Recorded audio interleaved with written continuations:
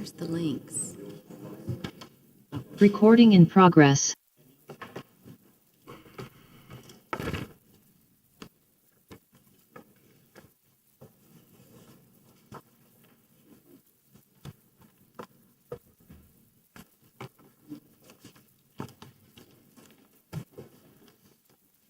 We're ready when you are.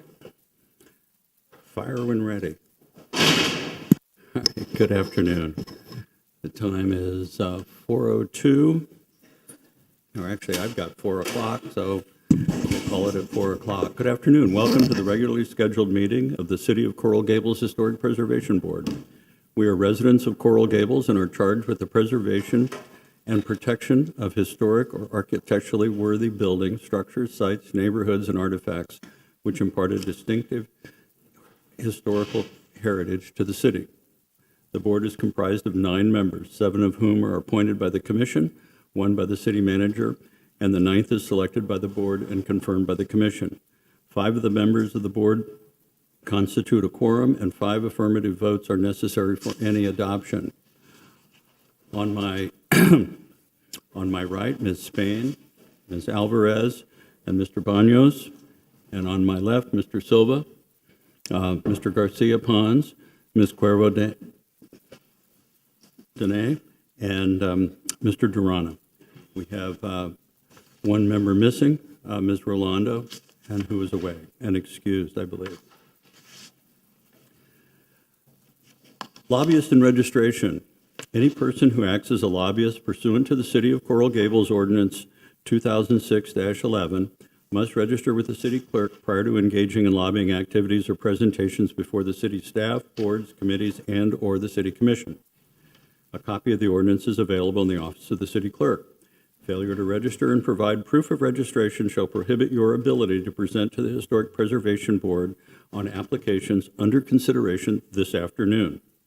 Lobbyist is defined as an individual, corporation, partnership, or other legal entity employed or retained, whether paid or not, by a principal who seeks to encourage the approval, disapproval, adoption, repeal, passage, defeat, or modification of an ordinance, resolution, action, or decision of any city commissioner.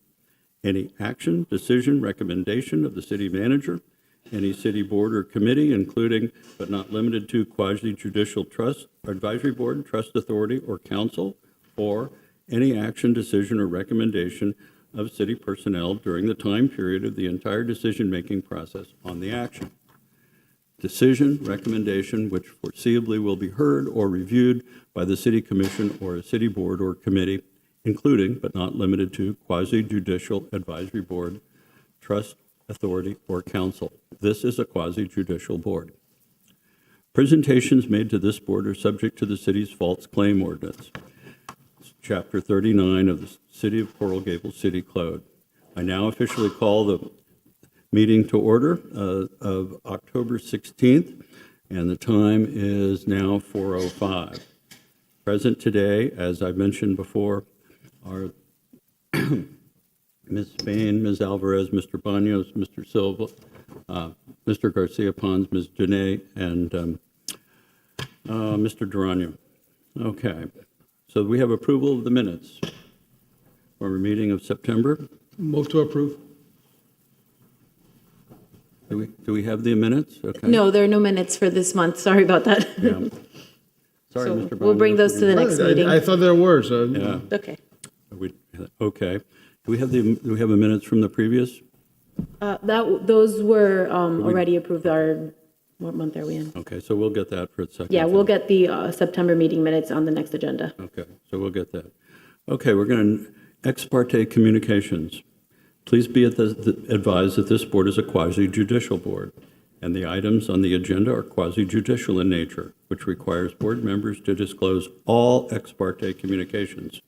An ex parte communication is defined by any contact, communication, conversation, correspondence, memorandum, or other written or verbal communication that takes place outside a public hearing between a member of the public and a member of a quasi-judicial board regarding matters to be heard by the quasi-judicial board. If anyone has made any contact with a board member, when the issue comes before the board member must state on the record the existence of the ex parte communication, the party who originated the communication, and whether the communication will affect the board member's ability to impartially consider the evidence to be presented regarding the matter. Okay. Are there any deferrals today?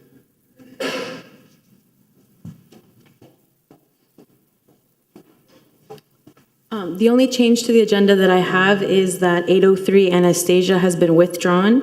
The applicant has worked with staff to revise the proposal so that a variance was no longer required, so we're able to handle it administratively. So which was that again? 803 Anastasia is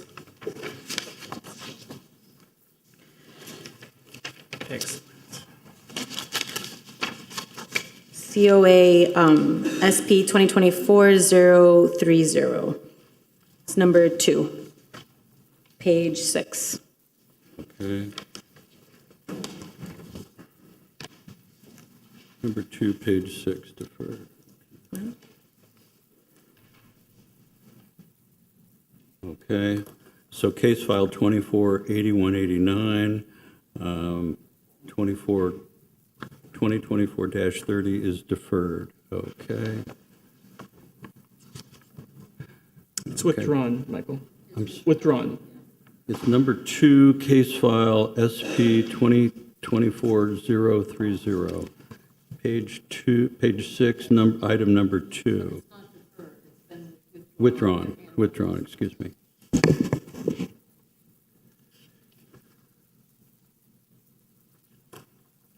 Okay. Are there any ex parte communications, any of the items on the agenda by board members at this time? Any item? So I've been in the Boy Scouts with my son for the past 6 years, okay?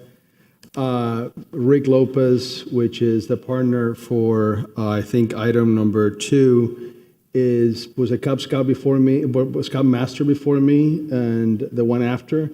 When I got the agenda on Saturday, we were camping together in Camp Elmore, and I happened to have a long discussion on general historic preservation, because he used to serve on the Historic Preservation Board in the city of Miami Beach. I did not specifically discuss this item, but we discussed generally a property in the North Gables, which was coming to me, which led to the conversation. I don't think it was inadvertent. I spoke to Stephanie before.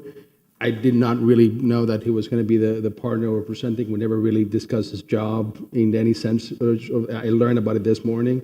Just want to make sure that for full disclosure, I don't think Mr. Garcia-Serra is going to have a problem with that, but I just wanted to make sure that it was. And do you feel you can make an unbiased decision? I do. Okay, very good then. Okay, any? I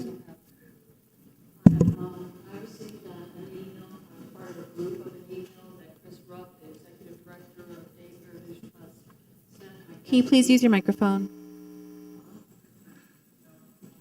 Is this better? Oh, okay, sorry. I was part of an email that Chris Rupp, who's the executive director of Day Heritage Trust, sent.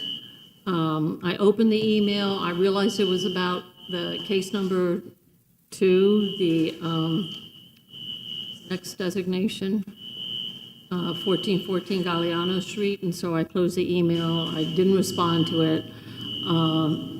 I did leave her a voice message telling her if I was on the board, and she knows I'm on the board and it's coming before the board, please do not include me on any future emails. She called me because she didn't hear my voice message, and I told her that again. So we did not discuss the case. So you feel you can act? Absolutely. Very good. Okay, thank you. Okay, anybody else? All right. So we're going to open the public hearing up at this time for the first item. No? Call the item. Oh, that's right. Got to do this. Okay, let's see here. Agenda of the public. Okay, we've got a public hearing swear-in. Okay, so we need to swear in. Anyone testifying today, please rise and be sworn in. All persons that wish to speak, please raise your hand and be sworn in. First, you need to read the item that we're. He needs to finish that.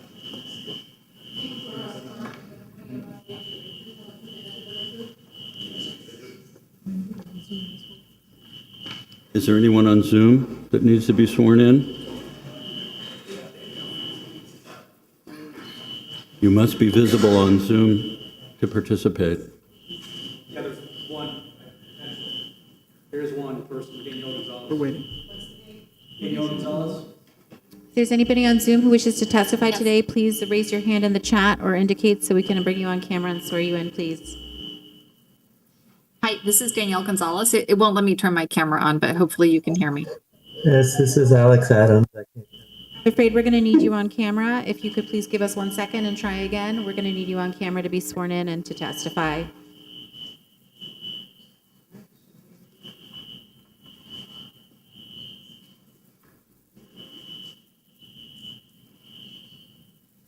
And Elizabeth Ewan? Elizabeth, if you could please put your camera on as well, and we could have the court reporter once you're all on camera. Okay.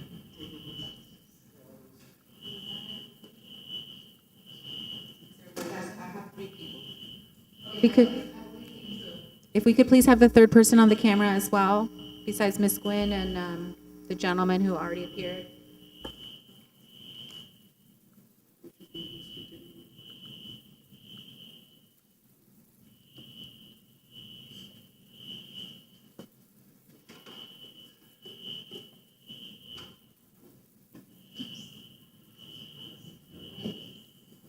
Absolutely. Will you raise your right hands to be sworn?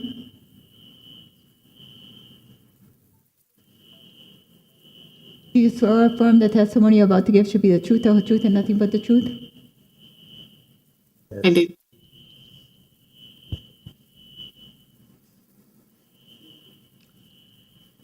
Okay, first item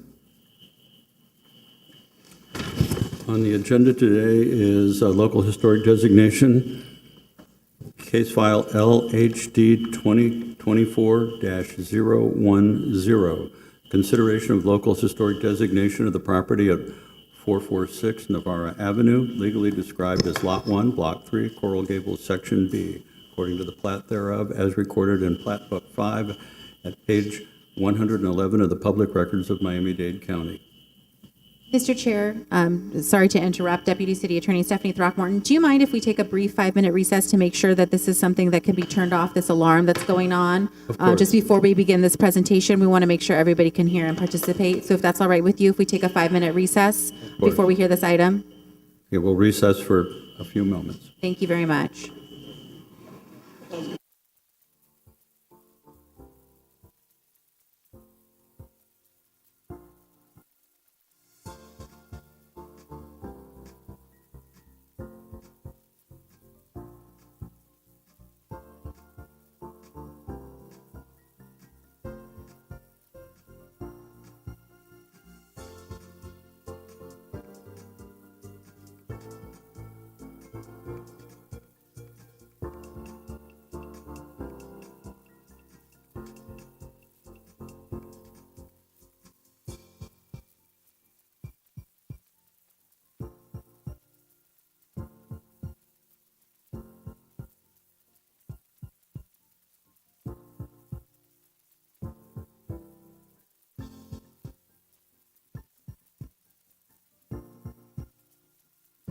Arrive. Mr. Maxwell, can we briefly adjourn the meeting, extend the recess more than 5 minutes? We will return shortly. The meeting will be recessed more than 5 minutes and re-adjourned as soon as possible. Resume, of course. Thank you. Please leave the room.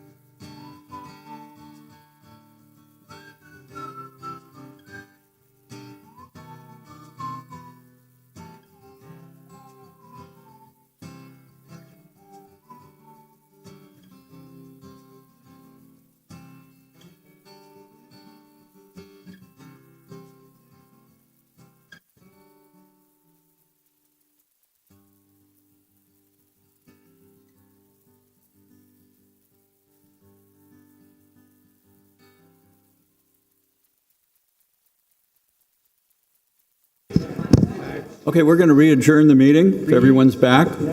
Recording in progress. Okay, the time is, I'll call it 4:20.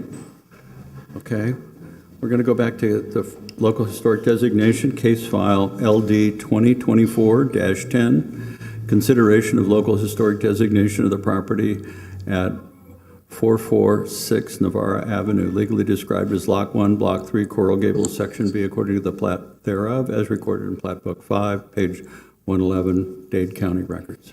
Thank you. Before the PowerPoint presentation is played, can we get Elizabeth on the screen, please?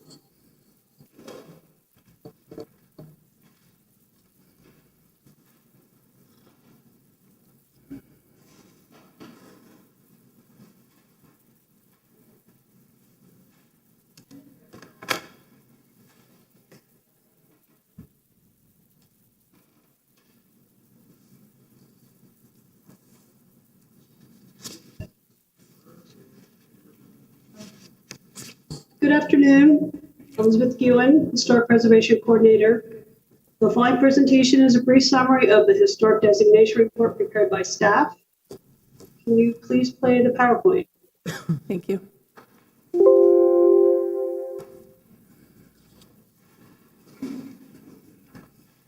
The property at 446 Navarre Avenue is before you for consideration for designation as a local historic landmark. It is a result of a historic significance determination filed by the owner. The home was built in 1925 and 1928 by H. George Fink and Paston Stewart. As per Article 8, Section 8-103 of the Coral Gables Zoning Code, criteria for designation of historic landmarks, a local historic landmark must have significant character, interest, or value as part of the historical, cultural, archaeological, aesthetic, or architectural heritage of the city, state, or nation. For designation, a property must meet one of the criteria outlined in the code. 446 Navarre Avenue is eligible as a local historic landmark based on 3 criteria. Historical cultural significance, criteria 4. It exemplifies the historical, cultural, political, economic, or social trends of the community. Architectural significance, criteria 1. It portrays the environment of an era of history characterized by one or more distinctive architectural style. And criteria 2, it embodies those distinguishing characteristics of an architectural style or period or method of construction. 446 Navarre Avenue is located in Coral Gables Section Part B, a residential single-family home neighborhood. It sits at the southeast corner of Navarre Avenue and Hernando Street on a 50-foot by 113-foot lot. It contains a 2-story home with a detached garage. The property is also enclosed by a low masonry wall. Coral Gables was originally conceived as a suburb of Miami and attracted investors from across the nation during the South Florida real estate boom of the 1920s. Merrick drew from the Garden City and City Beautiful movements of the 19th and early 20th century to create his vision for a fully conceived Mediterranean-inspired city, which is now considered one of the first modern planned communities in the United States. Nationally acclaimed landscape architect Frank Button drew the first comprehensive maps of Coral Gables in 1921 and 22, one of which is on the left of this slide. The initial construction in Coral Gables was concentrated in sections A through D, which were located near Merrick's Plantation in Section A and in direct vicinity of the Granada Golf Course. As you can see from the plat map of Section B on the right, Merrick offered both large lots near the golf course and smaller lots to the north and east of the course. Lots in Section B were first offered for sale on December 27, 1921. The home at 446 Navarre Avenue, whose location is shown at the red arrow, was built in 1925 in this early desirable section of the city. Building permits records indicate that Navarre Avenue became a well-developed single-family home street by the mid-1920s. Like most early homes on Navarre Street, it was originally a 1-story and built on a 50-foot lot.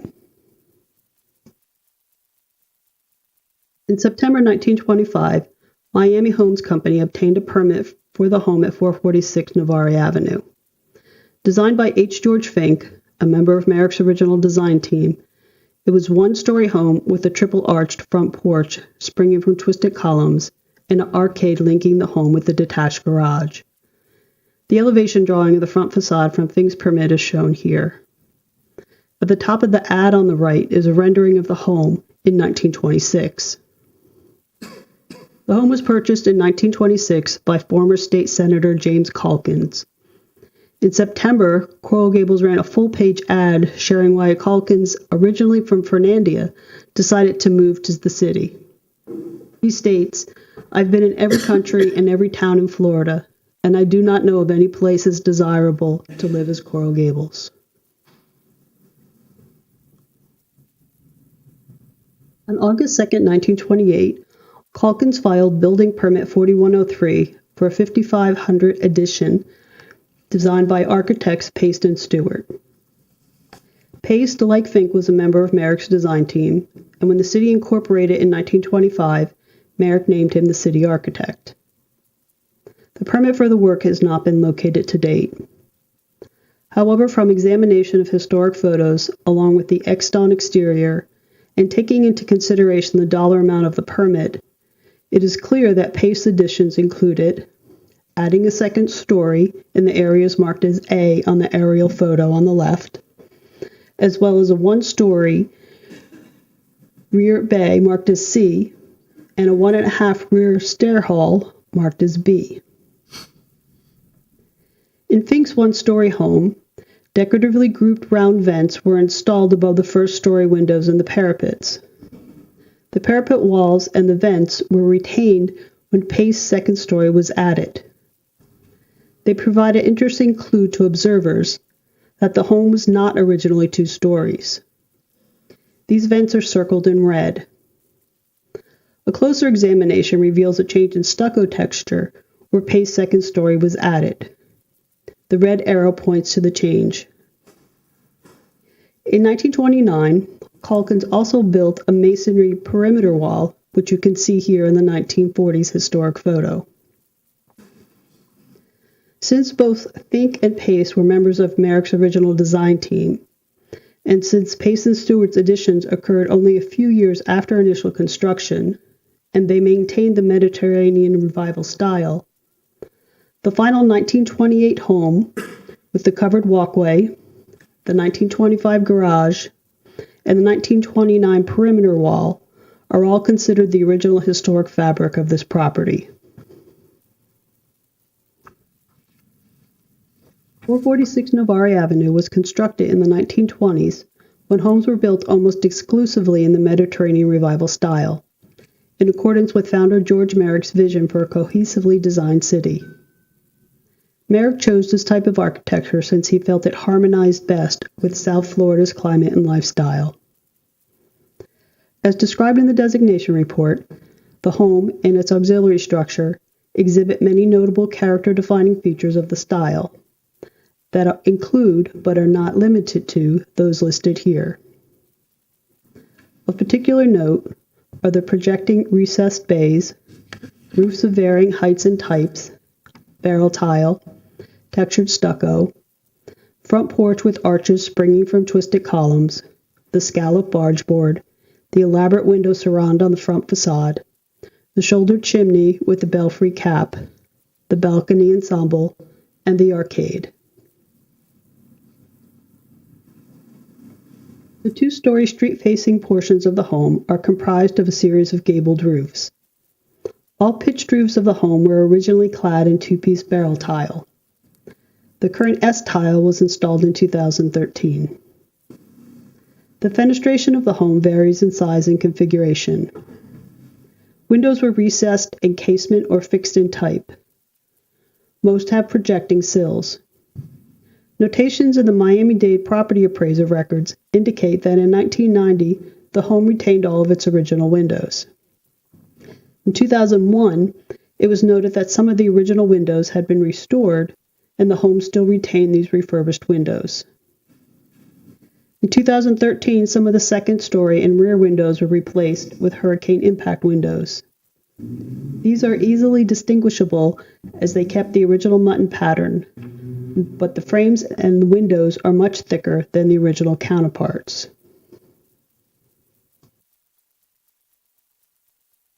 On the front facade, nestled in the elbow of the two-story bays, is the front porch. It is one story under a shed roof with carved rafter tails in the eaves. Historically, a spindle screen door sat at the segmental arched opening of the front entry. The screen door was removed and the opening became the front entry to the home prior to 2003. Centered above the front entry on the second story is a decorative stylized scroll window surround, further highlighting the front entry. To the west of the front entry is the original screened front porch. The arched porch openings spring from twisted columns, with 3 openings on the front facade and 2 on the side. Originally, there were railings spanning each opening with spindles, as seen in the 1968 historic photo. They were removed when the porch was enclosed in 2012. The front porch ensemble was a typical and character-defining feature of the Mediterranean Revival homes in Coral Gables. To the east of the front entry is the protruding 2-story front-facing gable-roofed bay. Filling the street-facing gable end are a series of vertical plank barge boards with a scalloped edge. In the side eaves are exposed carved rafter tails. These rafter tails differ from the ones on the front porch, thus distinguishing the fink design from the paste design. The second story of this bay was originally a sleeping porch. It has a center full-height opening flanked by a pair of smaller windows at ceiling height. This is repeated on all 3 elevations. The openings were not recessed like windows of the home, but beveled back to meet smooth surrounds. The surrounds were initially painted to match the screen frames, thus reading as an element wrapping around 3 sides, as seen in the historic photo of 1970.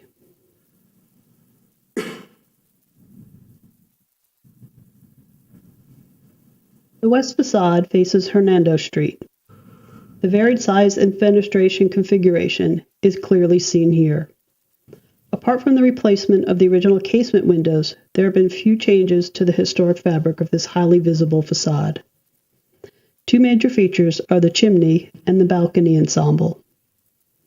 The chimney is shouldered at the first-story level and rises as a stack through the gable apex. The top, in typical Mediterranean Revival style, evokes a belfry. The decorative balcony feature is centered on the second story. The original metal balcony includes the large scroll supports, scroll top piece, and hearts in the pickets. Looking out onto the balcony are a pair of double casement windows with transoms. Between the windows is a niche that holds a column. Historic photos show that the balcony was always decorative and there were not doors leading onto it. Rather, there was an inset below each window with a series of protruding squares, which may be tiles. This feature is currently overpainted.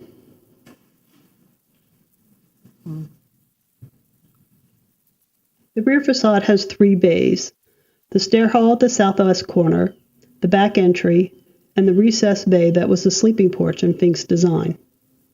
At the recessed second story is a series of arched windows. The stair hall is 1.5 stories under a shed roof with arched windows providing light. This 1968 historic photo shows the unobstructed view from the west facade.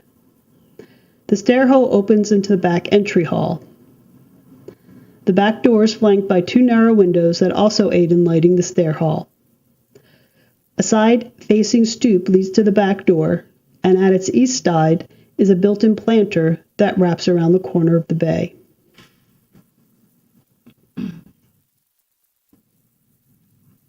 A covered arcade connects the home and the garage. Fink's arcade consisted of 4 pairs of round arches.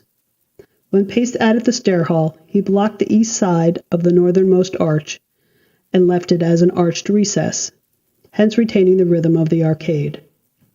It is currently painted red. The arcade and the eastern perimeter wall form a rear courtyard space between the home and the garage. It is covered in pavers in a double basket weave pattern. The single-car garage is a one-story under a flat roof with parapets. It's clad in textured stucco matching the home in the arcade. A pair of vertical plank Pecky Cypress carriage doors with strap hinges face Hernando Street and is approached by a pair of concrete tire strips.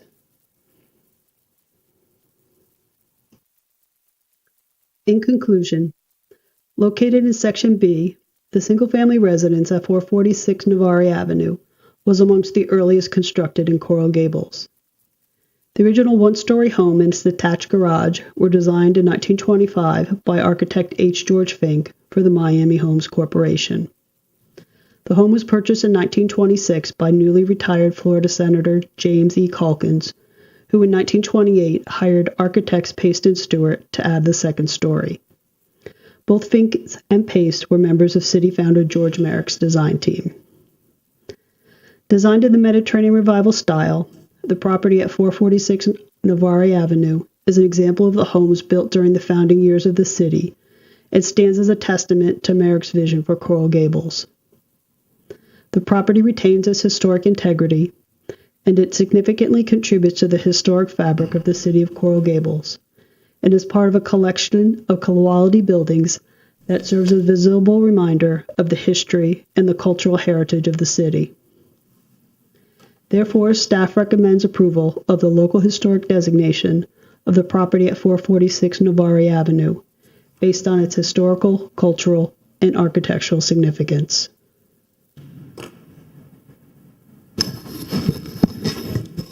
Great. Is there any further presentation by staff?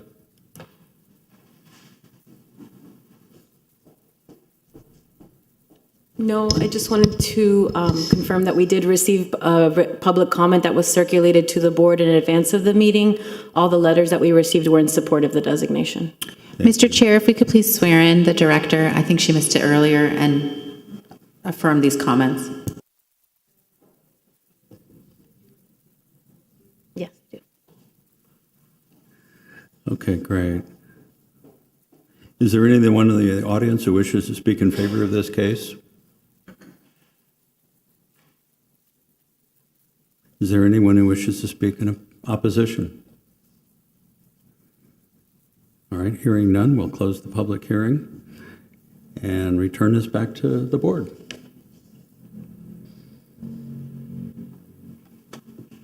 Questions? Motion? Just turn on your mic. I'm in favor of the designation. Okay, would you like to make a motion? Make a motion to continue the process for historic designation. What would be the? Read it off the. You want to read it off the?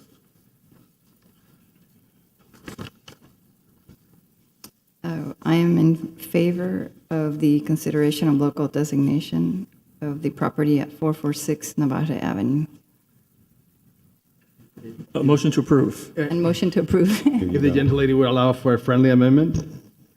Yes, go ahead. Yes. So No, I we would- have to have a second first. Oh, I'll second it. That's okay. Okay. Seconded by Mr. Banos. With a friendly amendment, okay? So I would, suggest that we move to approve the historic designation of, the local historic designation of the property at 446 Navarre Avenue, legally described as Lot 1, Block 3, Coral Gables, Section B, based on historic, cultural, and architectural significance, specifically provided for three criteria as outlined in the staff report, that it meets the historical, cultural significance exemplifies the historical, cultural, political, economic, and social trends of the community.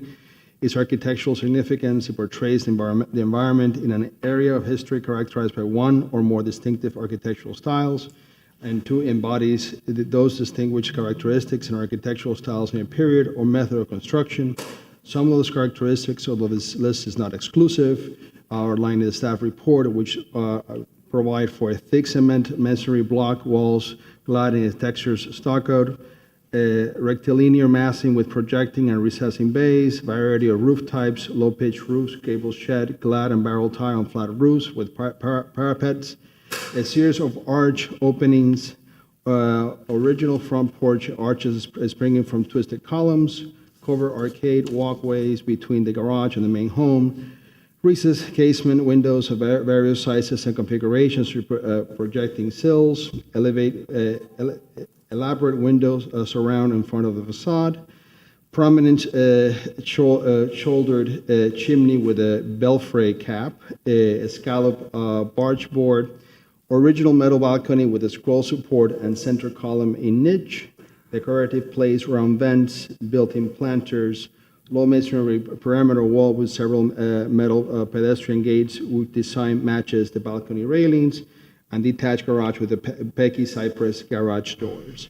And this is just a part of the exemplified report. The entire report, as well as the letter service report and any comment made here, should be incorporated as part of the motion.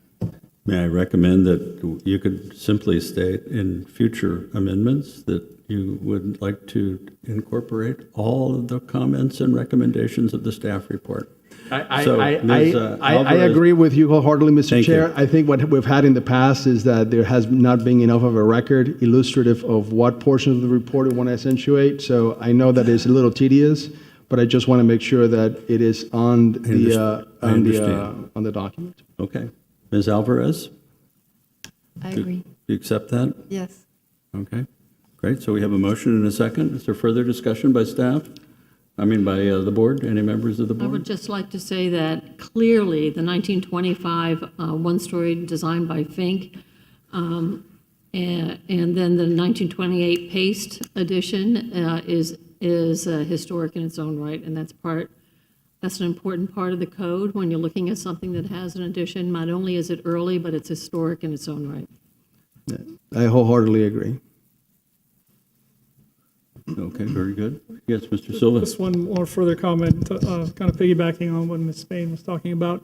This is not a pristine, original 1926 original Fink house, right? It had the paste addition. It's had several alterations since. The enclosing of the sleeping porches being primary and changing of the windows and all that. And as we know, we designate what's there today, what's there now. I concur. I think that it is worthy of designation, but I just want to point out that it is worthy of designation even though it's been altered. These alterations, I think, are in concert. They keep the masonry openings, they keep the massing, they keep kind of the original thought and feel of both the original design and the addition. So I just wanted to add that.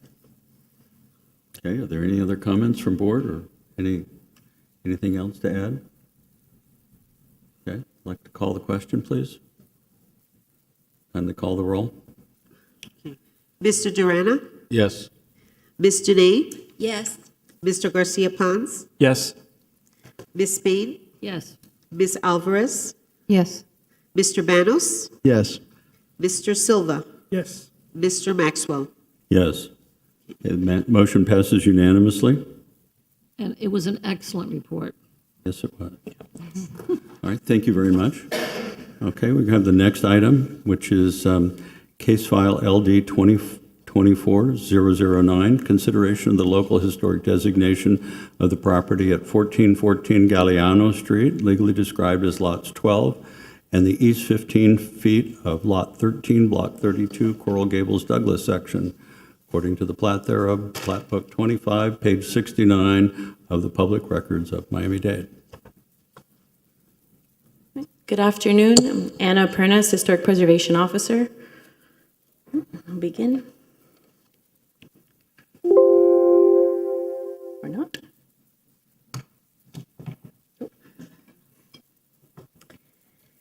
The multifamily residences at 1414 Galliano Street, historically known as 103 Menores Avenue, is before you for consideration for designation as a local historic landmark. It was designed by Pace and Stewart and constructed in the 1937. The application is the result of a historic significance determination letter submitted by the property owner.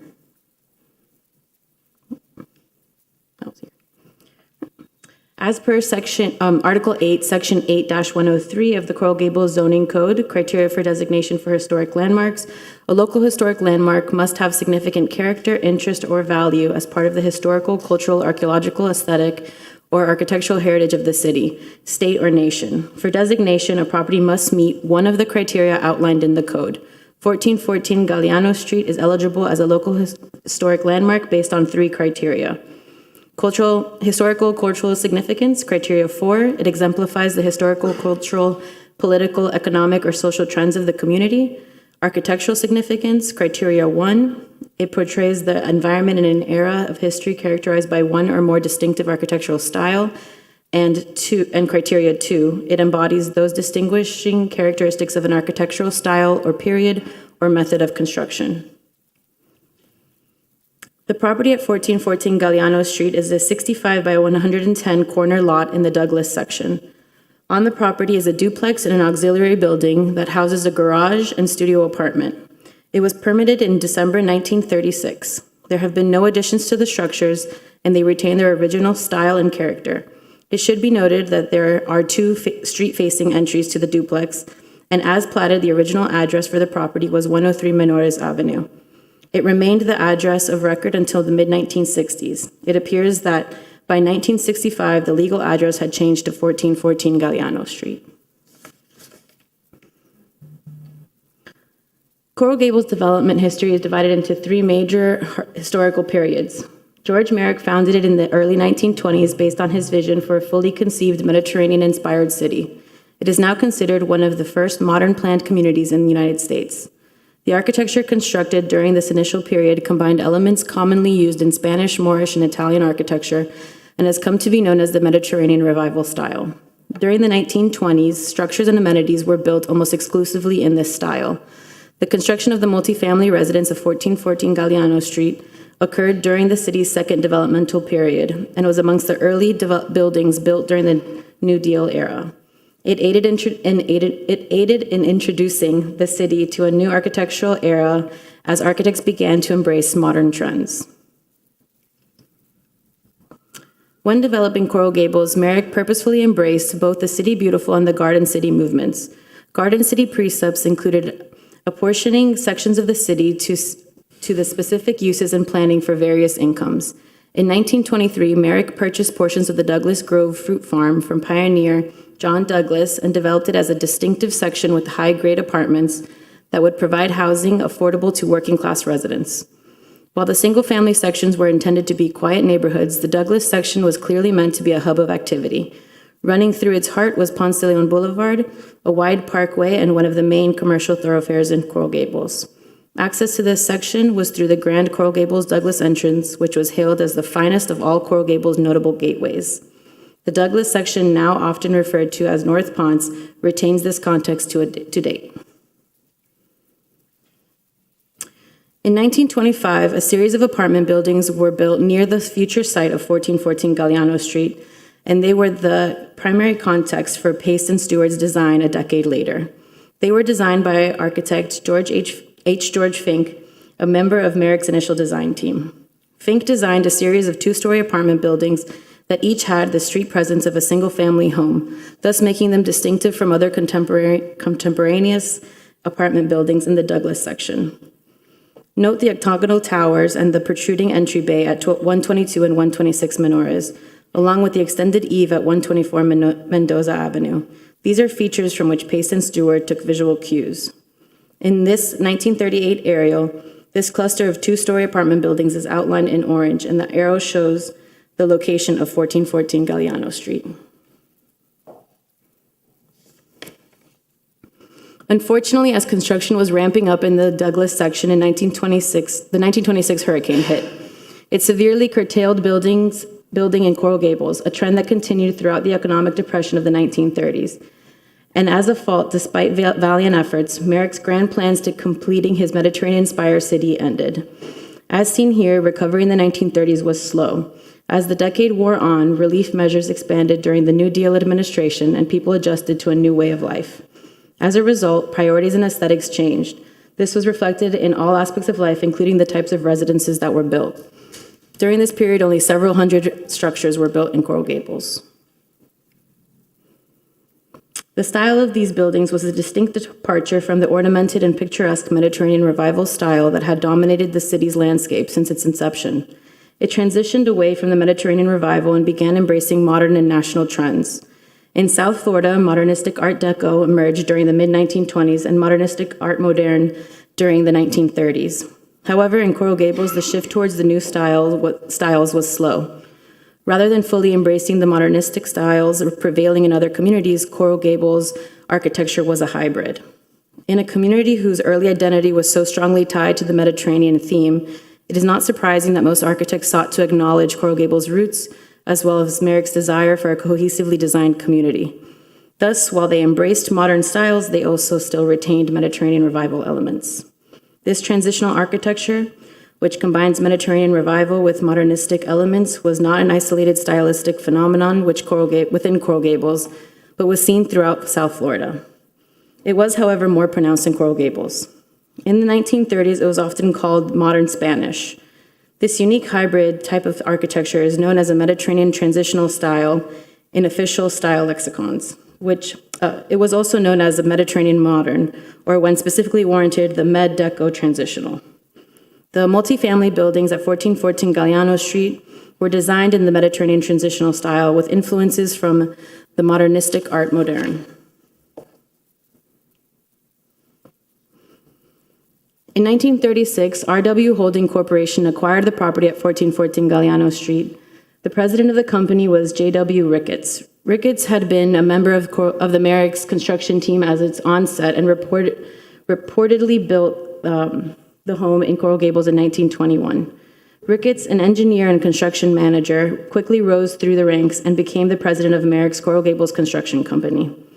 Ricketts hired Pace and Stewart to design the multifamily residences.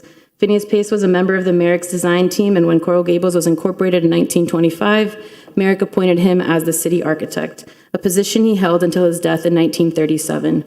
Pace and Stewart designed a host of buildings in Coral Gables. Hence, the original owner and the architect of 1414 Galliano Street were both deeply involved in the development of Coral Gables and from its inception. They were well versed in Merrick's vision for the Coral Gables and dedicated to helping Coral Gables grow, and well positioned to meld the new modernistic styles with the traditional architecture of the city. Pace designed 1414 Galliano Street in Mediterranean transitional style. It blended into character of Coral Gables in general, as well as specifically with Fink's distinct 1920s apartments in its direct vicinity, while embracing the modernistic style of Art Moderne. It is amongst the earliest examples of the Mediterranean transitional style in Coral Gables. The buildings at 1414 Galliano Street are 2 stories, and like Fink's apartments, present as a single-family home with front lawns. The duplex is modernistic with its smooth stucco corner and porthole windows, horizontal banding, and minimal decorative elements. The low-pitched roof of the duplex was originally clad in a barrel tile, which was a character-defining element of the Mediterranean Revival style. The auxiliary building has the massing of a Mediterranean Revival-era garage with its flat roof and parapets, as well as the style's distinctive barrel-tile coping and decoratively arranged round vents. The entries of the duplex also highlight both styles. The Menores Avenue entry has a classical Mediterranean Revival feel, harmonizing with the other buildings on the street, while the Galliano Street is geometric and modernistic. The windows also meld both styles. Rather than the modernistic larger pane windows, they were Mediterranean Revival casements. However, they are modern steel casements with some arranged as modernistic corner windows. Additional character-defining elements include, but not limited to, features applied or arranged for overall horizontal emphasis, such as the modern belt course, regularity of window size and placement, wide eaves with boxed cornice, incised horizontal lines, and stylized eyebrow. Further discussion is provided in the designation report. Built over a crawl space, the 2-story duplex is constructed with masonry block units and clad in a smooth stucco. It is rectangular in plan with a 2-story bay at its northeast corner. While the duplex is 2 stories, it gives the impression of a lower slung and hence a more horizontally oriented structure. A pair of raised parallel lines form a band that runs like a string course around the building.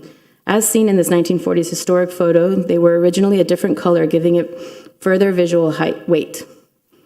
A string course normally marks the transition of one story to the next.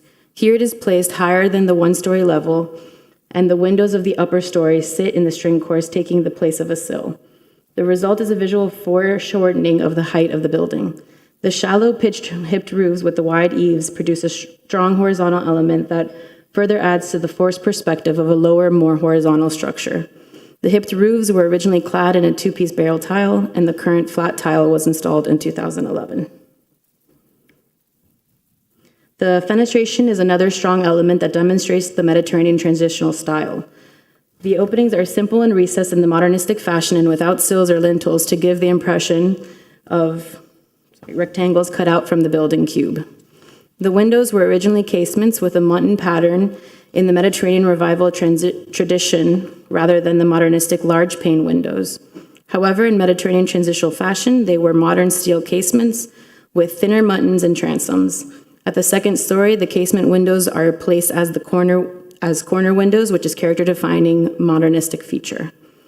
The windows sizes are consistent with which aids to the horizontal impression of the duplex versus the varied window sizes of the Mediterranean Revival style. The steel casements were placed in the current awning windows sometime after 1970, but no permit has been located to date. The front entry features are the most ornamented element of the residence. They each present a different facet of the Mediterranean transitional style. The east entry facing Galliano Street has a modernistic flair, while the south entry facing Menorah Street has a Mediterranean Revival inspiration. The Menorah's Avenue facade faces some of Fink's 1920s apartment buildings, and it was clearly designed to harmonize with them. The facade is symmetrical, and at the center is a small projecting entry bay. It is classical in nature with a tapered swooped roof hood and a molded cornice, and incised horizontal lines simulating coins flank the doorway. The front door is original. The flanking doors are rectangular built-in planters. Flanking the door are rectangular built-in planters whose brick coping extends under the door and creates the impression that the door ensemble sits on a base, which is most clearly seen in the 1970 photo here. In these historic photos on the right, also note the cupola capped in barrel tile, reminiscent of an Italian belvedere centered on the hip roof. This feature is not on the permit drawings, but it appears in historic photos until at least 1970. Also on this facade, note is a simple porthole window, bringing a subtle but characteristic defining modernistic art moderne feature to the facade. The Galliano Street facade is asymmetric with an entry porch feature that is geometric and stark in nature and puts a modernistic stamp on this facade. The porch retains its cracked tile floor, tile steps, and a modernistic curved built-in planter. The planter has a brick coping contrasting with its smooth stucco and provides another horizontal element. The vertical plank front door with its now infilled porthole is original. Over the tiled entry a square column supports the single rectangular roof. Slid between them is a stylized modernistic eyebrow that wraps around the bay window and extends to become roof of the back porch as well. It should be noted that the metal clamshell awnings currently shelter most of the windows of the duplex, and they obscure the visual impact of the eyebrow and other features. The two-story bay window feature at the northeast corner of the residence is another melding of Mediterranean Revival and modernistic styles. First, the choice echoes the octagonal Mediterranean-inspired towers of 122 and 126 Menorah's Avenue. Also, two-story bay window is a feature associated with Italian architecture, and on the east facade it projects accordingly. However, on the north facade, it curves into the plane of the facade, resulting in a classic ship-like form common in Art Moderne, which is best seen in the 1970 historic photos here on the right. Overall, the duplex's bay window is streamlined in a modernistic manner and with the emphasis of the horizontal banding of windows, stylized eyebrow, raised string course, and wide roof eave. On the north facade, a screened porch provided another entry to the first story. The feature is extant. Note that the eyebrow wrapping around the bay window extends to become the roof of this porch. At an undetermined date, it became legally necessary to provide a second egress for the second-story apartment. To accommodate this, the second-story window above the porch was enlarged to a door and an exterior wooden staircase was installed. To the north of the duplex along Galliano Street is a two-story flat-roofed garage auxiliary building. A portion of it is visible circa 1940 photo shown here. The structure houses a two-car garage on the bottom and a studio apartment at the top floor. The apartment is accessed by a wooden staircase at the rear of the building. This building is also in the Mediterranean transitional style. In the modernistic fashion, it's clad in a smooth stucco. In the Mediterranean vein, in the building has parapets with a barrel tile coping along the front, grouped round vents, and windows that were originally casements. The round vents are decoratively arranged in a line that center the second story. The building currently has awning windows. Permits for the change of the garage doors and the windows has not been located to date. In conclusion, 1414 Galliano Street was constructed in 1937 in the Mediterranean transitional style. George Merrick founded Coral Gables during the South Florida real estate boom of the 1920s, envisioning a fully conceived Mediterranean-inspired city. Building boomed in Coral Gables until the late 1920s when the economy and other factors ended Merrick's dream and construction ground to a halt. When building slowly resumed in the 1930s, Coral Gables moved into a new architectural era. Overall, the construction was sparse with only several hundred residences built, and they represent a turning point. 1414 Galliano Street is amongst those structures. During this period, architects embraced modernistic aesthetics, but also sought to acknowledge Coral Gables' Mediterranean roots and Merrick's desire for a cohesively designed city. The result was a style that is now known as Mediterranean transitional. The building was commissioned by J.W. Ricketts and designed by Phineas Paste, both of whom were integral to the Merrick team and deeply involved in the development of Coral Gables. Paste's Mediterranean transitional design reflects that 1414 Galliano Street is amongst the earliest examples of the city. From a comparison of historic photographs and the architectural plans with the extant fabric, as well as an examination of the building permits and records, it is determined that the property at 1414 Galliano Street retains its historic integrity. Hence, the 1414 Galliano Street significantly contributes to the historic fabric of the city of Coral Gables and is part of the collection of quality buildings that serve as a visible reminder of the history and the cultural heritage of the city. Therefore, staff recommends approval of the local historic designation of the property at 1414 Galliano Street based on the following criteria. The historic cultural significance. George Merrick purchased the Douglas section in area in 1923, and its inception, Merrick slated Douglas section as a distinctive area of the high-grade apartments. The multifamily residences at 1414 Galliano were built in 1937 during the city's second development period. Recovery in the 1930s was slow, but by 1936, permit dollar values were in the vicinity of $1 million, where they held steady for several years. With implementation of the New Deal and other incentives, the building industry finally experienced a small resurgence in the late 1930s and early 1940s.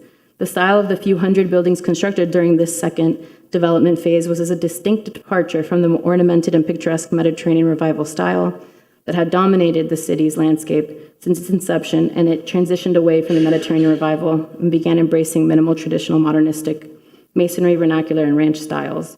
Staff believes that meets criteria 4, exemplifies the historical, cultural, political, economic, and social trends of the community, and for its architectural significance, where it portrays the environment of an era of a history characterized by one or more distinct architectural style and embodies the distinguishing characters of the architectural style or period of method of construction, which Pace designed 1414 Galliano in a Mediterranean transitional style to blend into the character of the Coral Gables in general, with Fink's distinct 1920s apartments in its direct vicinity.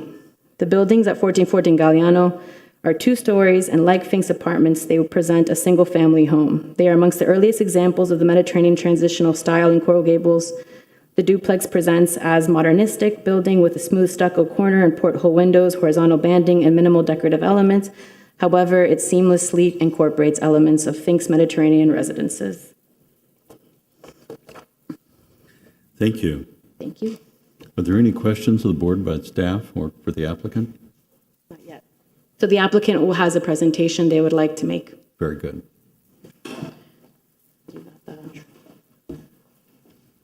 Good afternoon, Mr. Chair, members of the board. Mario Garcia Serra with offices at 600 Brickell Avenue. Here today representing CREH Galliano LLC, which is the entity that owns the property at 1414 Galliano. The 2 principals of CREH Galliano are a married couple, Todd Rubenstein and Danielle Gonzalez. Todd is joining us in person today, and Danielle is attending via Zoom as she is on a business trip. I am also joined today by our expert witnesses, Richard Heisenbottle and Willie Bermeo. Richard will be showing you a lot of images today as we make our case. But I want to preface Richard's testimony with a discussion and the importance of certain words. The first is quasi-judicial. Not a term that we use every day, but you've already repeated it a few times during your deliberations today, and it does describe the role of this board on this issue. You're acting as a court here, deciding as to who is correct as to the application of certain legal criteria to the facts before you.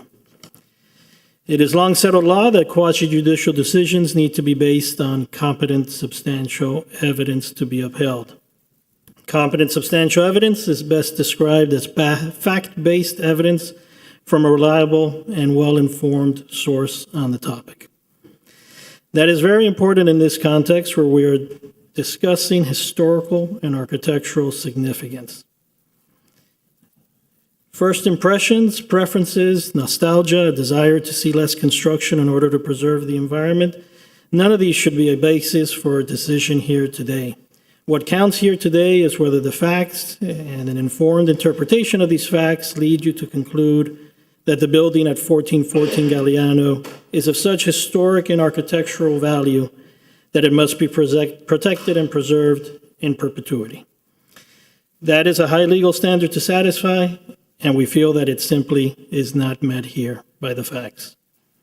There are criteria which staff is citing to support their conclusion, and I again ask you to give the key words in that criteria thought and meaning. Significance implies greatness or importance.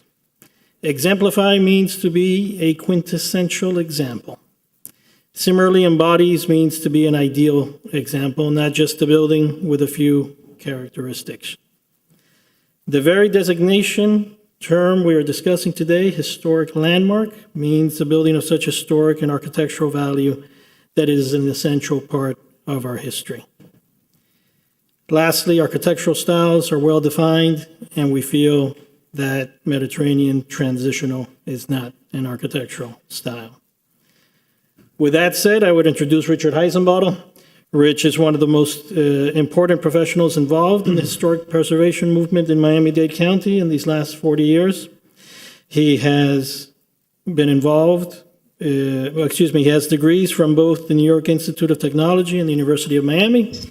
His firm has been involved in about every major historic preservation project in Miami, including the Freedom Tower, Miami City Hall, the Olympia Theater, and the Biltmore Hotel.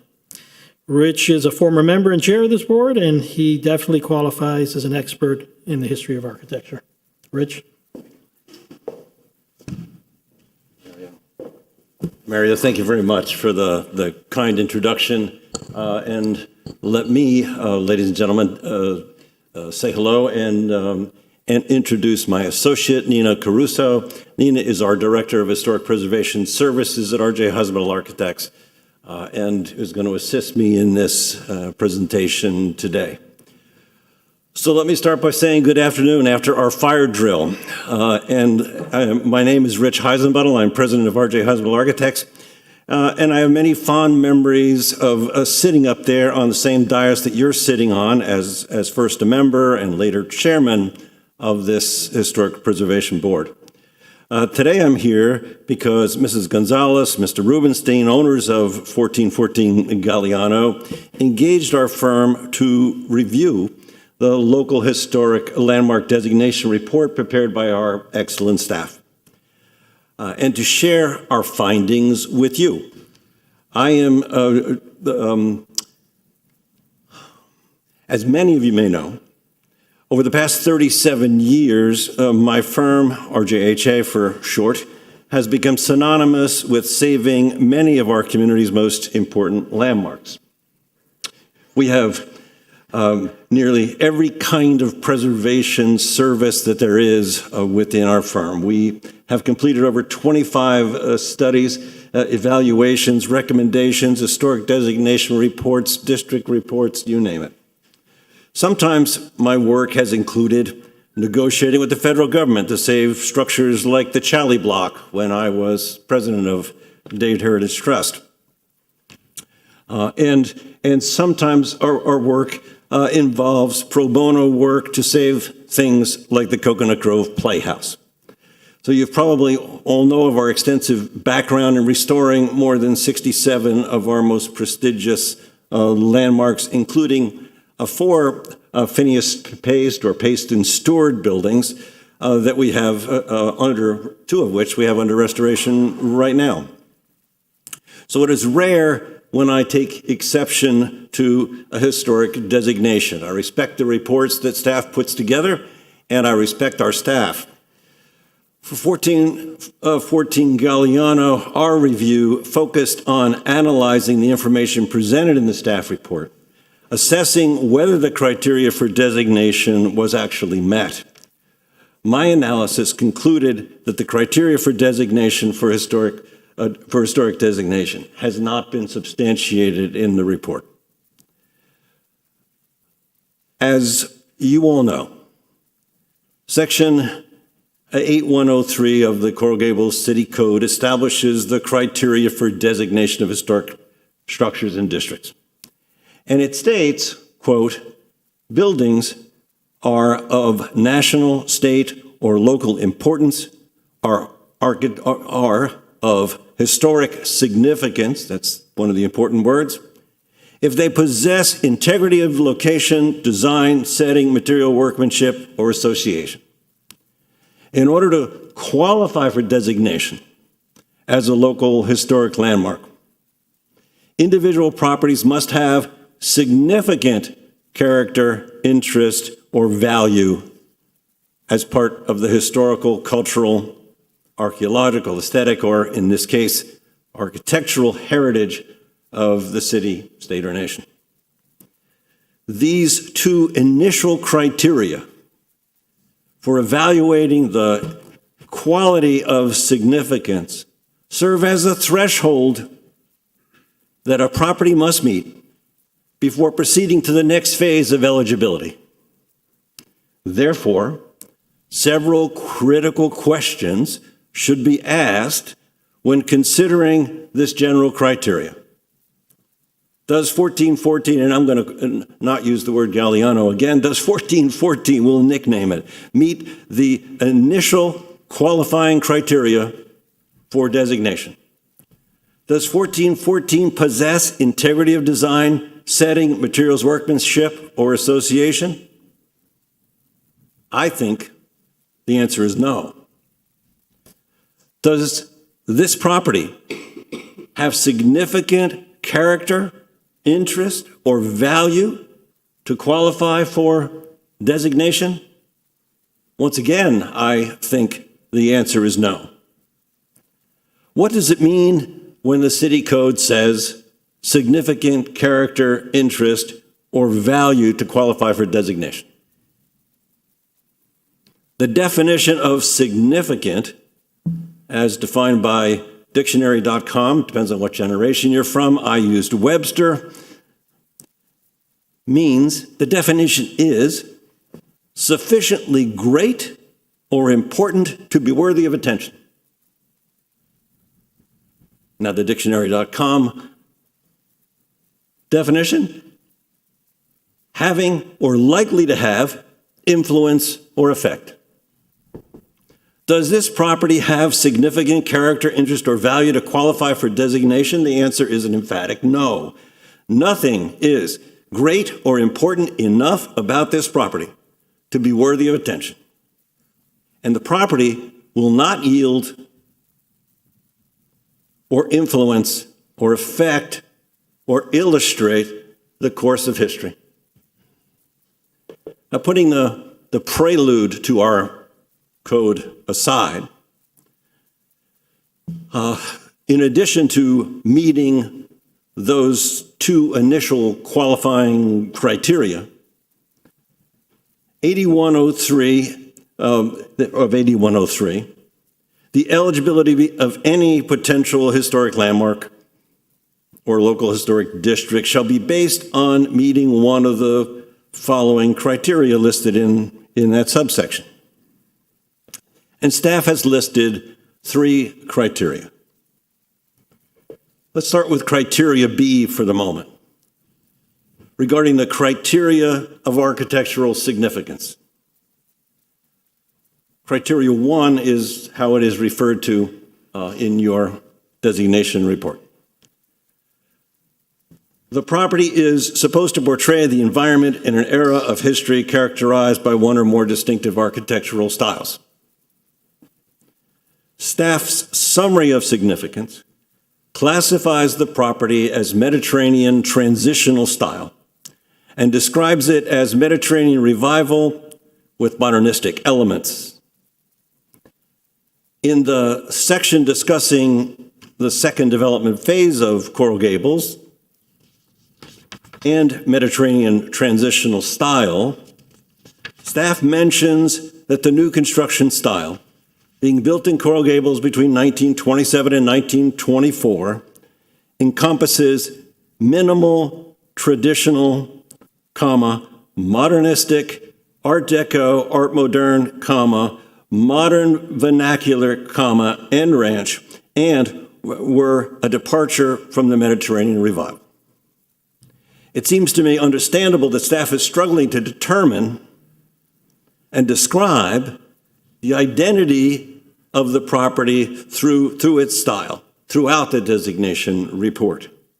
Descriptions and classifications include Mediterranean transitional style, AKA, as I said before, Mediterranean modern, Med Deco, Mediterranean transitional with influences of Art Moderne style, modernistic style, streamlined modern style, modernistic Art Moderne.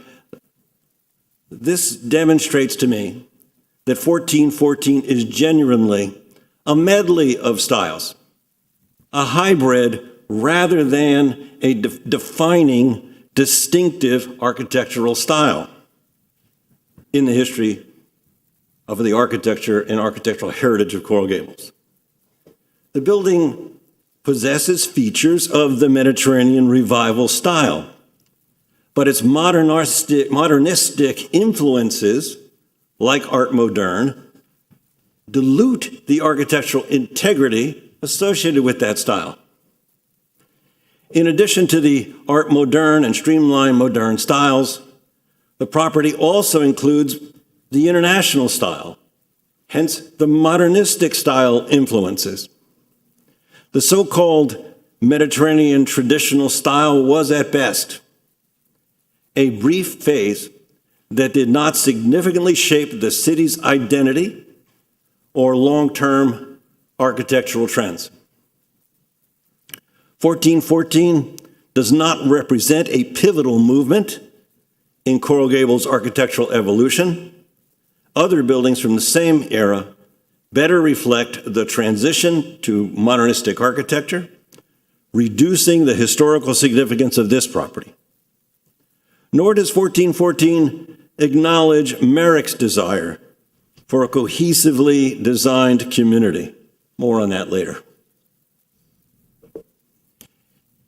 In the year 2000, the City of Coral Gables commissioned a Janus Research, a very well-respected historic preservation firm at the time, to prepare a historic resources report to survey all of our historic resources within the City of Coral Gables for future needs, and to propose expanding the business district. In this report, 1414 is identified as masonry vernacular. Virginia McAllister, author of a book called A Field Guide to American Houses, kind of one of the definitive books on style, states that vernacular architecture is more commonly called American vernacular, 1930 to the present. This style refers to regional architecture that recalls an area's architectural heritage. Paraphrasing from her book, homes had good bones, were understated, fit easily into any setting. Identified features of the style are simply geometric forms, simple geometric forms, covered porches and balconies with unadorned porch supports. No fancy columns, no twisted columns, none of the good stuff that we love to look at here. Unadorned railings, uncomplicated roofs and walls clad with a dominant material. Stylish details are not present. I believe that 1414 Galliano is better classified as Mediterranean vernacular, which implies a lack of style, as identified by Janus Research in their report. The building represents a conglomeration of styles and is by no means a distinctive style of architecture. The property's architecture consequently consciously shifts away from the Mediterranean Revival style and leans towards the art and streamlined modern and international styles. It is not Mediterranean traditional, AKA Mediterranean modern or Med Deco, as staff would have you believe. I have to ask, how many of you have heard of the Mediterranean transitional style, Mediterranean modern, Mediterranean Deco? Well, in my many years as historic preservation architect, I have never heard of any of these styles described as a distinctive architectural style, which, as we all know, is a requirement for historic designation. Masonry vernacular refers to architecture that blends various local and regional styles, as I said before. And due to the resulting mix of non-distinctive elements, staff is compelled to create a new label for this architectural ambiguity and to justify the case for historic designation. To qualify under criteria 2, let's move to criteria 2, the property must embody distinguishing characteristics of a style, period, method of construction. Property presents character-defining features of the Mediterranean transitional style, is how staff reports it. Let's review these features that staff believes justify this. Number 2, let's review them together and make a decision for ourselves. Crawl space, elevating the building, the multifamily residence above Florida's low water table. This is not a character-defining feature. Thick masonry walls, clad in smooth stucco. This is not a character-defining feature. A shallow hip roof with extended eaves and boxed cornices, initially clad with barrel tile, now finished with white cement tile. Yes, this did have, once upon a time, a characteristic of a Mediterranean Revival style, the barrel tile. But the property's roof has previously been altered and no longer possesses this characteristic. Modernistic corner and porthole windows. Corner windows are a character-defining feature of the international style. And porthole windows are part of the Art Moderne style. Features applied and arranged for overall horizontal emphasis, such as the modern belt course, regularity of window sizes and placement, wide eaves with boxed cornices, incised horizontal lines, stylized eyebrows, as well as round vents decoratively arranged in a line. None of these are character-defining features of the so-called Mediterranean transitional style. These are character-defining features of modern architecture. Likewise, minimal decorative elements are characteristics of modern architecture. Two-story bay window with stylized eyebrows that extend to become front and back porch roofs are also not character-defining features. This is simply a bay window with horizontal extensions at the second floor level. This is not a stylized eyebrow. Modernistic front entry with the curved planter is not a character-defining feature. Classic Mediterranean Revival entry in swooped hood, incised lines simulating coins, molded cornice, and original plank doors. Mediterranean Revival hood with horizontal banding on either side of the entry. Are you kidding me? Modernistic regular window openings with no sills or lintels to give the appearance of rectangles being cut from a larger cube. Again, none of these are character-defining features. The summary list, modern architectural elements such as smooth stucco, corner windows, porthole windows, horizontal banding, and minimal decorative elements. All these elements listed, except for one, are associated with the modern style. They are not distinguishing characteristics of a distinctive architectural style. Distinguishing characteristics are defined, let's try dictionary.com again, as those, quote, marked by excellence or made conspicuous by excellence, end quote.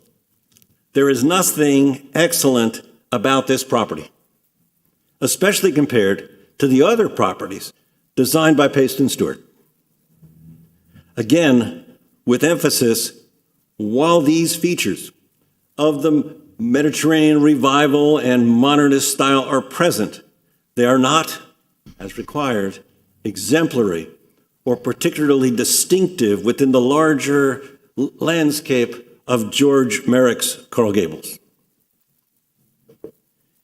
In addition to lacking distinguishing characteristics, the property has several alterations reducing its integrity. The original steel casement windows were replaced with awning windows in 1970. The original barrel tiles were replaced in 2011 with flat cement tiles. Window AC units are just about everywhere.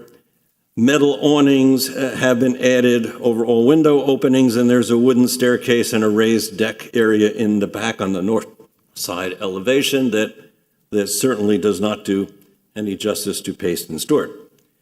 These alterations all downgrade the property's integrity of design, materials, and workmanship. Let's talk about historic and cultural significance for a moment. Criteria 4 would require that the property exemplify the historical, cultural, political, economic, and social trends of the community. The property is generally described in the context of the City of Coral Gables' second development phase, the aftermath of the 26th hurricane, the Great Depression, and the New Deal wartime activities. Various sections of the report briefly mention the hurricane and the Great Depression and the New Deal relief. The reader is left to somehow surmise that the property is somehow part of a historical or cultural trend because of these influences. While these are hints at essential connections, staff does not surmise or state how the property exemplifies the community's historical, cultural, political, economic, or social trends. For example, yes, a lack of financial wealth and material led to reduced architectural ornamentation. However, there were many other factors at play which staff fails to connect or acknowledge. Staff also points to the involvement of notable figures like Phineas Paste and J.W. Ricketts as evidence of historical significance. While their role in Coral Gables' development is absolutely undeniable, 1414 Galliano does not singularly exemplify a trend in the city's history that would warrant landmark status. Briefly mentioning the history of the Douglas section and the impact of the hurricane and the Great Depression and the New Deal and saying it was designed by Stewart is not enough to prove that 1414 was part of a historical, cultural, and economic trend. After evaluating this criteria number 4 professionally, I find that it's not substantiated. Our research has revealed that at this time in history, more significant and complex factors influenced the changing attitude towards architecture worldwide. For example, the International Congress of Modern Architecture was founded in 1928. Michael remembers back that far. This organization was responsible for a series of events across Europe and spreading the principles of the modern movement. Conferences were held in Switzerland in 1928, in Germany in 1929, in Berlin in 1930, and 1933 even in Greece. This information informs us that modernistic architecture promoted this theory before the Great Depression. In 1933,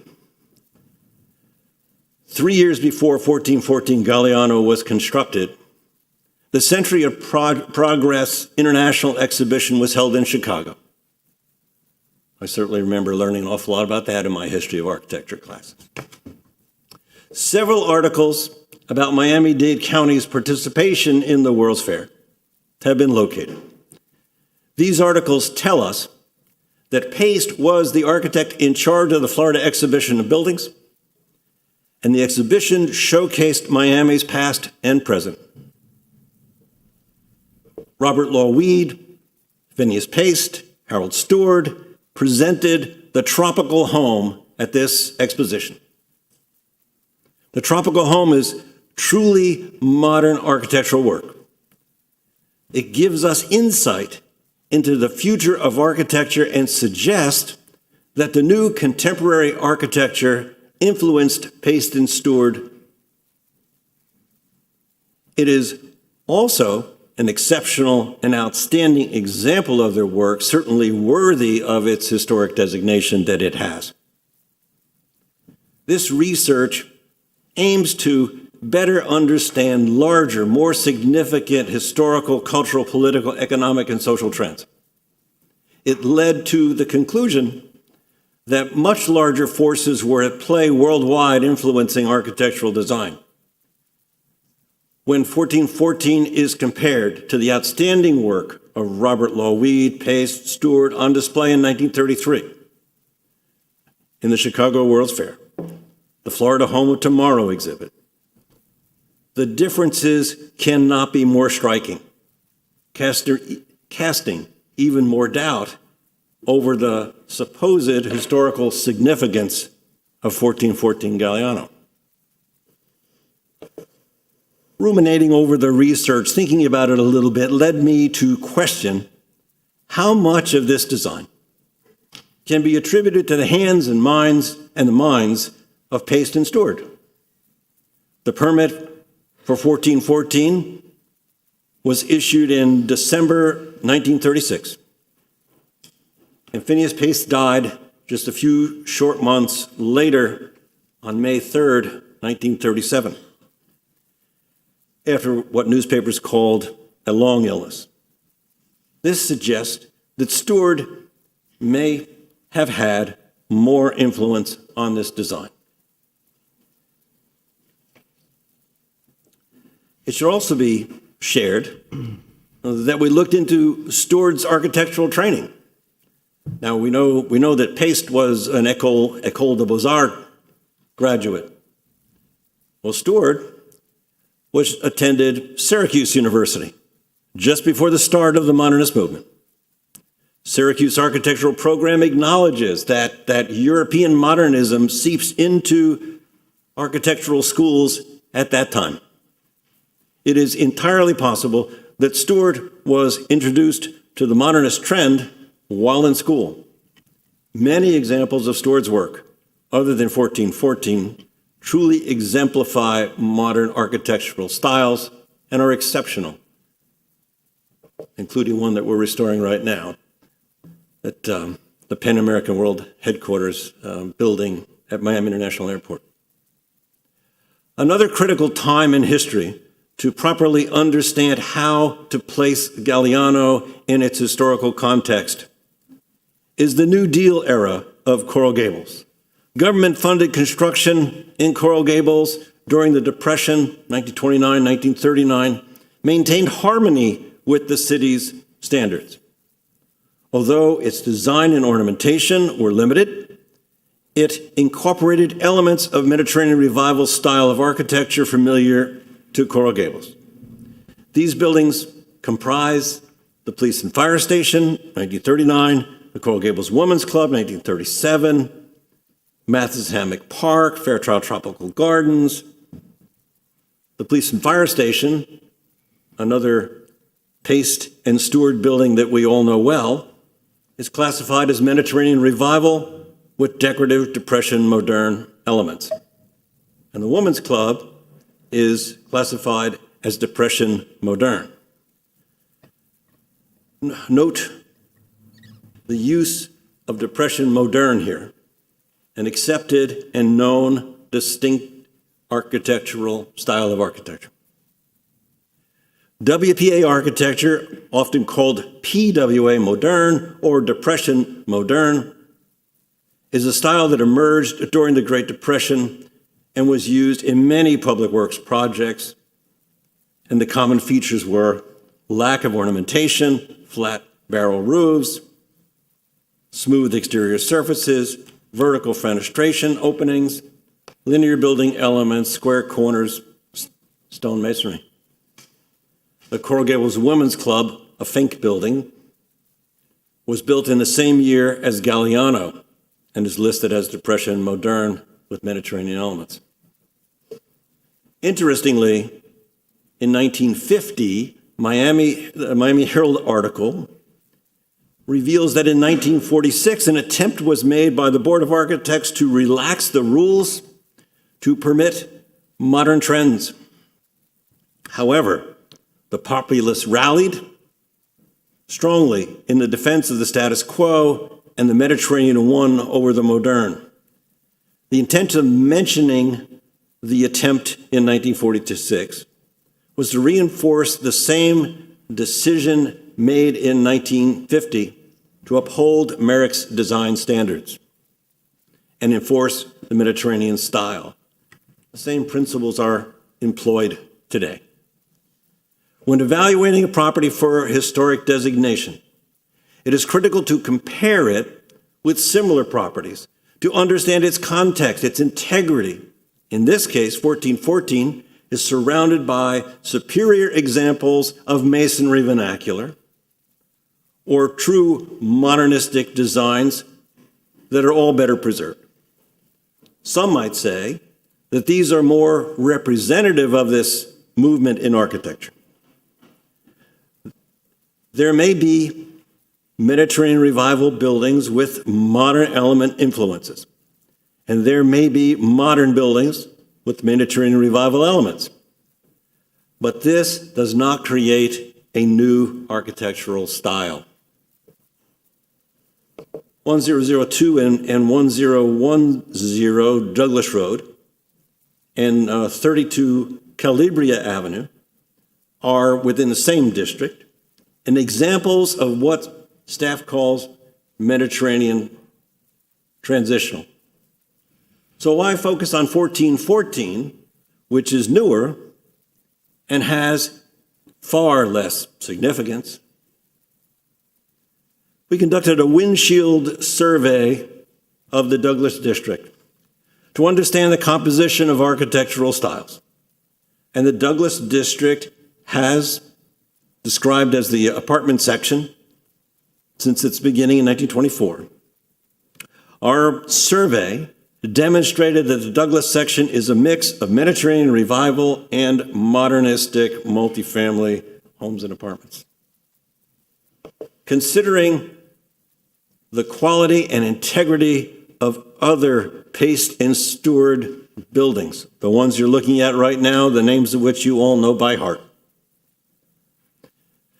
that are designated, Is it fair, I ask you, to place 1414 Galliano, which does not exemplify a recognized architectural style, on this list with subpar architectural features that are not distinctive or distinguishing without a proper architectural identification or historical context?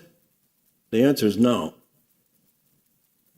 Is it fair to place 1414 on the same list as all the other great works by Payson Stewart?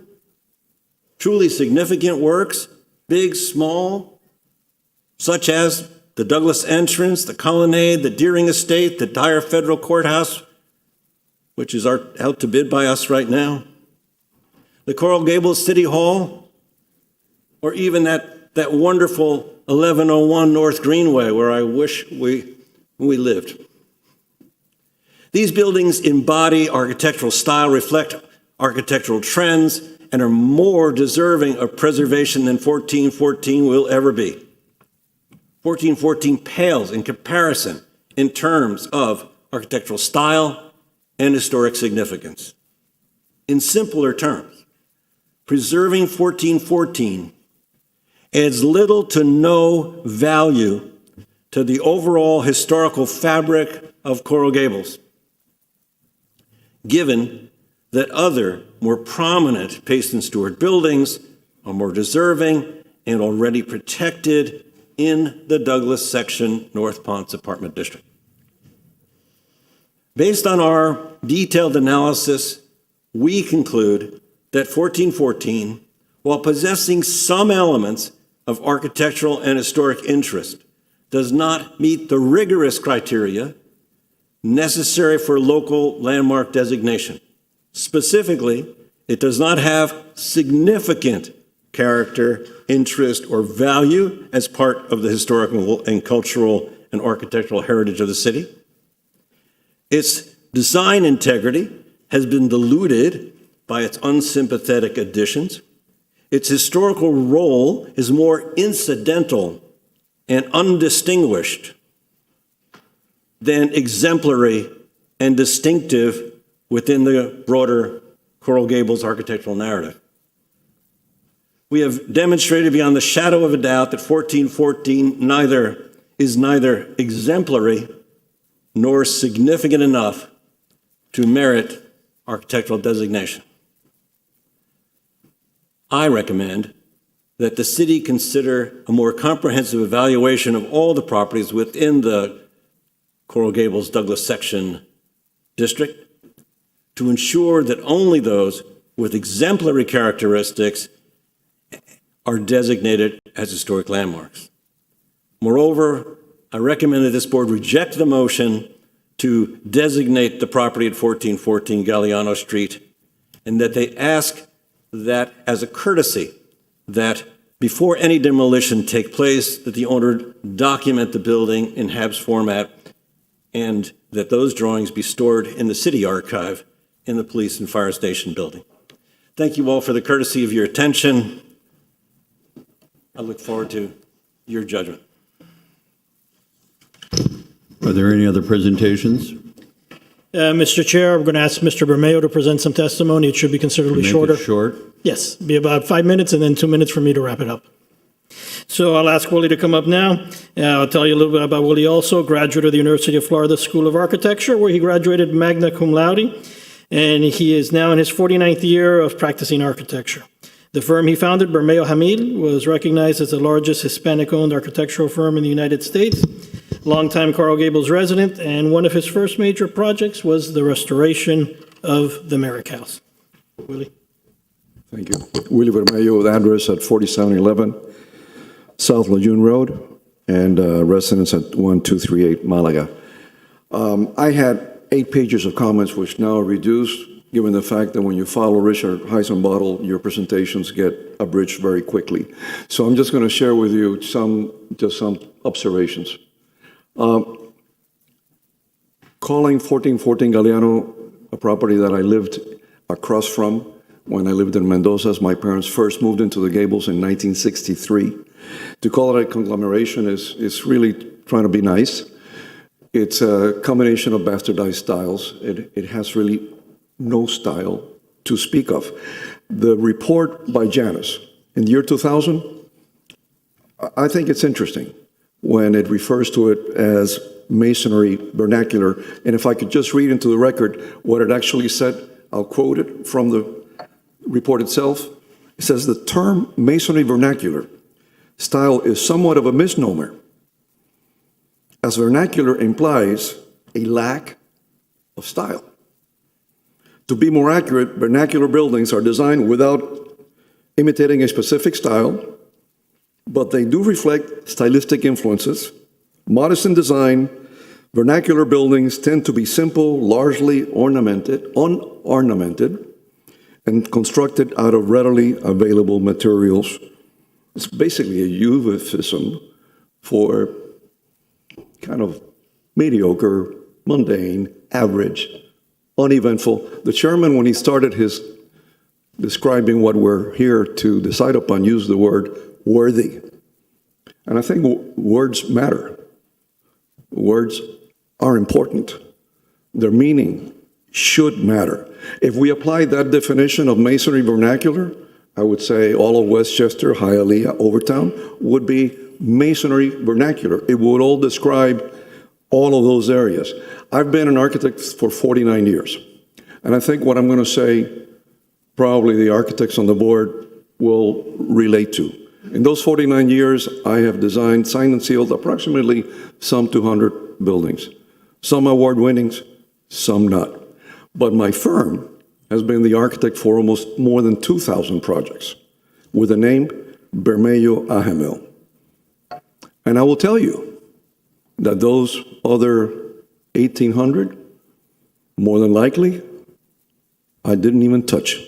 So, what my colleague just said about Phineas Pace, who is a phenomenal architect, and his work needs to be preserved when it's worthy, and he does have many, many worthy examples. This one is not.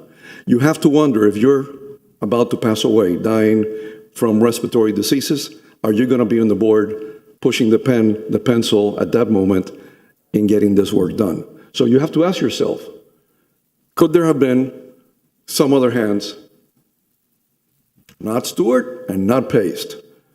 Because we all know in our offices that depending on the size of your office, at least in mine, I will tell you that you're not there in everything at every point in time. So you have to ask yourself, if you have examples that are worthy, that are significant, and all of a sudden you have one, all you have to do is drive by, do a windshield survey, which doesn't really cut mustard, maybe you're giving credit for something that maybe we should not be giving credit that's all deserved. And one final point. Since the book of Genesis, man has been giving names to things. Right? We call a snake, a tree, the moon, the moon. This is a table or podium. So it's understandable that when you see something that no one recognizes, you give it a name. So they gave it Mediterranean Transitional, Mediterranean Deco, Mediterranean Modernism. And if we stayed long enough, we will probably come up with 4 or 5 more. But the question you have to ask yourself, is there anywhere in our zoning code where we celebrate Mediterranean revival, that's part of our bonus, that you see the words Mediterranean Transitional, Mediterranean Deco, or Mediterranean Modern as what any architect can do to get the Med bonuses, because those are the styles to be celebrated and to be preserved? I think not. It's not there. Now, this is not an indictment on staff. I get it. You have to write about something. You have to describe it, because that's what they're doing. They're trying to record, they're trying to explain to you what they're looking at. But I think that what we're seeing here is a real stretch. It's a real stretch to try to catalog this example of this structure that happened to have a title block of Stewart and Paste as a work, Mr. Chair, that is worthy. And I think that's a test. Is it really worthy under any one of the categories? Culture, archaeology, architectural heritage, aesthetics. It doesn't cut the mustard.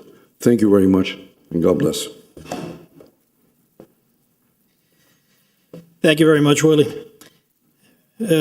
Chair and board members, based on the testimony presented, I submit that the competent substantial evidence is that Mediterranean transitional is not an architectural style. Even if it was an architectural style, 1414 Galliano is not an exemplar of it, especially considering that the city's own previously commissioned analysis of it concluded that it was a masonry vernacular building. And lastly, that 1414 Galliano does not embody the high level of architectural quality to make it a historic landmark. We ask that you vote to deny this proposed designation, and we'll reserve some time if necessary to rebut any additional testimony that might be presented into the record. Thank you very much. Are there any further presentations from staff or any about this?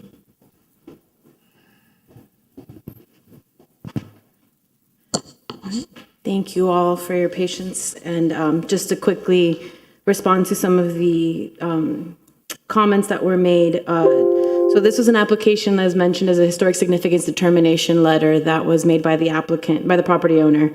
We are looking at the significance and the elements of this structure as an independent building within the city's fabric and how that affects the city's historic fabric. Taking into consideration, we are not trying to say that this is Phineas Pace's most excellent work, and we recognize that it is different from some of the ones that we are more recognized within our city as our distinguished landmarks or our more standalone, independent, important buildings.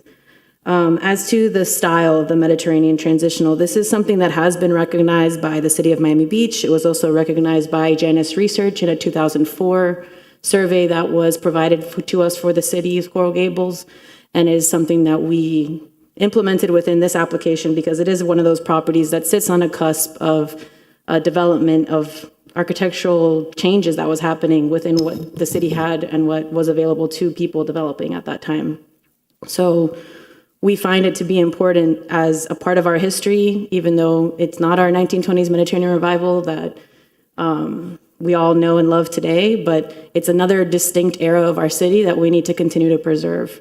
And with that, I'd like to ask Kara Couts, the Assistant Preservation Officer, to come up.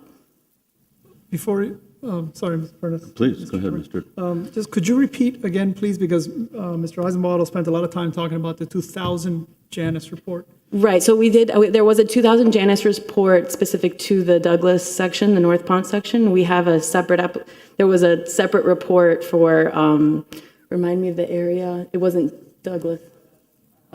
It was Alhambra. It was a different report, but is a recognized style that Janus pointed out to in that 2004 report. That Mediterranean transitional that you're Yes, referencing. and also the City of Miami Beach's Historic Preservation Office has also recognized it, and they say Mediterranean Revival, Art Deco, Transitional, Med Deco, 1920 to mid 1930s.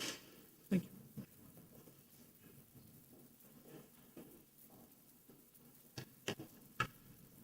Hi there. So I just wanted to, a couple points.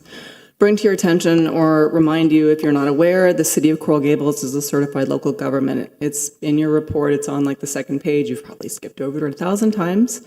It's a program administered by the National Park Service and the State Historic Preservation Office.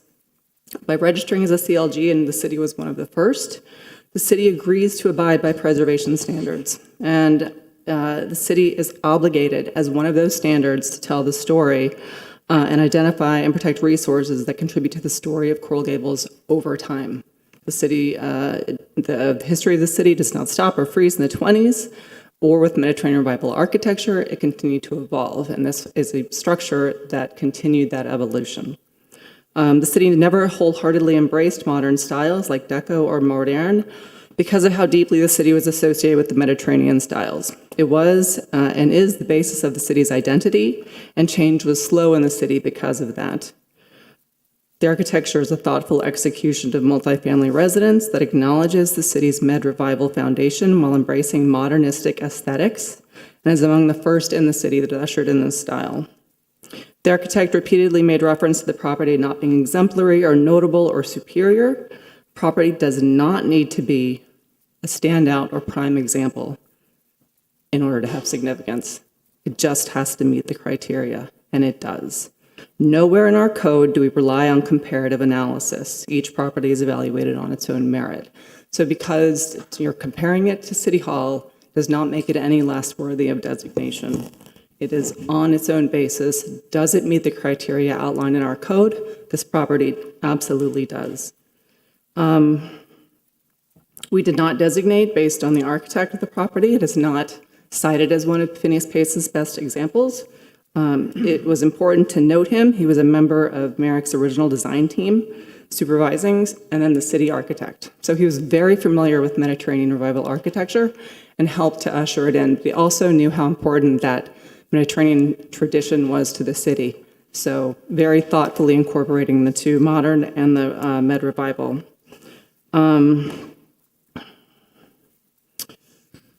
So I also wanted to point out, too, that we have in the past designated properties that are Mediterranean transitional. There are at least 6 other properties. Doing a quick study, some very recently we've designated, 2214 Segovia was 1935, Med Transitional, also Paste and Stewart, designated in 2020. 6808 San Vicente, 1936, also Paste and Stewart, designated in 2016. And we also have others. There's one at 3317 Toledo that was designated in 1997 that calls out the importance of this transitional architecture to the city. So I just wanted to bring that to your attention. This is not a new request that's come before this board. Thank you. Thank you. Is there anything additional by staff at this time? Okay, you're going to finish up? Yep, if I could just have about 1 minute rebuttal to discuss, what was mentioned right now. But important clarification on the reports and the historic surveys. There's one in 2000 by Janice. That's the one that identified 1414 Galliano as masonry vernacular. There's apparently another report 4 years later, 2004, which discusses the Mediterranean transitional style. But I'm not clear if, I don't believe 1414 Galliano is part of that discussion. The fact that Coral Gables is a certified local government, I think we're all well aware. We just don't think that 1414 Galliano is part of that story of Coral Gables over the history of this city. Lastly, we're also aware that building does not have to be a great work by a noted architect in order to be determined to be historically significant, but it does need to be significant, and that's what we're talking about. We simply do not think it rises to the level of significance. Thank you. Thank you. Are there any presentations of support on behalf of this project from the audience or on Zoom? Yes, we have somebody on Zoom. I also did circulate the public comment that was received in advance of the meeting to the board, and there were letters of support for the designation in that. If you'd like, I could read out the names, but I'll let them speak at Zoom and come back. Let the Zoom first and then read them later. Thank you. Mr. Chair, while we bring this individual up on the screen, I don't believe they were sworn in earlier, so if they could please have their camera on and be sworn in by the court reporter before they testify. They need to be sworn in, the person, oh no, he was. He was. The public comments. You're on. Carelia. Hello. Hello? Can I go? Yeah, I'm on the phone. I'm not. Ms. Carbonell, we're hearing from someone else at the moment. Please hold on. Okay, sorry. Okay. Hi. For me? Hi. My name's Alex Adams. I live at 50 Minorca. I live about 5 blocks from this site, and my parents actually live a block from this site. Very familiar with the neighborhood, love playing at Phillips Park there. And so I'm invested in this neighborhood and rooted in the area, what's best for our city. I am also a former HEP board member, as you there today, and former preservation officer for the city of Miami. I actually just had the city manager and other staff in the neighborhood around this site yesterday, asking for general cleanup in the neighborhood and looking to really make Coral Gables is great as it can be. And I'm going to be very clear and concise. I've spent, over an hour on this call, and I appreciate all the information, but I don't think it's that complicated. Uh, I I look at this structure compared to the last one presented here today, and there's no comparison. I look at this structure compared to the walk-up apartments in this general area. There's some great examples, and there's no comparison. Or even the other buildings on this block that were previously considered historic and were developed by Phineas Foss and others. We do not want to start designating hodgepodge of styles. This is the only thing that creates the sense of place in Coral Gables. You can go anywhere in South Florida and see hodgepodge. You can go anywhere in the city of Miami and see, one facade looks one way and one facade looks the other way. And we're not quite sure what we were thinking in that day. And I hate to come up here and object against what staff's reports. They're usually the champions for our historic preservation in this city. And we really value the historic appeal, but not just to be historic, not just to be 40 years old, but that it really creates the sense of place of Coral Gables. So I would ask you one question, which is, does this create the sense of place of Coral Gables?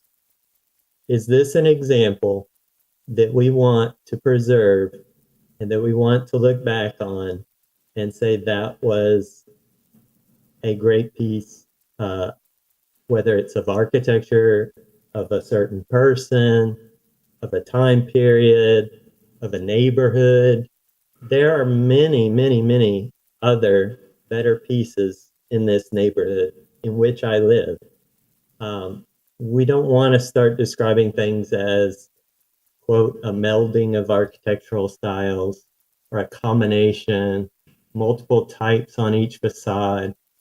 I would argue with you that probably the most historic feature on this site is the accessory dwelling unit. That was ahead of its time. It's something we talk about today. Granny flats.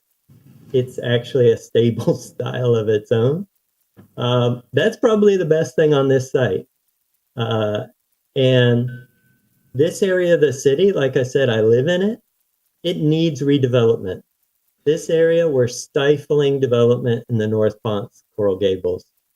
And I almost feel like Mr. Hasenbottle may have seen my notes here if I wasn't there personally, but because I wrote here that I was going to suggest that this board ask, and I know it's been done before, to do a holistic study of this North Ponce area, because it's unfair for developers.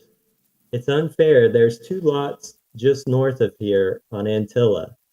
And I've looked at them myself, other developers.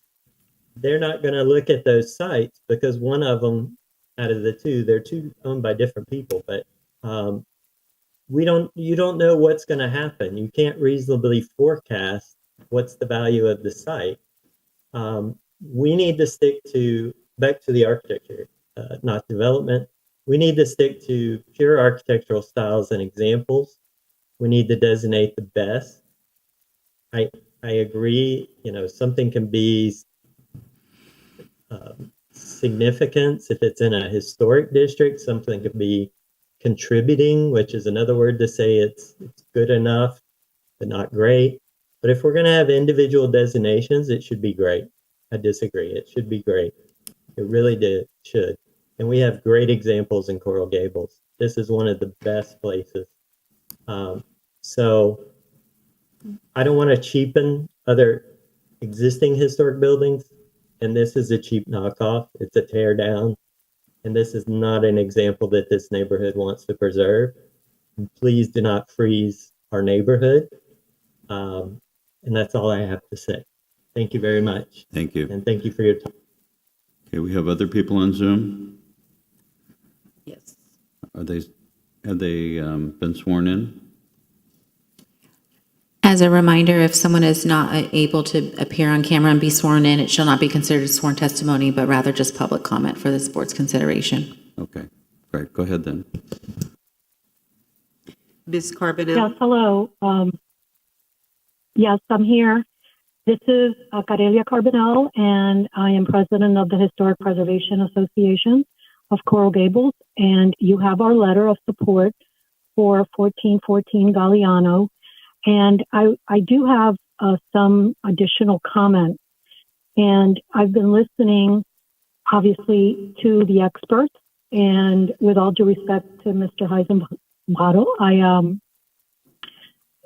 I do respect all his research.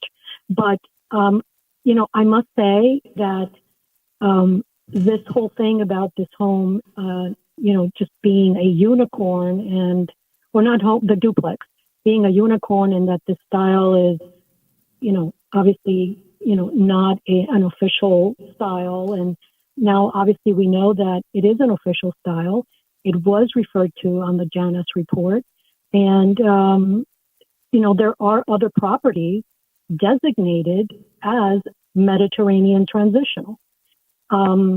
According to the very well-researched staff report, this home is part of a very unique era of architecture. And I think it fits very well about this Mediterranean transitional, because if you go back to the evolving of the styles, it really transitioned into the architecture was transitioning into a more modern Art Deco, but this retained some of that Mediterranean.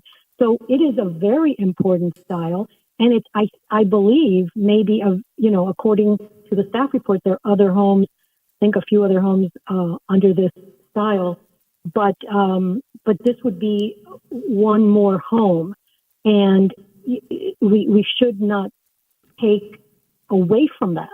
And I feel like all the presentation was taking away from that importance. Architectural styles, as all of us know, are different, and Coral Gables is not just about Mediterranean. We are inclusive with many unique styles. We even have brutalists in our city. We have our modern contemporaries, and so to say that because the style is Mediterranean transitional shouldn't count. Please, and again, take into consideration that, this is the battle of experts, and, and I really, really appreciate the city staff putting together this very, very important presentation and report. And, about a hodgepodge type of, architectural styles, we're very, I believe that's why Coral Gables is so unique. It's because we were founded on Mediterranean, but we've evolved into many other styles, and we appreciate all those styles, like children. We appreciate all our unique children. So with that, please take into consideration and don't dismiss that this home or this duplex, this property, not only was designed by one of the most prominent, two prominent architects, Phineas Pace and Howard Stewart, but it is a style of the era. It is part of the historical era of Coral Gables. So thank you, and hope the home gets designated. Thank you. Are there any other anything else? Okay. Is there anything else from anyone in the audience that wishes to speak in favor or against this proposal? Just for the record, to read in the names so that we have the letters of support we received. Please.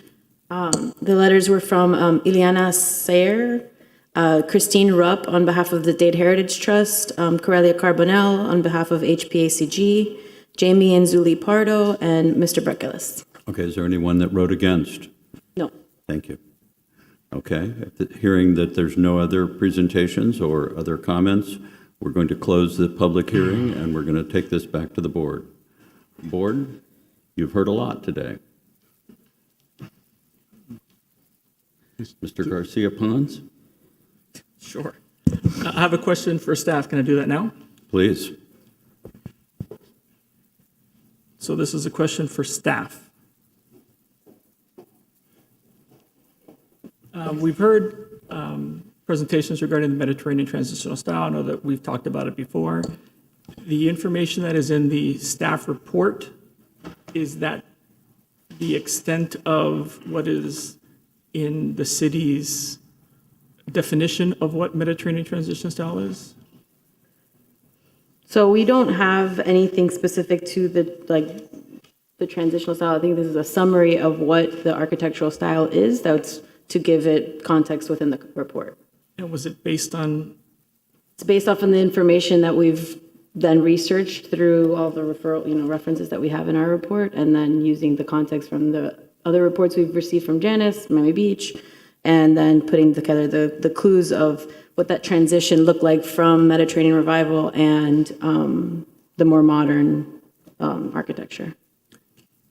The references that you mentioned, do those other entities have a written definition of what Mediterranean transitional styles are? Do they have a graphic? Like, we've seen a lot of these architectural styles described. Yeah, so the page that I have from the Miami Beach website has a brief description. Would you like me to read it? Sure. Or just know that it's there? Okay. So they say the Mediterranean Revival, Art Deco, Transitional, Med Deco, in parentheses, circa late 1920s to mid 1930s. Med Deco in Ocean Beach was a synthesis of Mediterranean Revival form and Art Deco decorative detail. This unique hybrid style became a fascinating bridge between the familiar and the new as the allure of Art Deco found its way into the beach's architectural vocabulary. Clean, ziggurat roof lines and crisp geometric detailing replaced scrolled parapets, bracketed cornices, and classical features on the structures of clear Mediterranean Revival form. Likewise, sloped barrel tile roofs rested gracefully on edifices with spectacular Art Deco entrances and facade treatments. Some of the most celebrated architects in Miami Beach designed structures in this brief-lived style, including V.H. Nellenbogen, Henry Hauhoser, and T. Hunter Henderson. The predominant exterior material of Med Deco was smooth stucco with raised or incised details. Featured stucco areas were often patterned or scored. Keystone, either natural or filled and colored, was frequently used to define special elements. Windows ranged from wood and steel casement to wood double hung. And then some examples of their contributing structures in the style include 344 Ocean Beach Apartments, 201, well, I keep going, but. That's perfect, thank you. May I ask a follow-up to that? So I noticed that on page 29 of the report, you have listed character-defining features of the Mediterranean transitional style as it relates to this property. Were you referring to those resources when you made this list of the character-defining? Yes, and similar to the same list that we use for our Mediterranean Revival, so. And I have another follow-up. Yeah. When you just read that, was that from something that was written about the style in one of their reports? Was it from an email that you received? This is specifically from the Miami Beach website, what I read about the Mediterranean Revival style. I think that should be added to the record. The record. And if this. Through the chair, another follow-up. So Mr. Heisenbottom made a point to accentuate the many modifications that have been done to this building since its inception, okay? Which in his reading of the record, and just looking specifically at this property, I'd sort of get upset that we're comparing with everything else. If we're gonna look at the property, let's look at the property, right? That there are things that were taken away that have been modified that essentially, at this point in time, don't make it any particular style. Can you sort of answer that point? What do you think that the fact that there's no barrel, the barrel tile is not there anymore, does the addition of this access staircasing on the side which was not original to the structure. There was the addition of the awnings. I mean, I think you could take the awnings off, but the modifications of the windows, all those things. I mean, you could restore the property, but how is that, how do you answer his position? So every meeting, we designate buildings that have had modifications. These buildings are nearly 100 years old. There's going to be changes to the structures, some reversible, some that are not. In this case, the footprint of the building, the massing of the building, the material of the building mostly is intact. The window openings, the door openings, the form of the building is there. Changes to windows are common and reversible. Those awnings, the shutters that were installed can be removed. The roof tiles, if it were to be designated and a roof permit was pulled, we would request and require that it go back to its original roof material. So there are ways to bring these details that we list in our character defining features back to the building. Mr. Silva? Just one more question, Ms. Pernas, if you don't mind. In referencing the same thing, I'm very comfortable with the roofing and the massing and the masonry openings and the windows for the reasons you just described. I did have a question, though. It's unclear to me, looking at the original permit drawings. There was some stucco striations that seemed to be original, and there was a very thinness to that porch overhang that was original as well. Sometimes we see the original drawings were not followed in construction, so it was never built like that. Is this a case where that happened? Do you know, like that kind of parapet that was stuck on the porch overhang? I wasn't there during construction, but so we reference a lot with the circa 1940s photo because it is relatively the most recent photo we would have on file for it to see. So some changes may have been made at the time of construction, and others, I think some of the things that you read, like and it was mentioned in the report too, is it's painted a little bit different. Once you paint the building all one color, you're not going to really see some of those details as prominent as you do in that 1940s photo. And again, these are 100-year-old buildings that, close to, that change over time, so. Ms. Alvarez, do you have a question? No, not at this time. Mr. Maxwell had something, Yes, there was a please lot go of ahead. follow-ups to my first question. Please go ahead. So just, I think my vote isn't really predicated on architectural significance, but I just want the Historic Preservation Officer to state overtly that Mediterranean transitional is a distinctive architectural style in the city of Coral Gables. So do you? I want you to say that it is or it isn't. Oh, yes, it is. So the Historic Preservation Officer. Yes, we recognize it as a distinct style for the city of Coral Gables. Okay. So that's the end of that one question. Now, I don't have a question for staff. I have more of a comment for the board, in case anybody wants to have questions. Okay. Ms. Dene, did you have another question? I'm good. Thank you. Okay. Mr. Silva? Javier? Not for them. I would like to talk to Mr. Heisenbottom, but I don't know if. Mr. Banya? Do you have a question? I wanted to talk to Mr. Heisenbottom, not to staff. So I just want to know if we're going to do a round with that. Go ahead. Yeah. Ask your question. Okay. So anything else for me? Sir, yes.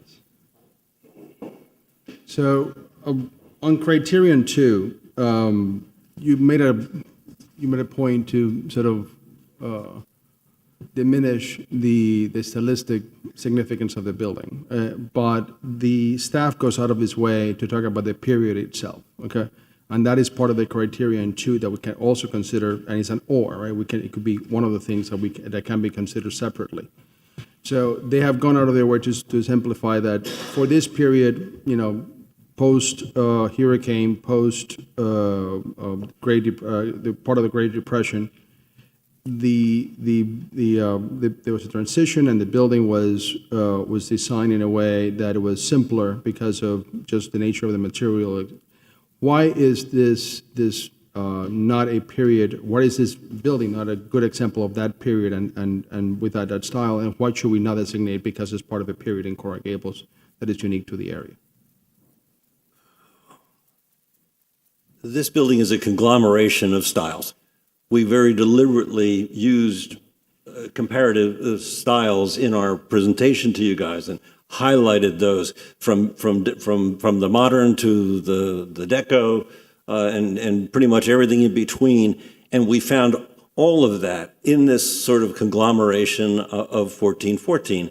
And that's why we believe 1414 does not meet the criteria of the code, which calls for a distinctive architectural style. It's an everything style, all conglomerated together. And in spite of what my good friend Anna over there, and I mean that sincerely, said to you, it's not written anywhere in the code of the city of Coral Gables. It's not mentioned as a style, Caesar. Yes, the city of Miami Beach has it listed as a style in one of their historic districts. But this is not what the code requires you to judge. It requires you to have a distinctive architectural style. Is it distinctive? No, it's a conglomeration. We've seen lots of buildings from here to Hialeah that are conglomerations of different styles, a little of this and a little of that. And that's exactly what we think is wrong with designating this. It doesn't have the integrity. Okay. That answered my question. Thank you. Thank you. Any further discussion? Yeah, I have discussion for the board. This isn't a question for anybody. So I think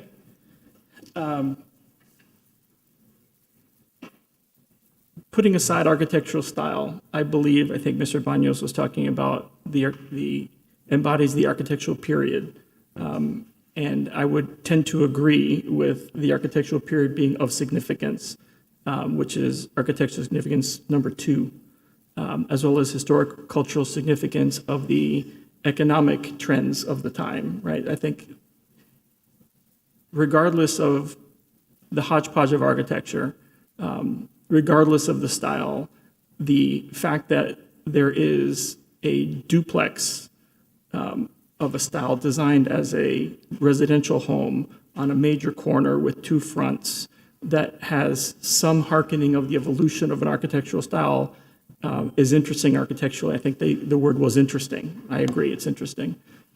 But the fact that it is an example, a very good example of what happened in that slide that showed the construction from the 1920s all the way to the 1930s when it was flat, the economy of that time and the social trends of that time and the architectural period itself is obvious to me.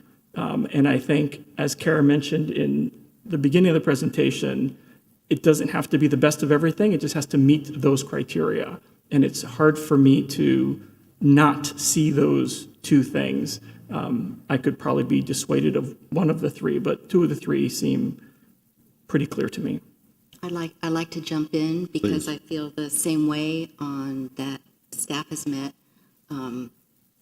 the standards for 2 of the criteria, basically because we never rely upon a comparative analysis, number 1. So even though I know the argument's been made that other buildings from the era better exemplify this architectural moment, we just have to look at this building as it stands on its own. And I also look at this as an important transitional phase. I believe periods of transition can also be very significant. I have comments. Ms. Spain? Okay, so Mr. Heisenbottle, I think you're just flat out wrong. I apologize. I consider you a friend, but I've always been fascinated with this style. When I first came to Coral Gables, before I started working for the city, I drove around the city and noticed that there were these buildings that had Mediterranean and modern, art moderne. You pointed out the one on North Greenway. I think it absolutely is an architectural style. It's prevalent in a snapshot of time in Coral Gables that's important to the history of Coral Gables. And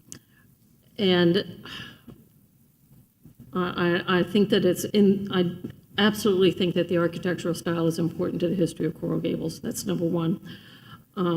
There is a criteria that is also under architectural significance that says is an outstanding work of a prominent designer or builder. Staff didn't qualify that as this. And so that whole argument escapes me.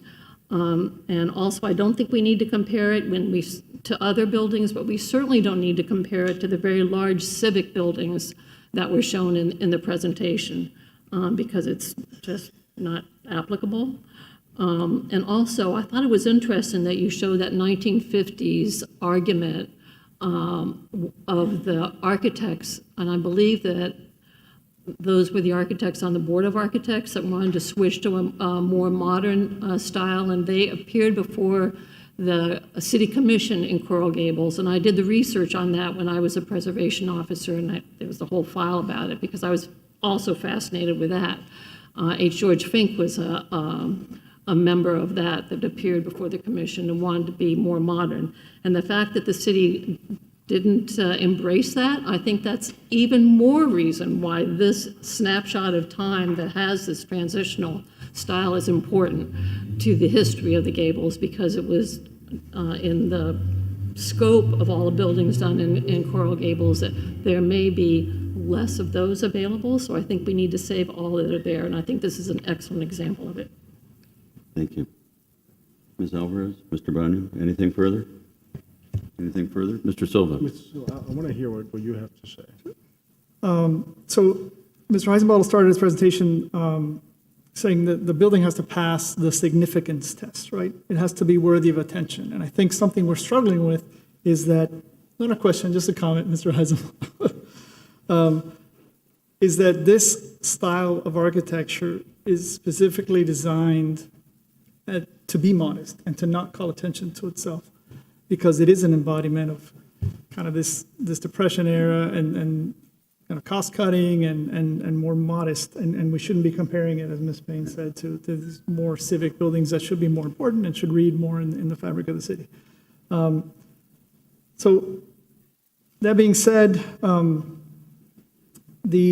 I think that this does embody kind of a moment in the history of the city that needs its story told, this transition time, right? When architects, and you can clearly see it in the building, are struggling with this transition from Mediterranean revival, getting influenced by the Tropical Conference, by the 1928 conference. You're seeing all these things, and they're, we didn't get from the horse to nuclear power, right? There were steps in between. We went to steam, went to electric, and these buildings are a visual history of that, right? So I think that they are important, and I think that that fact falls under criterion A4, which exemplifies the historical, cultural, political, economic, or social trends of the community, right?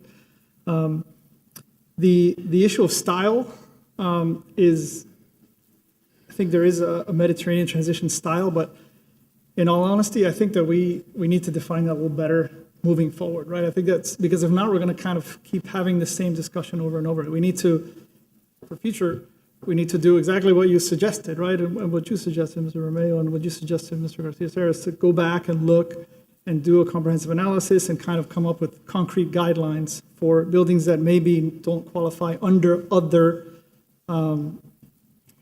criteria. I do believe that this one does qualify under A4 at least. So the building itself and has been modified, agreed. The windows have been changed, the tiles have been changed. And these buildings have such simplicity to them that any change gets magnified, which is an issue.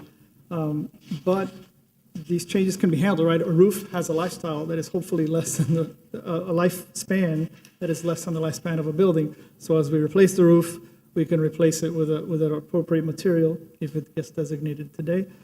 Same with the windows. What cannot be so easily changed is massing, masonry openings, things like that. And this building does preserve those in their entirety, almost pristinely, from what I can see. So I do think we can do some more work moving forward on these, but I do believe that this building, I definitely believe that this period needs to be, it's a significant period, and that this style is a significant style. I'm comfortable designated under criteria A4. And moving forward, if we clearly design what the style is and means, I would be comfortable doing it under additional criteria. Very good. Mr. Bonnier, do you have another comment? Well, I'd love to be the odd man out in this group. I'm not as learned in architecture as the rest of you. My concern with this particular property, and what I was hoping to hear for Mr. For Mr. Heisenbaum, that for whatever reason there was some argument that there wasn't a unique period or wasn't part of a unique period for the city. The concern I have is the building itself is just too generic. Okay, the way maybe the simplistic aspect of it I think is being modified significantly, and just looking at it exclusively, just looking at the war period, not entirely sure that it's distinctive enough or has a particular style, especially a style that the staff report. If a belligerent could look at that report and plug holes through that particular designation and that particular classification, because of one of the things that is exemplified in that document, you have all those yellow characterizations in which you have the same idea named in a multitude of ways. Okay, so in order for us to approve that report, at least as it stands today, or at least to rely on it, in order for us to designate, we have to very tightly determine that what is the nature of this style, so that we're not subjected to the argument on the part of Mr. Heisenbottom that this is just an amalgamation of different criteria, okay? Because, and it has to be a situation where it is beyond reproach, the notion of this is an absolute example of whatever that may be. From my estimation, reading the report that I received, for someone who's a layman, who doesn't have perhaps who's looking at it as an attorney as opposed to looking at it perhaps as an architect, it's not sufficient competent evidence for me to make a determination as to whether or not I should be making a determination of accepting the property. The only way that I may get there is about, okay, this for this period of post-war. It might be an exemplification of that, but there has to be a clear definition of that in order to get there. And to approve the designation under that particular classification under this report, I am afraid that we're very susceptible to the decision of this board being overturned. Okay, Thank you. So that's a concern I have. I will be a no vote or at least a vote for denial of this particular designation, at least because of the way it was presented to us and the classification as it was presented. I understand my colleagues may disagree with me, but that's what I turn into. I just don't think I've received sufficient competent evidence for me to make a determination that clearly, evidently, without objection, modifies the rights of this applicant, okay, to the nature of this property, that limits his ability to do X, Y, Z with his property rights, okay, and it ultimately may do a detriment to overall historic designation in the city if we are not tight on that end. So if we build a record that makes sense, if we build a record that is complete, happy to vote for it, okay? I don't think I'm there. Mr. Chair, can I Thank make you. one Yes, final quick please. comment? From a legal standpoint, I believe there is substantial competent evidence in the record as detailed by staff to support designation, and that's just my opinion. Thank you. Is there any other comments from the board? If not, the chair will make a comment. The chair's comment is as follows. Mediterranean architecture is made up of Italian, it's made up of Spanish, it's made up of German, it's made up of many things. All architecture is made up of multiple styles of architecture which preceded it. The testimony today has sought to denigrate a style that was done in a time of, shall we say, severe economic hardship. And we know that all styles that are done in economic hardship suffer details. So this house, this particular property, meets a criteria of being of its time and of a style that has evolved to suit the Mediterranean requirement of the city of Coral Gables at that time with a more modern appearance. And so I believe that it meets the criteria of what we have. So with that, I'd like to close the board meeting and we'll move to a vote. No, we need a motion. Oh, we need a motion, yes. Mr. Chairman, can I make a And so I'd motion? like to entertain a motion. Mr. Garcia Pons. So before I make the motion, I love that qualified, experienced people can disagree. And I think the presentation by the owner's consultants was fantastic, so thank you for that. And I'm going to make a very surgical motion, so please listen to the words carefully and see if you agree or not, or have a friendly amendment. Motion to approve the local historic designation of the property at 1414 Galliano Street based on their historical, cultural, and architectural significance, specifically that it exemplifies the historical, economic, and social trend of the community, and it embodies the distinguishing characteristics of an architectural period. That's my motion. Is that clear for the record? I believe Yes, and so. I will second. Okay, we have a motion by Mr. Garcia Pons, a second by Mr. Zhang. I'd like to call the roll. No, any discussion? Oh, any further discussion? Excuse me. I'm moving ahead of myself. We do need to have discussion if that motion is. So that is the motion, as you said, Yeah, it was motion and a second. edited, so. Further discussion, Mr. Banos? No, I think.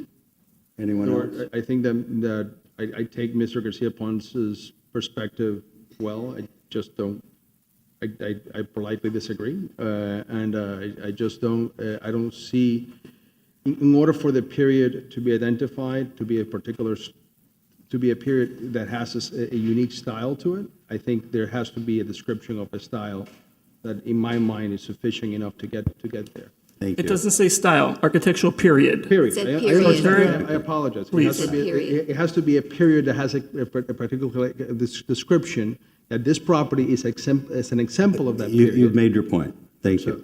Okay, I just politely disagree, but that's. thank you. Any further discussion? Well, sorry, Mr. Chair, is there a friendly amendment that you wish to make? No, but I'll leave it to your estimate. I think if it's going to survive, that's the best motion that it can be made.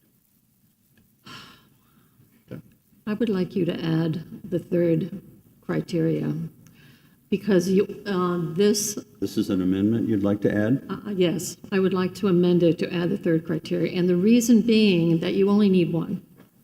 I mean, if we end up designating this and it goes on appeal, and the commission doesn't feel as if the architecture style is there, which I would disagree with, but they can just designate it on the other two.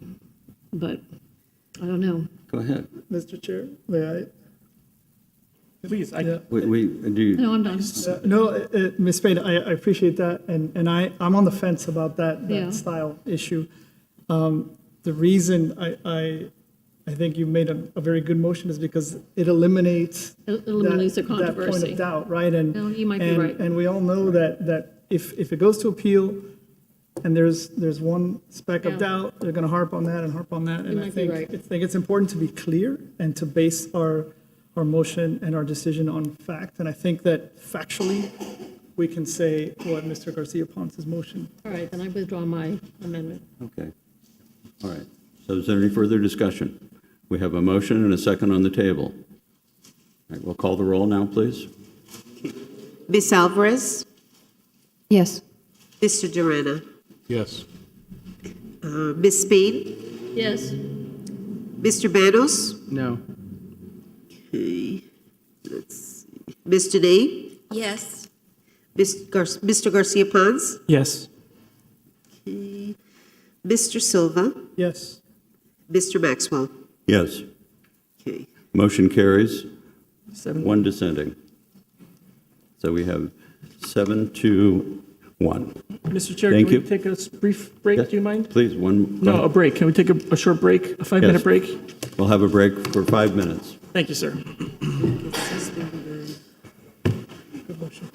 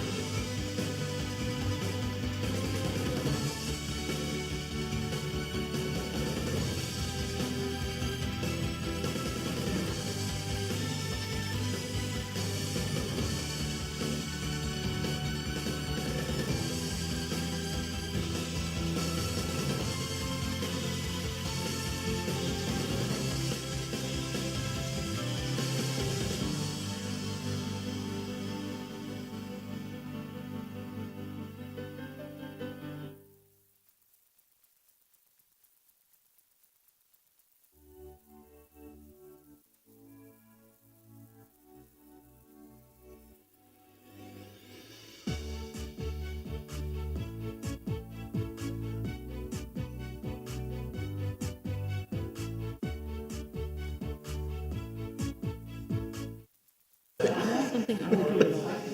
I pass out. Said it's Okay, I would pass out. Yes. Yeah, we're going to go ahead and start. We're going to move the, Hold on, it needs to get recorded. where's, Go back to the record. Wait, we need staff. yeah, just a minute. We got to wait. Recording in progress. You're good. Okay, there we go. I'm trying to go, where's the roofing issue? Which one we got?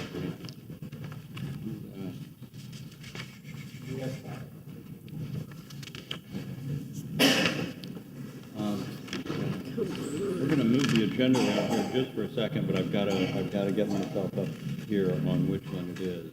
Mike, can you get your microphone on? Yeah. There we go. Okay, Kara, which is the roof issue that we're gonna move that? So, which are when are we going? This is 1801 Cordova, which I believe is number 5. 3? 3. Yeah. Okay. Great. Yes, 3. Okay, so we're going to move the agenda around just a little bit to accommodate some folks here, and we're going to go for case file COA SP 2024-031, application for the issuance of a special certificate of appropriateness for the property at 1801 Cordova Street, a contributing resource within the Obispo Avenue Historic District, legally described as Lot 1, Block 3, Coral Gables, Section C, according to the plat thereof is recorded, Plat Book 826 of Public Records, Miami-Dade. The applicant requests an after-the-fact design approval for the installation of an S-tile roof. Thank you. So, And would you make sure that the applicant has a piece of cake? more importantly, the applicant's child has a piece of cake, so. Can I have the PowerPoint back up, please? Why this isn't going.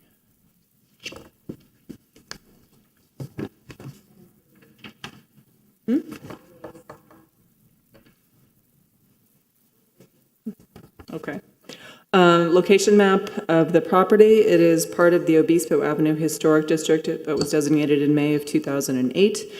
District boundaries are Cortez Street on the east and Ferdinand Street on the west. This property is considered a contributing resource within the district. It was designed by Kinsport and Bloom on a permit issued in 1936. Alterations have been made to the residence. This is how it looked in 1940s. But due to its age and relationship to the streetscape and being one story and its sort of siting on the street, it was deemed a contributing resource to the district. So this is a little bit complicated of a case, but I'll try to be very brief. So there was a permit that was applied for to re-roof the house. The roofer, as part of the application, the description read Tejas Berea barrel, clay. The application documents, the notice of acceptance, which is the controlling document for the roof, was for a barrel tile, a 2-piece barrel tile. There was reference made to, in a Board of Architects application, as a Berea like catalog page for color, and they had highlighted the red and highlighted also the S tile, but the NOA was for barrel. So we approved it with the note that it says, approved, 2-piece barrel tile. City architect staff did the same thing as well. As part of their approval, it said barrel. Staff, me, when I go to do the inspection, I'm telling your whole story, I'm sorry, you can just interrupt me. So went out to do the inspection, noticed that it was in fact an S-tile that was placed on the roof and not a barrel. So I rejected the inspection. Same day that I rejected the inspection, a revision to the permit was applied for by the contractor to substitute S-tile. So Historic was not included as a reviewer on that revision permit, and it got approved. They recalled the inspection. I went out, saw the S-tile. I rejected it again, said, listen, your approval was for barrel. And then that's when they called me and said, oh, no, we have a revision. It was approved. So we reopened the permit, added Historic as a reviewer, and we rejected it, saying it needed to be barrel. Owners unaware of all this are here now before you to ask to keep the S-tile. So. Yes, thank you. Thank you all.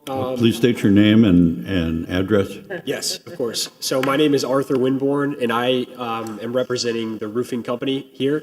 And this is Lauren Fine, who is the homeowner Hi, everybody. of the home in question. Yes, hi guys, I'm Lauren and my husband's not able to be here. I'm so sorry. And if my child makes any noise, I also apologize. No need to apologize. We all had kids, so it's all right. No, and yeah, thank you guys for accommodating and moving us forward. It's been fascinating to listen to the hearings that have happened so far. So actually, and also thank you to Kara and Anna and the team. It's just in their correspondence with us, it's been very helpful. And actually, their account of the situation is consistent with ours.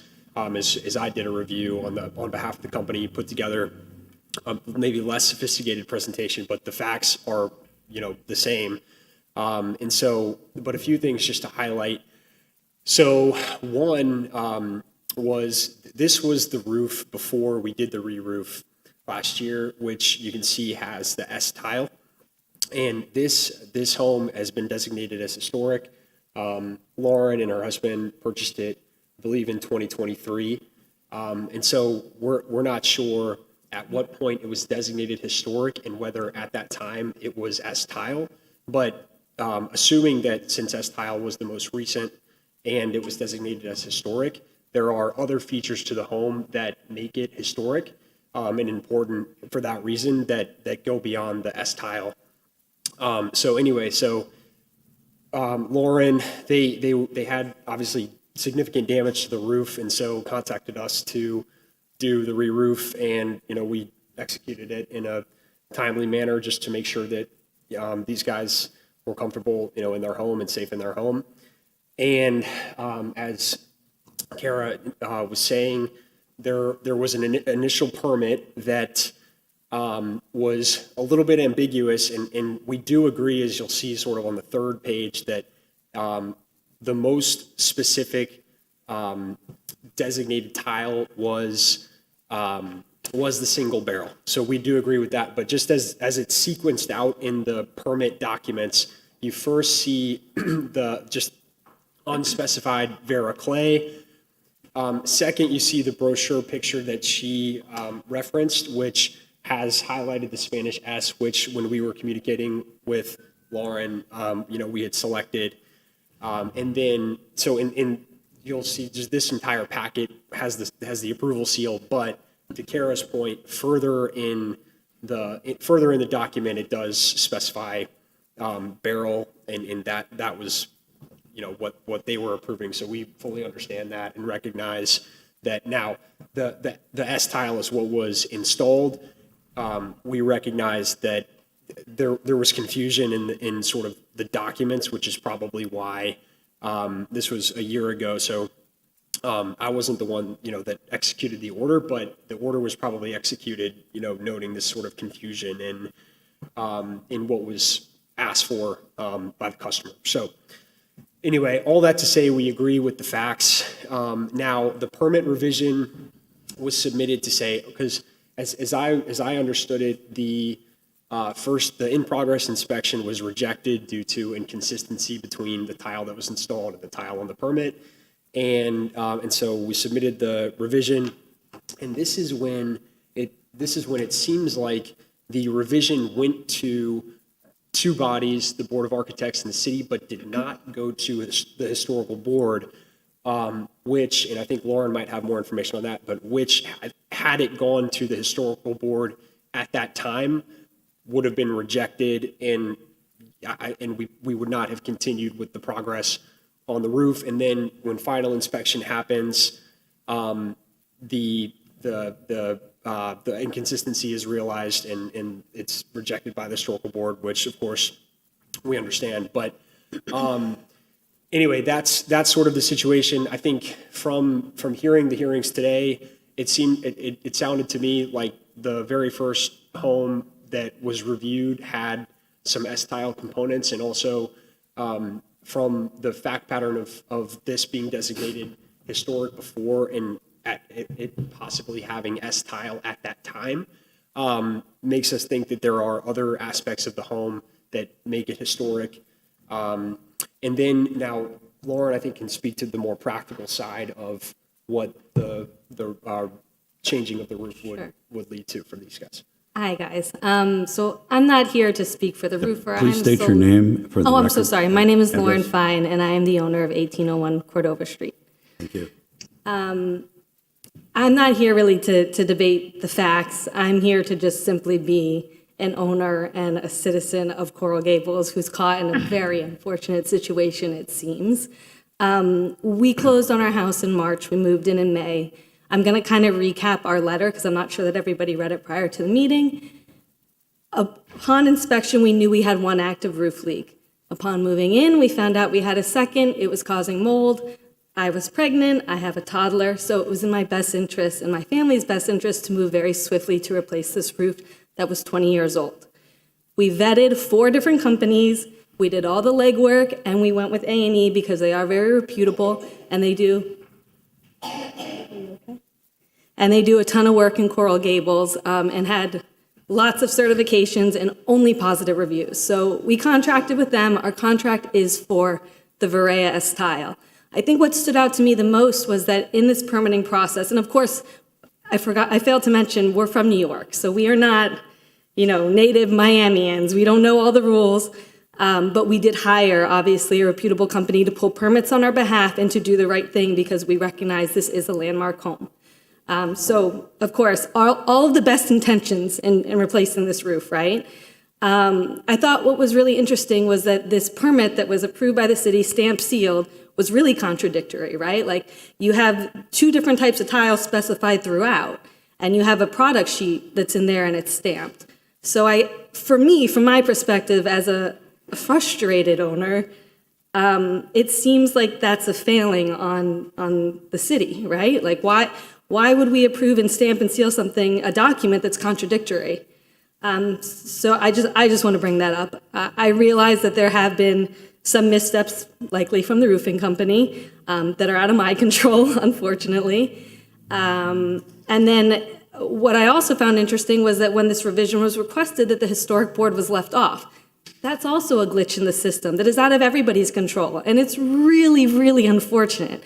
And if I weren't 36 weeks pregnant, if I didn't have a toddler, if I didn't just move here, I'd say, okay, let's replace the roof. Fine, they are going to pay for it, let's replace it.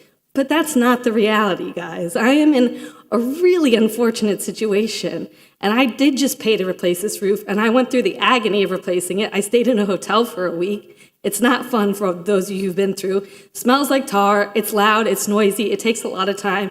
I happen to have a very high truss ceiling where the only thing between me and the sky is just wood paneling, so it was an intricate install. It was a lot. I had termites. I have been through the ringer in Coral Gables. I've officially been initiated in Hayes, so I'm here and I'm here to stay. But I'm asking for your empathy. I mean, we looked at the roof, and it's the same tile. We replaced it with the same tile. We didn't know any different or any better. All the best intentions were there, and we just got dealt a bad hand. So I think there were some things that were unfortunate and out of our control, out of everybody's control. And I think the city failed on some parts here, and I think they should be held responsible. And I'm really asking you guys to dig in deep and realize that that roof was there before. It's the same roof. And I understand wanting to protect. I really do. I get the beauty of the city, and I'm very impressed with the work you do, having sat through that 2 hours. I'm truly super impressed with the level of detail and your commitment and the preservation of this city. But I don't feel like my house doesn't look historic just because of the S-style roof. And you can ask me any questions, and I'm so sorry that I'm pregnant and hormonal and emotional. It's all right. Thank you. You're doing great, okay? So, thank you. And just to reiterate from our perspective too, just our sincere apologies for putting her through this. And again, depending on what the decision is, obviously this is something that we will take care of, however it shakes out. But just understanding the kind of at least immediate time issue here, where I think in the immediate it would be extremely difficult for the customer, not us, but for the customer. But Anyway, and then also just to speak to Coral Gables in general. So I checked before, and just in 2024, we've done, I think it was like 80 unique homes repairs or roofs on this year. So this is obviously, a city and board that we have a lot of respect for and want to abide by the rules on. And I do think that there was just errors in process that allowed this to happen on our end, which is all I can speak for. And as I've been getting up to speed on it, I think that shines clear. So we do accept that responsibility, just to make that clear for the record as well. All right, thank you. Okay, are there any questions of the applicant or the staff? I have a few. No, hang on. Ms. Alvarez? No? Wait a minute. The other Mr. Silva went first. I just want to make sure. I think you went first. Well, I had a question. I don't know if to go first. Yeah, I want to get the timetable clear. So you all had this product approval and a permit approved, which was a little gray, I guess, but it called for S-tile, I think, pretty clearly. You ordered it called for the barrel tile pretty clearly, right? You ordered the S-tile thinking that was the right thing. I think the one disagreement I have there only just semantically is like the clear part. The highlighted, right, I get it. Yeah. But so you ordered the S-tile arrived on site, you installed some portion of it, and you called for a progress inspection. Right? Yes. The progress inspection was rejected, and they said, hey, you can't use this, or you can submit a revision and try to get it approved. Correct. You They did that, basically- yes. you submitted the So- revision, and the revision did not go to historic, but it was approved. Correct. We don't do in-progress inspections. Right, no, but the city, so how did you find out that the S-tile was not? So Final inspection. Final. But that's exactly right. So when the in-progress inspection was done, it was determined that the tile the tile specified in the permit was different than the tile in the house. So they said, you guys need to submit a revision. The revision was. So the building inspector flagged it? Yes. He saw that? So okay. the revision So the process was so far submitted. is working okay? Correct. And then- Correct. But so then that's where the problem arises, because the revision was approved. So the revision, so you submitted a revision, you did what they asked you, you submitted a revision. The revision did not go to historic. Correct. I get it. The revision didn't get routed to historic, but it was approved and it was sent back to you approved. Correct. And then you finished the installation, thinking you were But right. I think what you said, that there was some discrepancy in the application for the permit, right? Correct. The It permit was the application, it wasn't the permit. The permit itself was for barrel tile, is that right? Actually, yes, that does. So you had a permit in hand for barrel tile, and I guess because of the error in your application, your company put an S-tile, but you had a permit for barrel tile. I'm just trying correct. to clarify, is that Correct. right? Yes, in fact, that has to be correct, because otherwise the in-progress inspection would not have said that, hey, Right. there's an inconsistency. So Right. yes, I do agree with Okay. that. Yep. Stephanie, I have a few questions for you, and maybe just to clarify, I would like them to be up there. Are we stopped from analyzing this in other words, there seems to have been some discrepancy between the original application, the approved application, and then seems to be a glitch in which, for whatever reason, this enchanting new system that we have missed adding CARA or historic into the process. But ultimately, they did get stamped. So in other words, is the city stopped from going forward and looking at it So that's certainly an argument they could make. It's my understanding that it's the NOA, that it's the controlling document of the permit, whether or not there were some discrepancies in other documents, that the NOA is the controlling, which cited the barrel tile roof, that the document with the color was there for the color. So of course, it's unfortunate that there was an inadvertent exclusion of historic on the revision.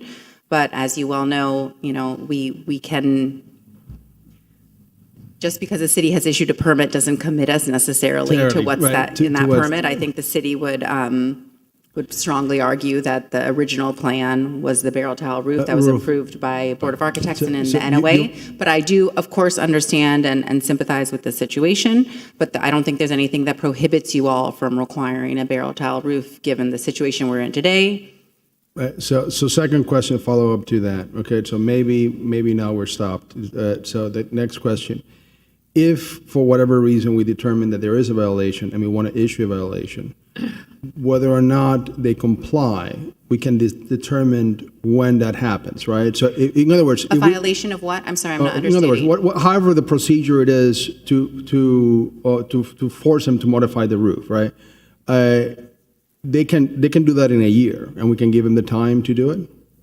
Certainly. It's my understanding there's no open code enforcement case or anything like No, this no, at the okay. moment. It's just a permit that So hasn't just a been permit, right? So finalized. in other words, we can give them as much leeway as possible if we decide to essentially it has to be barrel, so that it doesn't interfere with whatever procedures health-wise that the applicant has. To the extent that staff, the building department and historic preservation have the ability to extend permits to comply with anything that needs to be done.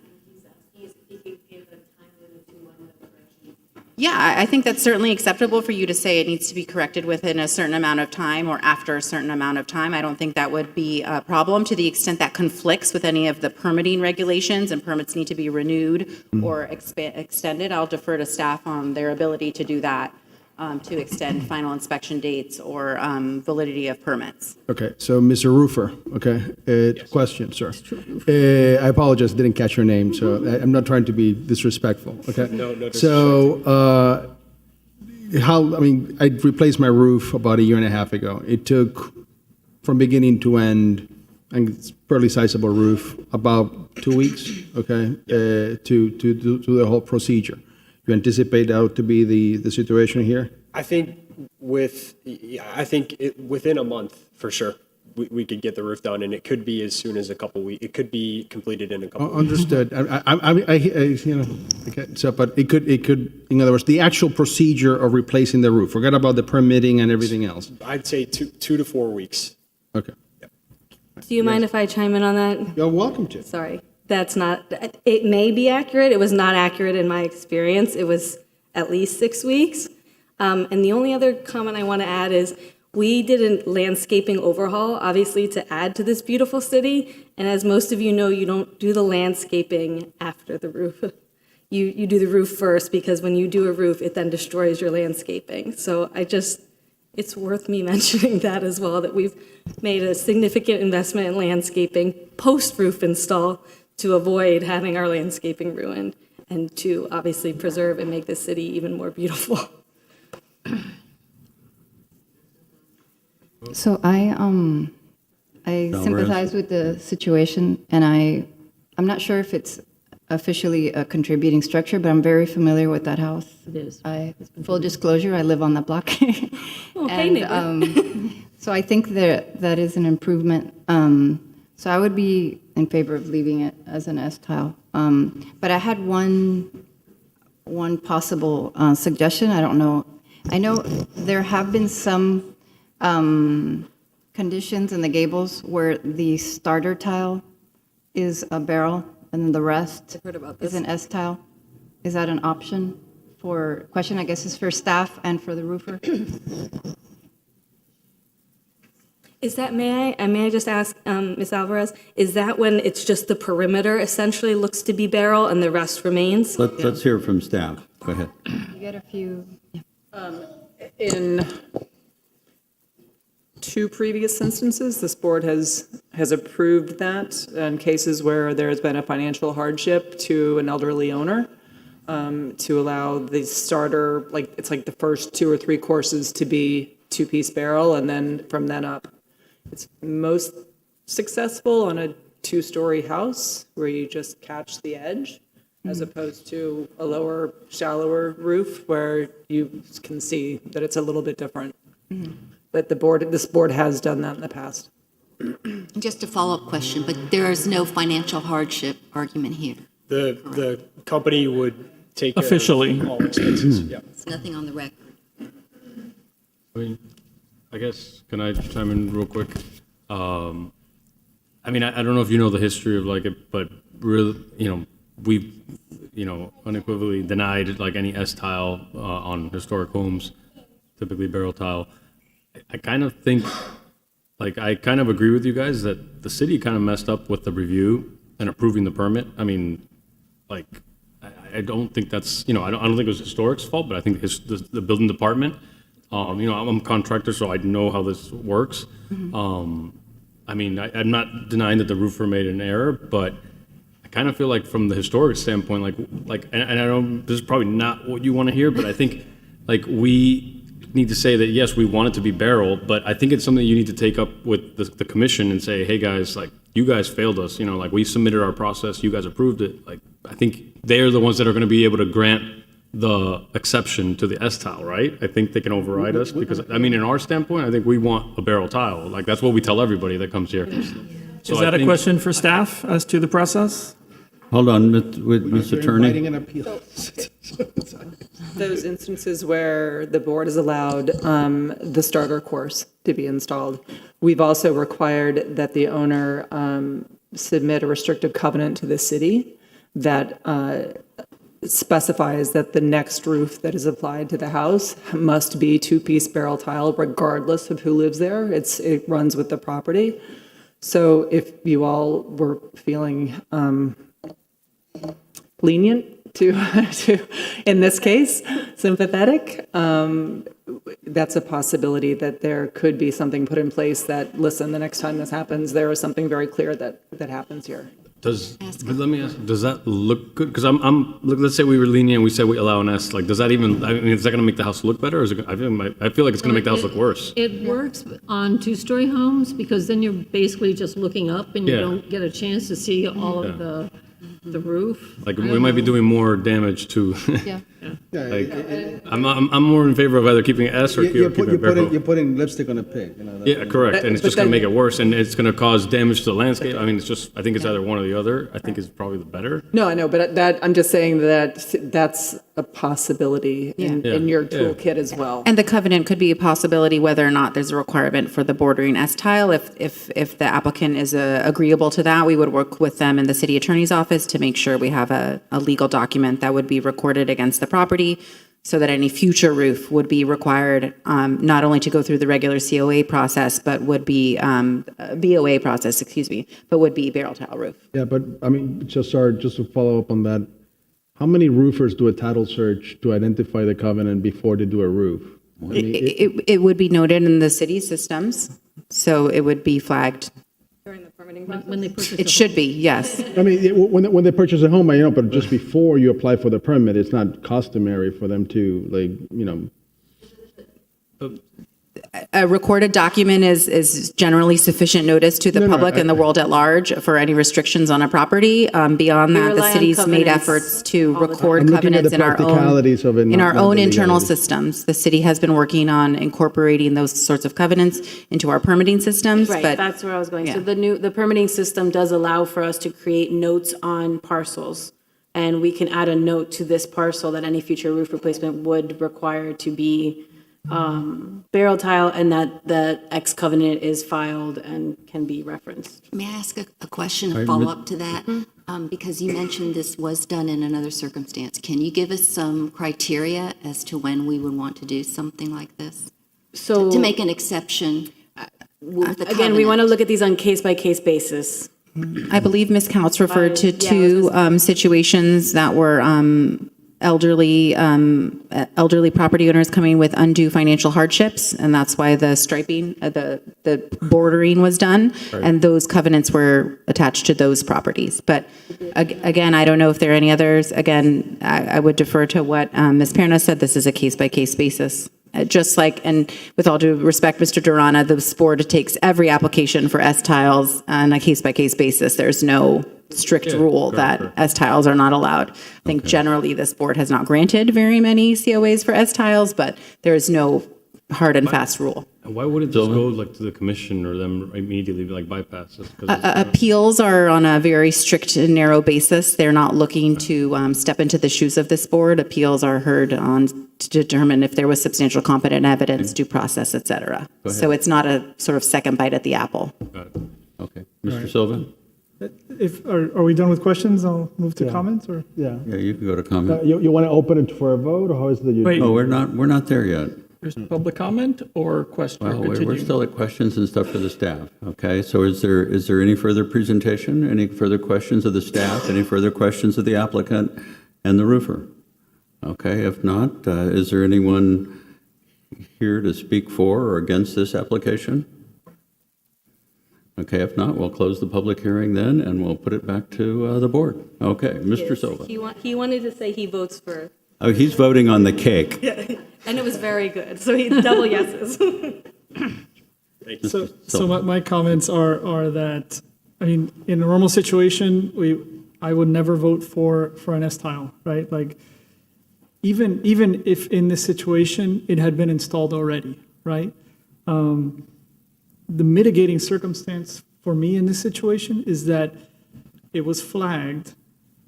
You were told, apply for a revision, you did that, and then the revision was approved, which is kind of out of your hands. I understand there was a mistake on the original permit application, there was a mistake in your purchasing the S-tile in the first place, but you did what they asked you to do, and you're willing to remedy the situation. I don't think there's ill intent here. So to me, because the city granted that revision, I think even though, again, in another case where that hadn't happened, if that revision had been processed and rejected, then we wouldn't be sitting here. It would be, no, sorry, you have to replace the roof, you have to replace the tile. But because of that extra step here, I'm inclined to allow that S-tile to remain with maybe the idea of a restrictive covenant going along with the house. Although I don't know what that does because we would require that anyway. But it's just an extra measure of security. And I guess an extra measure of we really mean it, right? So those are my comments. Mr. Garcia-Ponce. So I'm incredibly empathetic to the property owner, incredibly empathetic, not so much with the contractor. I think the process is, I don't believe the mission of this board. I think the requirement of this board is to decide whether the building and the roofing material in the building is representative of the Obispo Avenue Historic District. I think we've talked a lot about the process, and I hope the property owner does whatever she and they can do with regards to that. But if you asked me, which you are, do I believe that this home in this district should have S-tile? The answer is no. So I'm going to base my voting on that one thing. Are we ready for a motion? No. Do we have any further discussion by the board? So just sort of in lines to what Mr. Garcia-Ponce was saying, look, there's really no hardship to the homeowner in the sense that the contractor has essentially said that they'll take the requirement of the replacement on their own. Okay? They should probably mitigate whatever damage they have to the landscaping because that will go hand in hand. It's something that they did to the property, and it is their mistake, and they have admitted their mistake in the public. Okay. So the most hardship that this homeowner will have will just be the fact that she has to go through a re-roof and the inconvenience of that, which I don't think is 6 weeks. My experience might be unique, but that's the perspective that I have. What I would like to do if the board ultimately decides to force the replacement of a roof, that we give this homeowner as much time as she needs, okay, to make this happen, so it doesn't intrude in her pregnancy, in the first months of a child's birth, which are very difficult, and you do not need some roofer on top of your roof waking up your sleeping baby as they're doing this thing. So that will be my mode of thinking. That's your comment. Okay. Is there any other comments? Okay, we're going to move. So we're going to close that portion of the meeting, and we're going to go. I'd like to entertain a motion then. I'll make a motion. Ms. Spain? See how this goes. We have to take public comment. Oh, I'm sorry. I thought we asked already. You We have did. some You additional. Okay. No, he did already. Okay. I'd like to make a motion to deny the design proposal for after-the-fact installation of an S-tile roof on the property located at 1801 Cordova Street, legally described as Lot 1, Block 3, Coral Gables, Section C, according to the plat thereof, as recorded on Plat Book 8, at page 26 of the public record of Miami-Dade County, and deny the issuance of a special certificate of appropriateness. Okay, we have a motion. Do we have a second? Second. Mr. Banos? Okay. Is there any further discussion? If not, we'll call the roll. Okay. Ms. Alvarez? No. Mr. Durana? I mean, I feel very strongly that the commission will overturn and help you. It's their mistake. It's just, as a historic board, like, we don't approve the S-tiles. Like, I mean, on a case-by-case basis, but, like, I hate, but it's like, they messed up. I think they need to do right, but I think the proper process is, we're going to say, no, it has to be barrel tile, but they should overturn it. And, in my opinion, they should. And I'd be okay with it. So unfortunately, yes. Okay, so we have a yes? Okay. Mr. Continue, please. Next, Ms. Dene? Yes. Okay. Mr. Banos? Yes. Ms. Spain? Yes. Mr. Silva? No. Mr. Maxwell? Yes. I need to vote? He hasn't. Mr. Garcia Pons? Yes. Sorry. So the motion passes? 6-2. Yeah, 6-2. So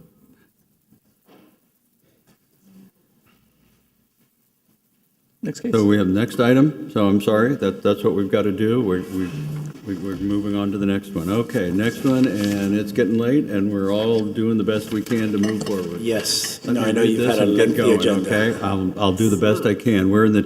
You're doing the TDR here, okay? So we have item number 248190, which is transfer development rights of receiving site. Proposed development receiving site is located at 299 Minorca Avenue, legally described as lots 45 through 48, Block 17, Coral Gables, Section K, according to the plat thereof as recorded in Plat Book 8, page 33, Public Records, Miami-Dade. Okay, the following historic landmark properties are within 500 feet of the proposed development located at 299 Minorca Avenue. 2120 to 2140 Salcedo Street, also known as 301 to 305 Alcazar Avenue, legally described as lots 25 through 30, Block 19, Coral Gables, Section K, according to the plat thereof, Plat Book 8, page 33, and 235 Majorca Avenue, legally described as lots 42 to 45 inclusive, Block 7, Section K, Plat Book 8, page 33, also Dade County. Okay, therefore, per section 14-204.6 of the Coral Gables Code, the Historic Preservation Review and Approval of the proposed development is required to determine if the proposal adversely affects the historical, architectural, or aesthetic character of the historic property. Okay, so there's no, okay, let's see. Sure. So we'll open up. Okay, you guys, everybody's sworn in? Yes. Okay. Could we get the Anna, go for presentation, it. please? Public hearing. Backwards. Not that one.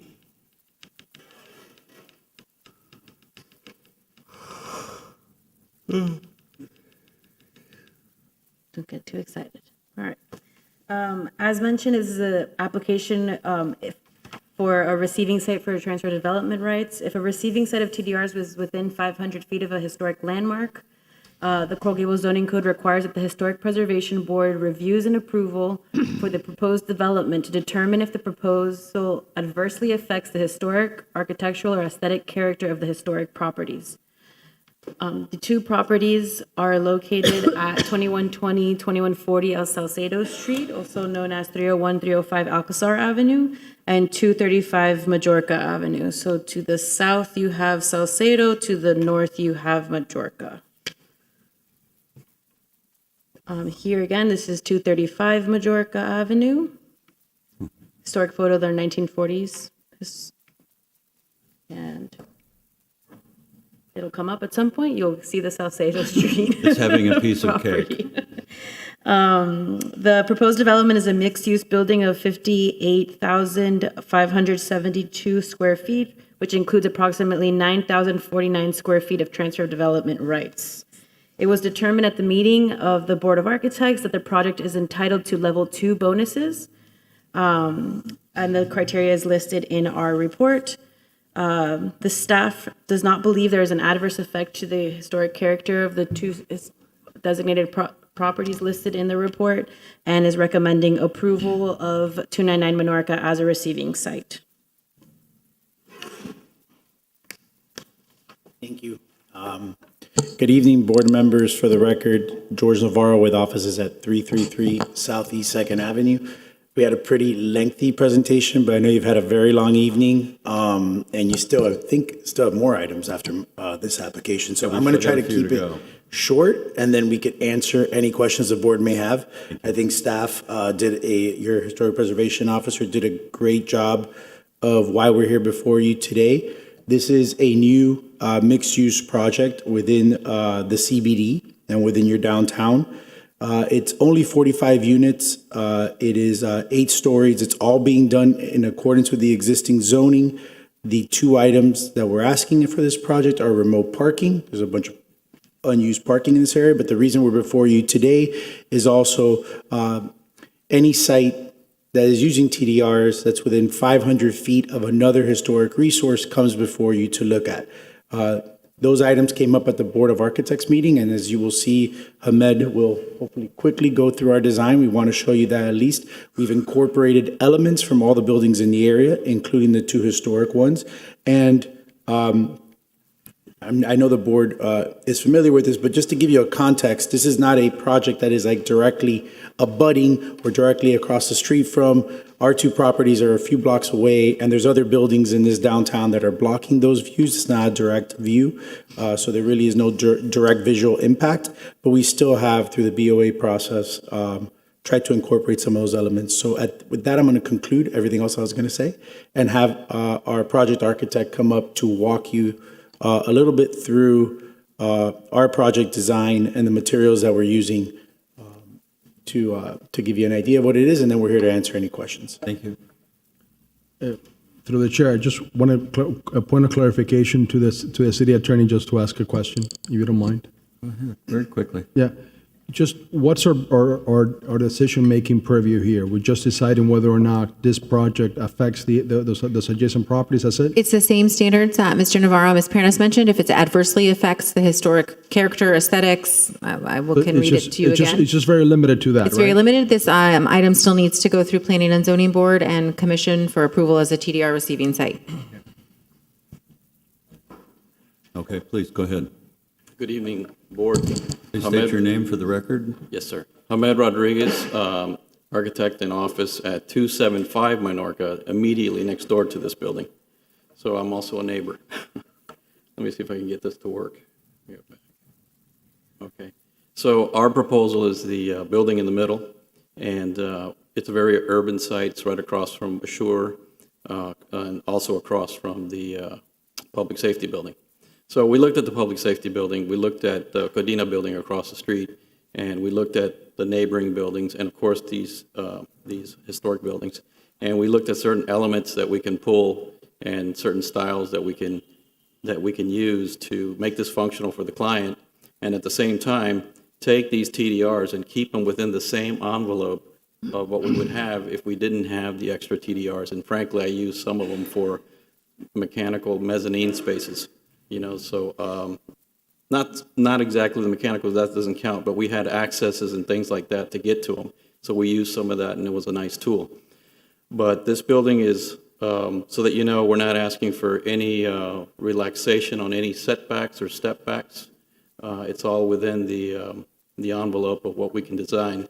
And we picked something in a type of classical look, and then we went a little bit towards more of a Spanish feel, more like something you would see in Barcelona, and we felt that it was a nice blend, and it worked well in this environment, which is starting to be very urban. And of course, we've got very modern buildings just to the east of us, which is the garage building, and so it's an eclectic area. So let me just go through really quick. I think I'm going the wrong direction. Here's the one that doesn't work. Try that from your angle. It's not working for That most helped. of us today. Yeah. There you go. All right, there we go. So I'll go forward. So as you can see, the the one building that's used now as a banquet hall there on 301, 305, we picked some of those elements. It has a balcony and an awning. And then we did the same thing to the chamfered corner, and we also did a metal awning. And it's going to be very ornate. And you'll see the materials here, we're using type of railing that wouldn't be standard. We're doing trellises at the mid-level, which is the podium. We're using terracotta flat tiles, real limestone on the base, and these were all requirements. Some of these were requirements of the board, which we went through and satisfied that. And now that's it. Thank you. Thank you. Please. That's it. We Okay, conclude. that's it. I know you've had a long evening, so. Okay, are there any questions for the applicant? I appreciate the length of your presentation. Yes. For the record, if I had may. a lot of pages, so. Just to read the exact provision so I can answer Mr. Banos' question correctly, it's the Historic Preservation Board review and approval is required to determine if the proposal shall not adversely affect the historic, architectural, or aesthetic character of the historic properties. Okay, are there any questions? Nope. Okay, Ready for a motion? well, we're almost ready for that. Okay, so we're Well, gonna, as soon as you open up public comment and you close it, Okay. we can do that. Does the Are motion there- come with cake or? are there any letters of support for or against this project? Staff, did you hear the question? And anything for or against? No? Okay. Were you asking me a question? He asked if there were any letters of support. Oh, Anything- no, there was no letters of support. Is there anybody on against. Zoom? Okay. All right, so we're going to close the public hearing portion of this thing and put it back to the board. Okay, board? I have one comment. Yes, ma'am, you may, Rodriguez? please. Your architecture is great. Every time I see a building, I recognize it as yours. I didn't realize that you were here until I saw the building, and it really elevates the architecture in downtown. Thank you so much. We're small, and we really take one at a time. and we That's try. great.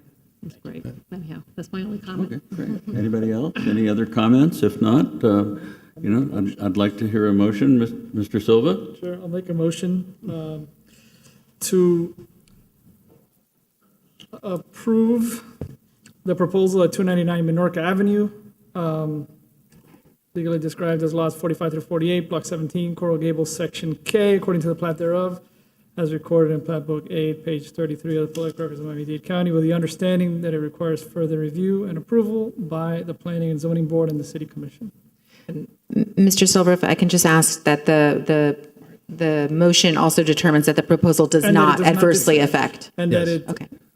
it does not, it determines that the proposal does not adversely affect the historic, architectural, or aesthetic character of the historic properties located within 500 feet of the site. I'd Thank like- you. Second. Thank you. Okay, do we have a second? Oh, we have lots of them, but We Mr. have- Banos. There's a tie. Ms. Alvarez? I want to move this along, so second. We said it at the same time. so. Mr. Banos, so yours, is the second yours? I'll be gracious to the lady. She can have the second. Okay, Ms. Alvarez, then you just seconded it.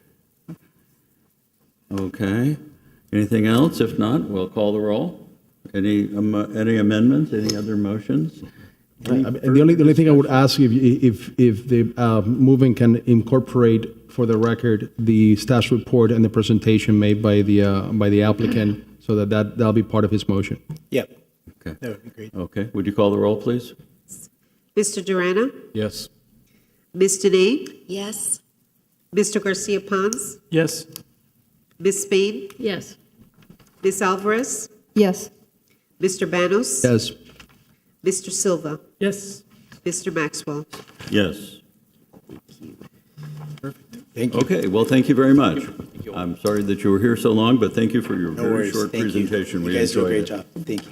Okay, we're going back to our regular schedule here. We're at Special Certificates of Appropriateness, 248186, case file COA SP 24-2025, continued.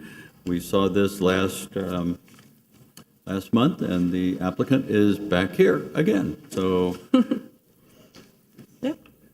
Welcome back. Hello. So I'll make my presentation very brief as the application was continued and it is something that you all are familiar for. The request is still for a one-story addition and that has been modified to remove any variance requests from the hearing, from the application. So they were able to bring in minimize the square footage and the side setbacks. They have also discussed that there's going to be, we had some concerns with the window modifications that were within the application. He has addressed some of those within his presentation. It's not something that we was part of your application, but they are aware that we had those concerns, so it's something that they're willing to work with us on. And I'll let him explain the rest. And so has staff resolved those with the applicant? So I have not seen the proposal for the windows yet because it's something that once they received the report, they modified. Okay, thank you. Hello. Hi, how are you again? Wonderful. Thank you to have me back. The modifications she's speaking about is just like 2 windows. So I will share. Is it possible to make me an admin? Sorry, I'm waiting for you to connect this. Oh. I am connected.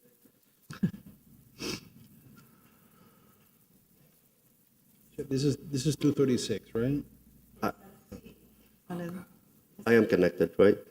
CGTV, can you share, Hassan Rahal wants to share screen?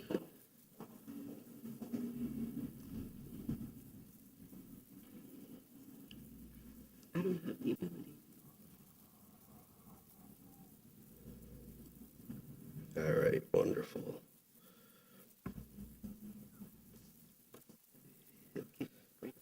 Okay, so as we are aware from the last meeting, I am the architect of record for the following project. This project was submitted in front of the BOA for an addition prior to the designation of historical. Along the way, the Board of Architects advised that we go and get it designated. So the client, thankfully, is very cooperative and has been very patient, and we've worked together to designate it, along with BOA, get it approved through BOA, along with Anna's and the staff for historical. And the last thing we submitted for was a variance because we were stating that the side setbacks for the maximum and minimum were the same. However, we concluded that we're going to modify it to where no variances is needed. And we did resolve the problem. And so the project is on 236 Alito Avenue. And this is just for your recollection for some of the images of the existing home. In the proposal, we are proposing to bring back and restore the original design that was lost along the way.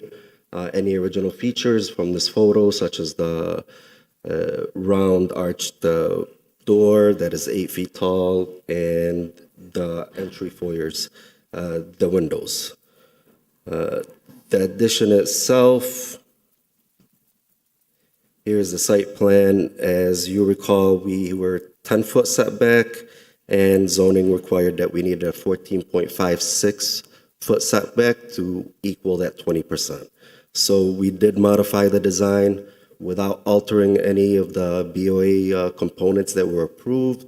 All the windows remain the same. The design, the concept, and the height still remains the same. And even the interaction with the existing building, we kept it at a minimum. And this is the floor plan. In regards to the modifications that Anna was speaking in regards, it was this window here, it was blocked in. So we made sure to modify just the shower head and place the window to where the opening is and not to lose that feature. Also, along this line, there was a block in for 3 windows. We ended up just flipping all the appliance to the other side so we can make sure that we maintain all those windows or maintain as many windows as possible. And this would be the front elevation. As you recall, it was a 10-foot setback. It wasn't a big adjustment. and the rear component. So this was the laundry room. We had proposed one window, the openings for two. So we shifted one of the walls to make sure that we maintain both windows.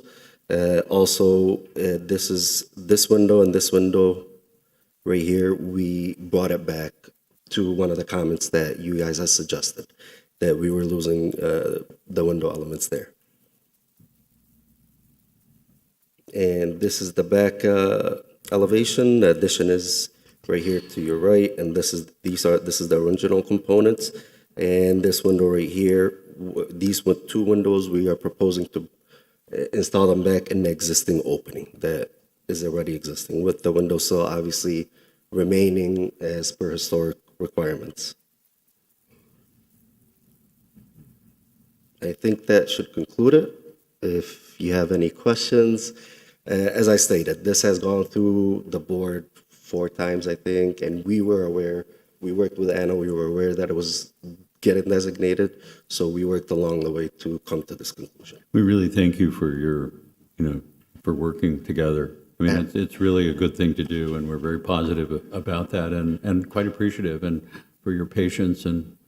Absolutely, and I'm trying very to grateful to understand the have a process. client that is so For caring your about client's architecture. patience, because Yes, she has endured a great deal to get here. Great, okay? especially, I mean, when she had purchased the property, it was not designated. So to go through that whole process and for her to be that patient has definitely been a humbling experience and a great thing to have a client such as that. She has a son from college back home. Hey, Yes, you like do to- recall. I'd like to have any, so we can move along here Got it. tonight, Any and questions? maybe I'll go home before midnight. Are there any questions of staff or the applicant that the board would like to entertain?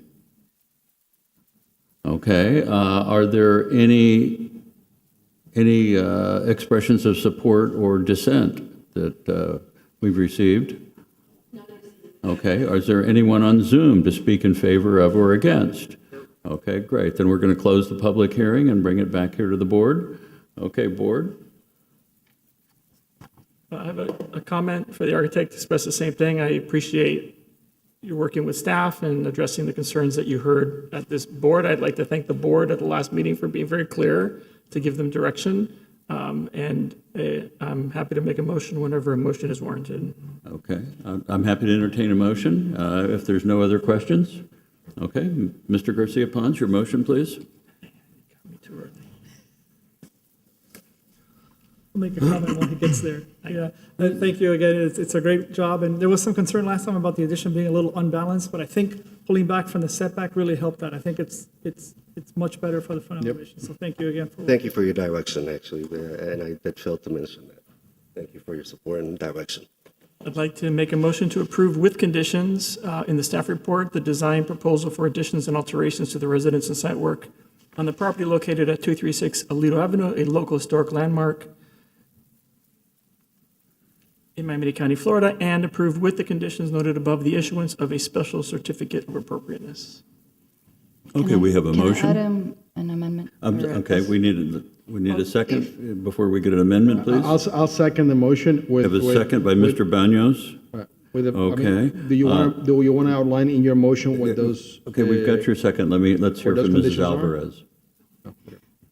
So on the schedule sheet, A6, the new arched windows have like an awkward spring point. So I think the intention from the elevations looks like it was a perfectly semicircle. So I would just say to correct that in the, Yeah, in the on the construction schedule, set. yes, we will correct all that schedule plans as you know, we were trying to rush to make sure that we continue and if there was any discrepancy on the schedule. But in regards to, of course, the elevation, any arch windows is to match what the balance that's in. Anything else, Ms. Alvarez? And I would say, and also to review Sorry, with Miss- staff the dimensions of the frame size.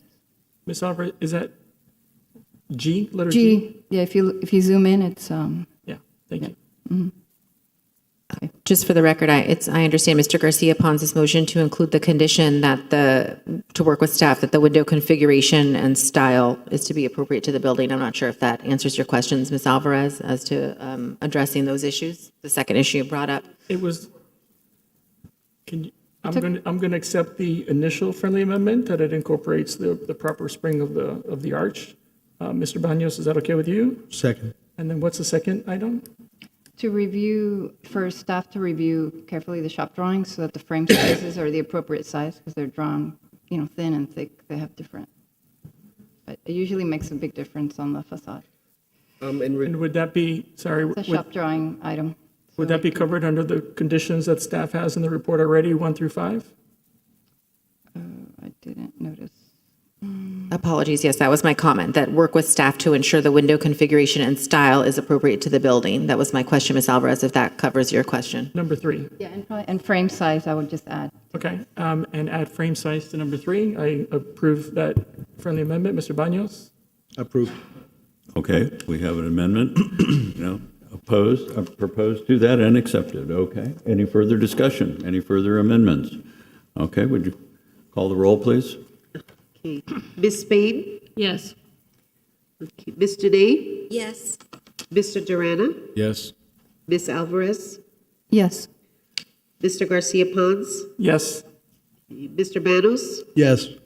Mr. Silva? Yes. Mr. Maxwell? Yes. So the motion passes 8-0.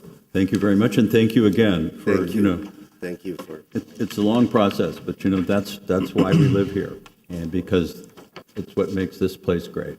No, absolutely. I was telling my peer that we used to study about Coral You guys are Gables great during our clients. master's degree, and it's a pleasure for me to be up here in front of you. Thank you. Thank you. Thank you. Okay, we have the next item, which is coming up. Let's see, we have a withdrawal of 2430. Last item, most So we importantly. are on 248188, COA file, case file COA SP 2024-029, an application for the issuance of a special certificate of appropriateness for the property at 516 Caligula Avenue, a contributing resource within the French Country Village, legally described as lots 6 through 7 and number 8, block 125, Coral Gables Riviera, section 10, according to the plat thereof, Plat Book 31, page 1, Miami-Dade County. Application requests design approval for a new slate and copper roof and the removal of 3 dormers. Thank you. Staff. You can put the PowerPoint up, please.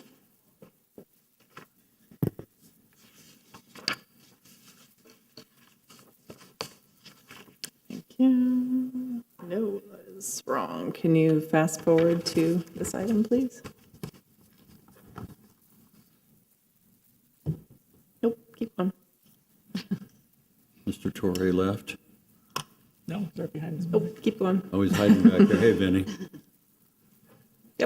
There we go. Thank you. So this is a site map of the property. It's part of the French Country Village, which was designated as a historic district in 1989. And the homes there are patterned after 18th century rural French architecture. In the designation report for the district, the architectural style is defined as the architectural style represented in the French Country Village is an interpretation of the diversity of European 18th century provincial architecture featuring half-timbering towers and steeply pitched, cross-gabled, or hip roofs covered with shingles. This property, designed by Edgar Albright, is one of 11 contributing resources within the district. The application does propose to install a slate roof as well as areas of copper roof and to remove dormers that are not on the original portion of the house.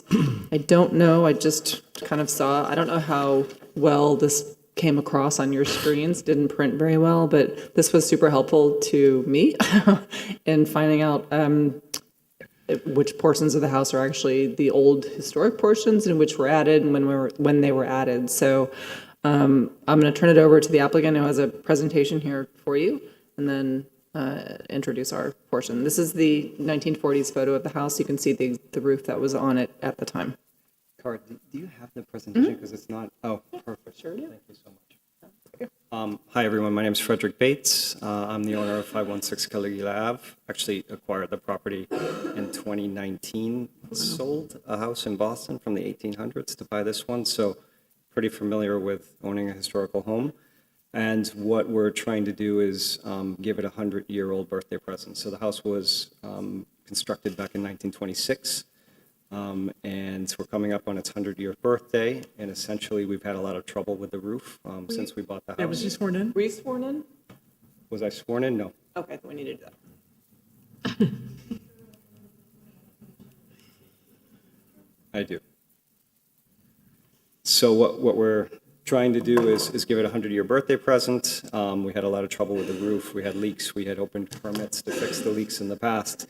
Kept recurring issues, and so essentially, instead of continuing down the path of Band-Aids, we've decided to sort of redo the entire roof. And while we're at it, we were deciding to try to go back to the original roots of the house, which was slate back in the 1920s, but it was replaced with tile and then ultimately Ludovici tiles, which was a high-quality tile, but wasn't the original roof. So I'll take you through a quick presentation in terms of what we're trying to do. I think what we got approved with the Board of Architects kind of lit a light bulb in my head that maybe what I was trying to do was a little overambitious in terms of some of the design. So I've actually conceded a few things that I think you've seen now to try to meet somewhere in the middle, but I'll walk you through it so you can understand what we're trying to do. Forward. So this was the original picture of the house back in the 1920s, 1926. It is part of the French Country Village, and it's one of the, I would say, more prominent houses. And it's not on Hardy, but it's one road back. This is just a snapshot of what it looks like today. So you can see, those original kind of more slate-looking tiles were replaced with these Ludovici terracotta type tiles. Looks great, but it's sort of come to the end of its life in the sense that we're having a lot of trouble, a lot of leaks in all the dormers. And so what we decided to do, or what we would like to propose to do, is we actually went back to the original architect's book on French country design. So this is one of the three architects that were prominent in the French country village. So this is actually from Goodwin, so he's right on. Okay, people are nodding. So we took a lot of the samples of, kind of what he was displaying as traditional French country design and stuff that would be more original to Provence. So we thought we could go back to slate, or we can try to actually, jump a little bit higher and go to something even more traditional to the south of France. And so what we ultimately landed on was trying to go to a more fish scale cut slate, which of course is a lot more expensive to hand cut thousands of pieces of slate, but we're not going for, the investment value here. We're going for the sentimental value. So these are just a couple of snapshots from the book. If anybody wants to see the original book that he did 2 years before building the house, I'm happy to show you some of these items. So it's this. Just a snapshot of the book. Some of you are already familiar with the architect.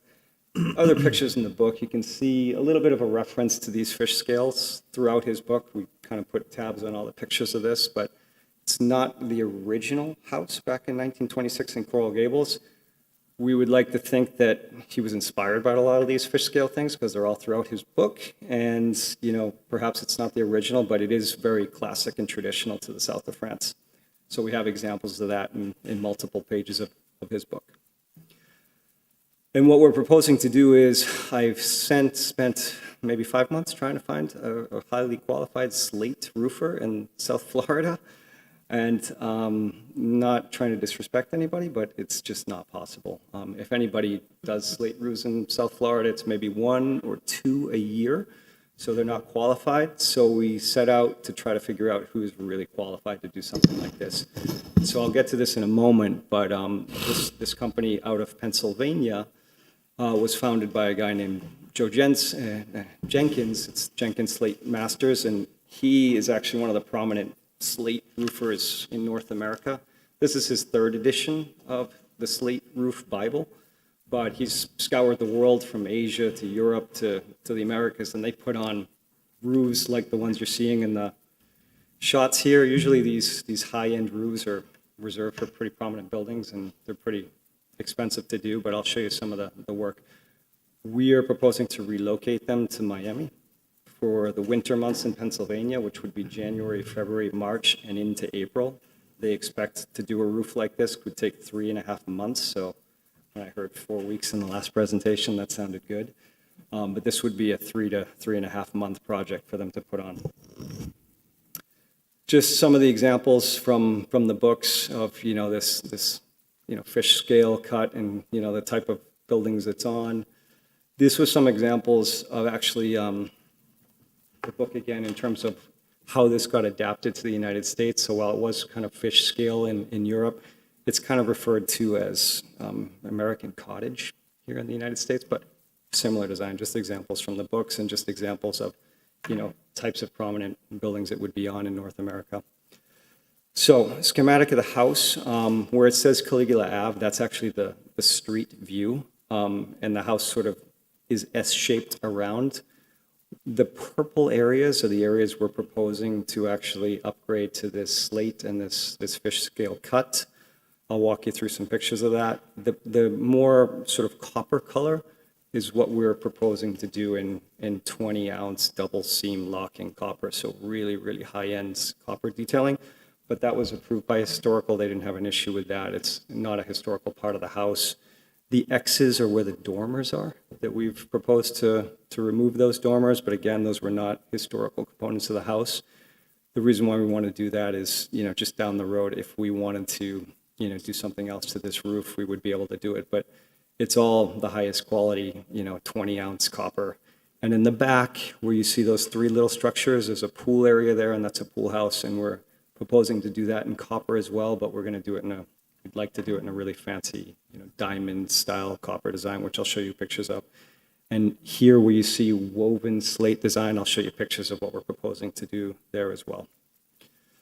So I brought some samples of the slate. You can see them on the top left. Most of it would be this black color, kind of a dark gray black. All of the slate is actually to be sourced from the north of Spain, which is the most traditional slate that would be used in the south of France.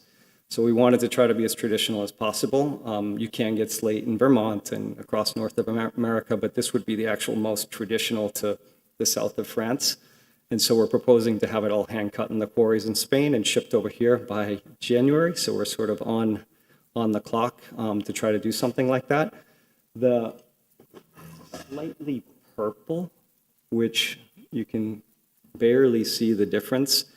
In our original proposal, we actually wanted to, lost the presentation, we actually wanted to have a bit of a diamond design throughout the roof. So if you can imagine 4 of those slate fish scales, one on the top, one on the bottom, one to the right, one on the left, kind of like I think Louis Vuitton bag or something like that, like a pattern going across the roof.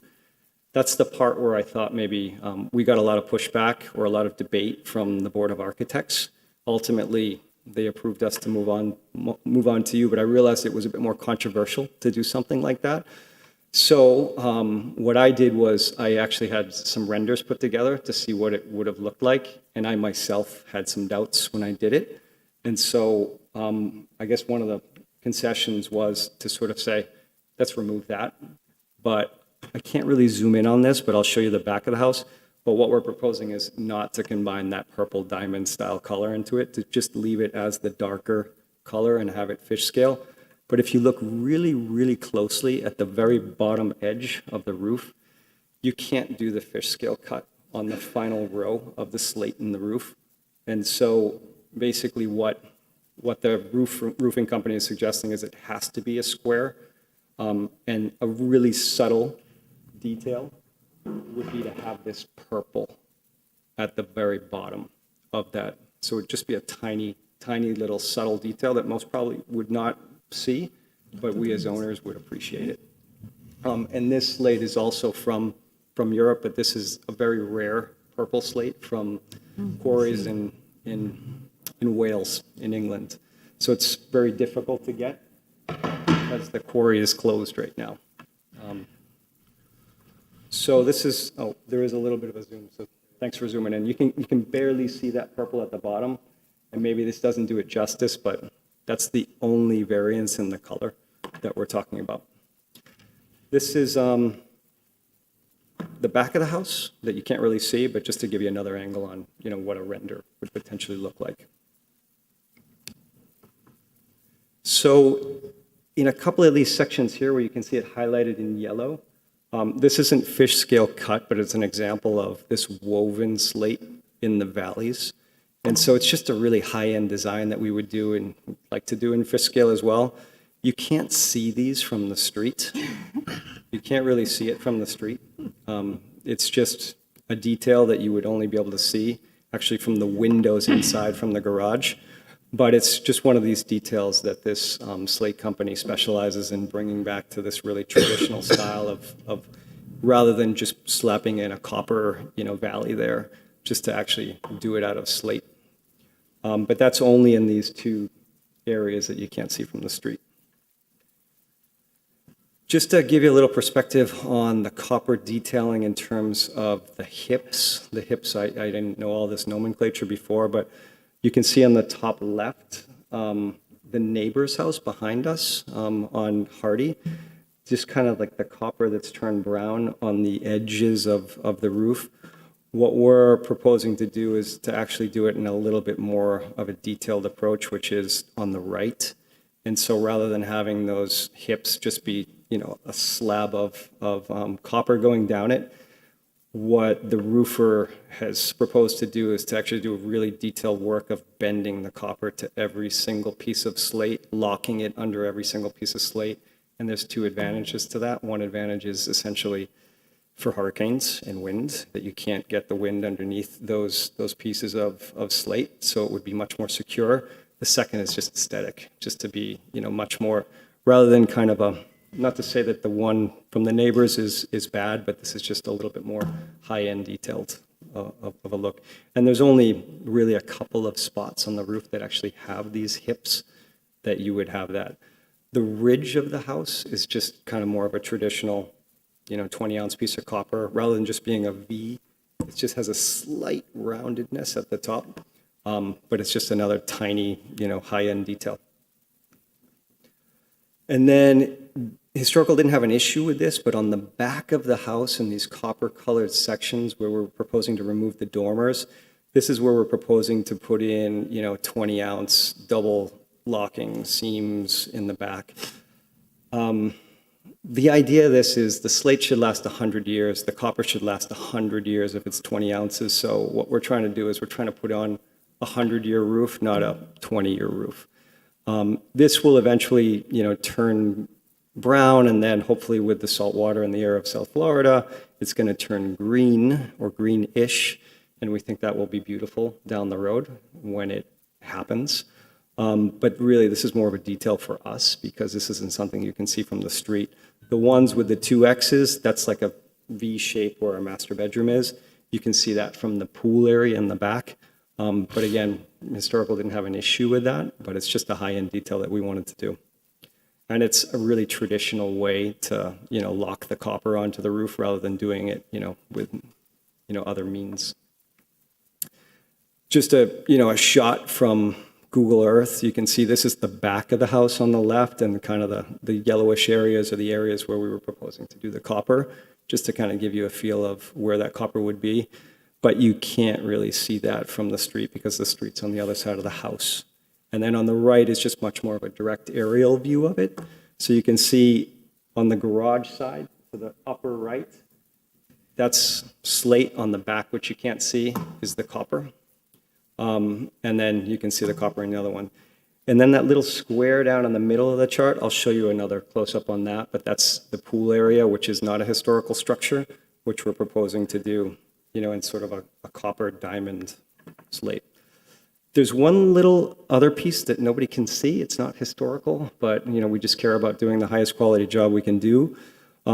It's right above the right side of the garage. It's a flat roof. You can't see it. What we're trying to propose to do is rather than do it on the cheap and just put whatever on the roof, we'd like to do this flat locking 20-ounce copper detailing there, just so it really does last, hopefully 100 years.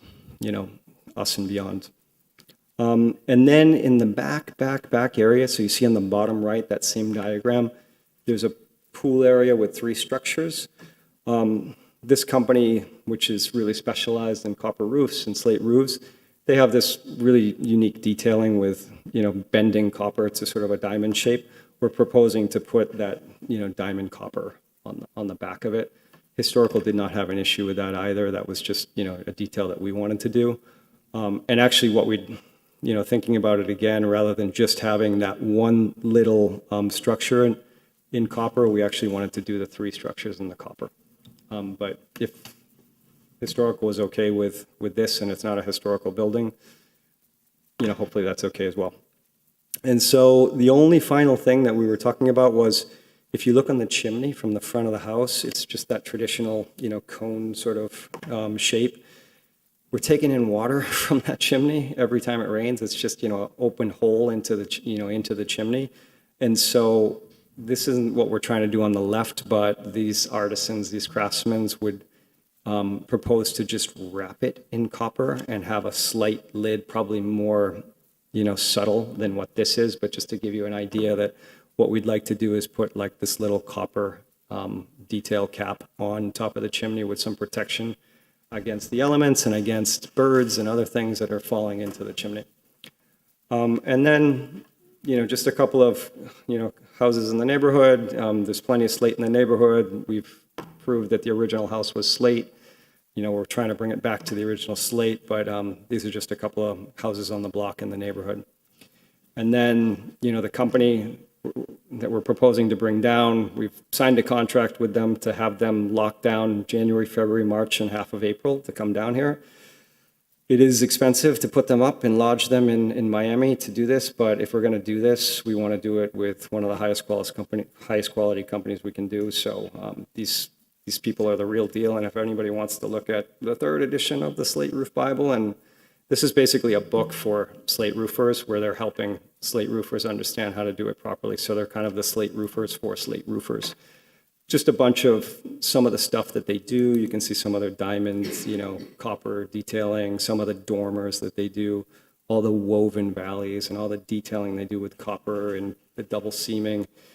These people are the real deal. They're, probably one of the best in North America. It's a little bit crazy what we're proposing to do in terms of the budget, but we're in love with the house. We're in love with the French Country Village. We, probably erroneously think we're going to keep the house forever.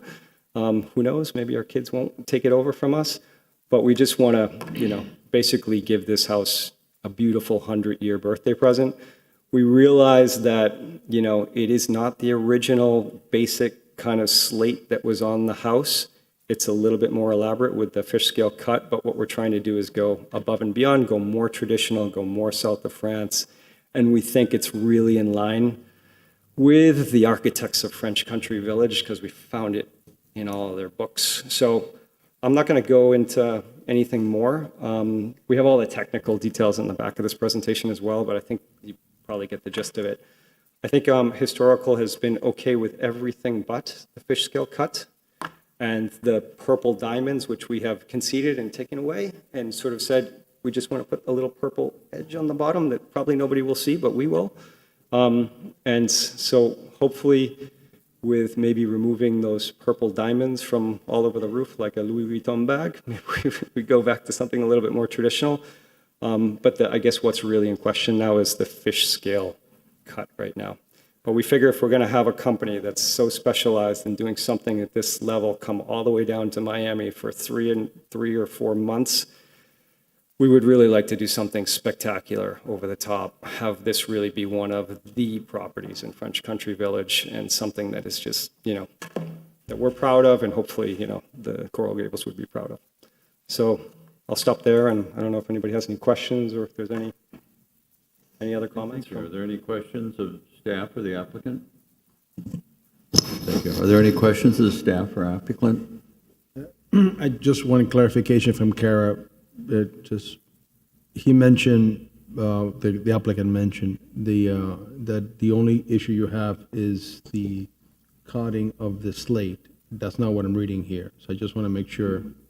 So the slate It's a material itself. that as you the have it. material is great.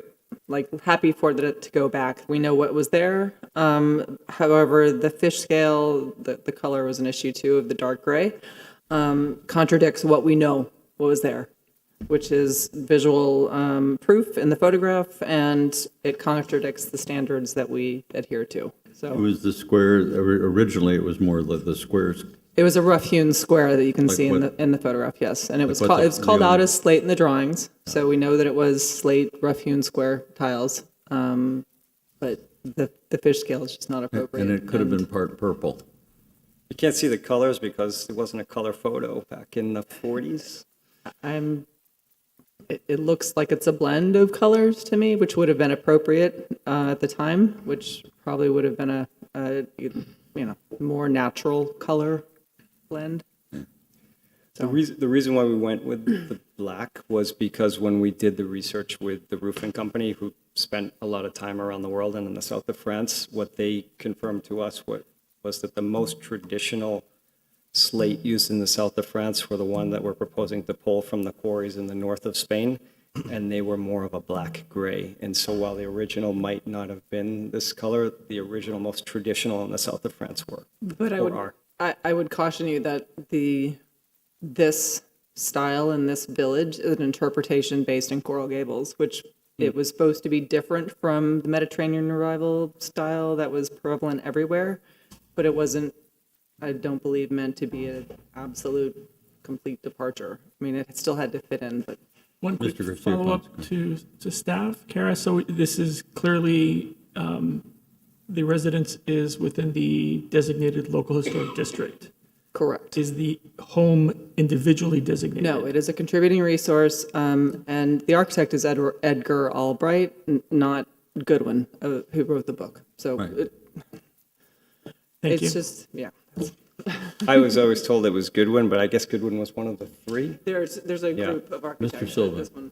Just a quick question. So staff is okay with all of the copper work. Does that include the copper edge detailing that they're proposing? The copper ridge, The hip joints that are kind of tucked So in? the house next door, just as a aside, those were copper because they could not get an NOA for that steep pitch of a roof. So it was actually a desperation move after they had already gotten the permit approved that they went and got a one-time, deal to have that done. No, I'm okay with the ridge. The back being copper and the front being tile is strange to me, but it's not visible. It's an addition. The little piece on the chimney was not part of the application. It's the first time I'm seeing it. I don't think it went to BOA either. So Any further questions? I do have one more, also really for the homeowner. Thank you, Kara. I think you make a good argument with the idea of going back to the original material and the fact that this isn't individually designated and it is more of the provincial architectural style of French country style. I think this might fall into that. So I think the argument you make is pretty good. My question specifically is, I think you made the right decision by removing the purple diamonds. And I'm going to ask, the little band of purple that only you're going to see, is that something that you can live without? Because it seems that the fish scale is more prominent when you change the edge color. And if you keep the same color underneath, it'll be slightly less prominent, although it'll still be beautiful when you look at it. I'm not sure if the banding is the right solution for using the purple. I agree with staff and everyone that it was originally a mix of colors, and slate is not uniform across, so it's going to come across as slightly mixed. So I don't know if there's another way that you can incorporate, or you'd be interested in incorporating your purple tile versus the very specific edge banding that everyone's going to see, which may be, in my case, a bridge too far. Okay. I mean, I'm here because I care, right? And I'm part of the community now, and I'm part of the French Country Village, and I'm carrying the baton of this house, and I'm open to making modifications. So while I think it's beautiful, and I think it would be a really subtle, nice detail, I want to walk, I have a team of people that are going to relocate from Pennsylvania down to here. I have to get thousands of pieces of slate cut by hand in Europe and shipped over to Miami by January. And I need to walk out of this room, hopefully, with, a yay or a nay, or if it's, can you modify this or that? I want to walk out of here with a plan and call the roofer and say, put in the order, because I'm under the gun here, because it's winter in Pennsylvania in January, February, and they can only do one job per year out of their home market. So I appreciate it, and I'm just one voice, so I just wanted to make. I would love to do it, but I am flexible and open, and obviously you were all on the historical board, and I respect your opinion, and I respect historical's opinion, and that's why I backed off of the extraordinary design, and that's just as you get passionate about things, sometimes you make mistakes, and when I did the render, I realized that not even I am convinced of this render now. So anyway, the answer is yes. Thank you. But I hope that maybe you can approve it. Do I have any questions back over here on this side? No? I'm pretty good. I mean, I think, Coral Gables would be a better place with more people, interested in the history of their house and especially the historic house. And it shows that, you care about it. And I know you've done your research. And honestly, I'm glad you brought it up because it was a good education for me on some of the stuff. Thank you. I mean, I understand historic's point with the square slate, but I think it's worth a shot. I think it's a nice, I think it's a cool, unique, roof, and, I'm okay with it. That's just my opinion, but I agree with maybe I'll leave the purple thing to the architects. I think as far as from a contractor side, I think it looks nice. I think it's a nice roof. Through the chair. Okay, and on this side? Yeah, just, this is one of the applicants, I haven't been here that long compared to the rest of you, that has cared more about the detailing and the propositions and how he's done all these things. I don't think that the purpling takes away, I'll be honest. I think, and if you were to, and you don't like the aesthetics, you're the type of person who will probably take it away. So I'm okay with the present proposal as it stands, with all respect to staff. So. Okay, Ms. Alvarez, anything? No. You all can finish, and then I'll give you one last Yeah, please go ahead. thought. I don't have any questions. Okay. Ms. Spain, anything? Well, Come on. I know that it's not appropriate to put the fishtail on it because it was not original to the home, and that's what we're supposed to do. But I love the fishtail. I'm We do just too. saying, they are so cool. However. And you won't find it. That is not, I just love your whole proposal. It is absolutely amazing and so impressive. But I know that our purview is to bring it back to its original. So I'm a little torn. Ms. Okay. Spain, if I may. Yes. All right, so, Mike, can I just read this, from the staff report? The architectural style of the district is defined in the designation report as follows. The architectural style represented in the French country village is an interpretation of the diversity of European 18th century provincial architecture. It doesn't say this house or this color or anything. True. Right. So I'm just reading from the staff report. And we took it from Goodwin's book, so there are examples of it. Kara? So again, when we review roof permits, we ask that the applicant go back to what was originally on the house. We know what was originally on this house. This is not different than someone asking for S-tile, even though it's a great presentation and much nicer than S-tile, don't get me wrong.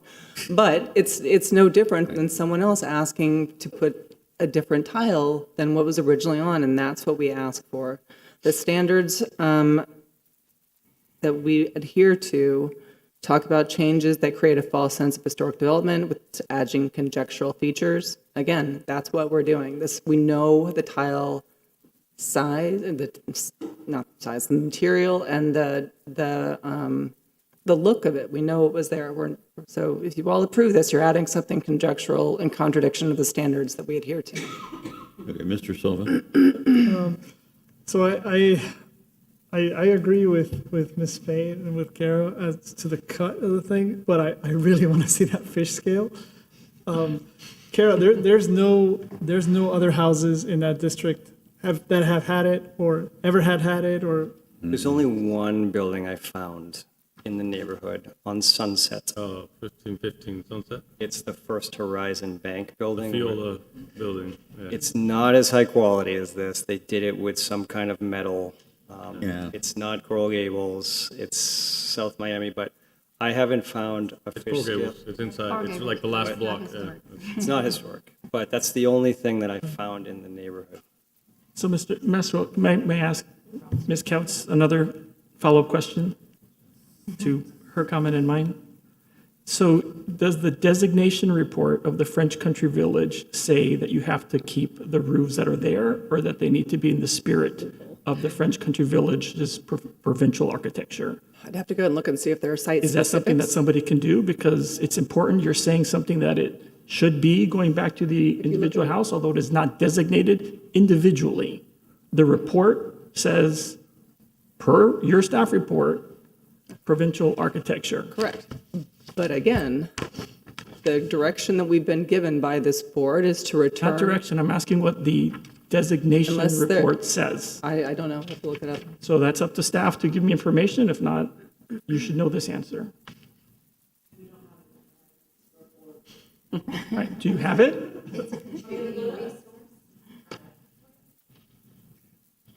It'll be fantastic. Okay.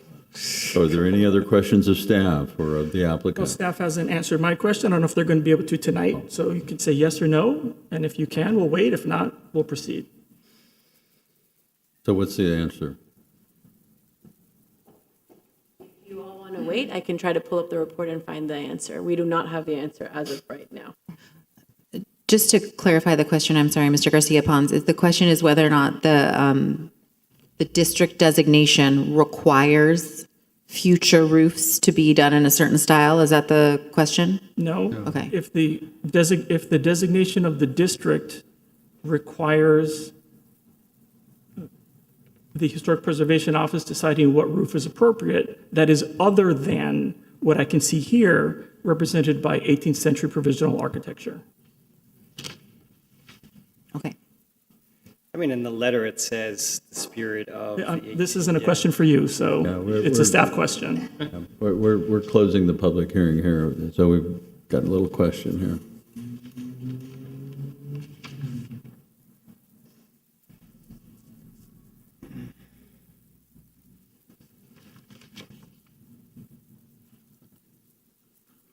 So Vinny, when are you going to finish the house on Malaga? Next year or two? You're being recorded. You're being recorded. This is on the record.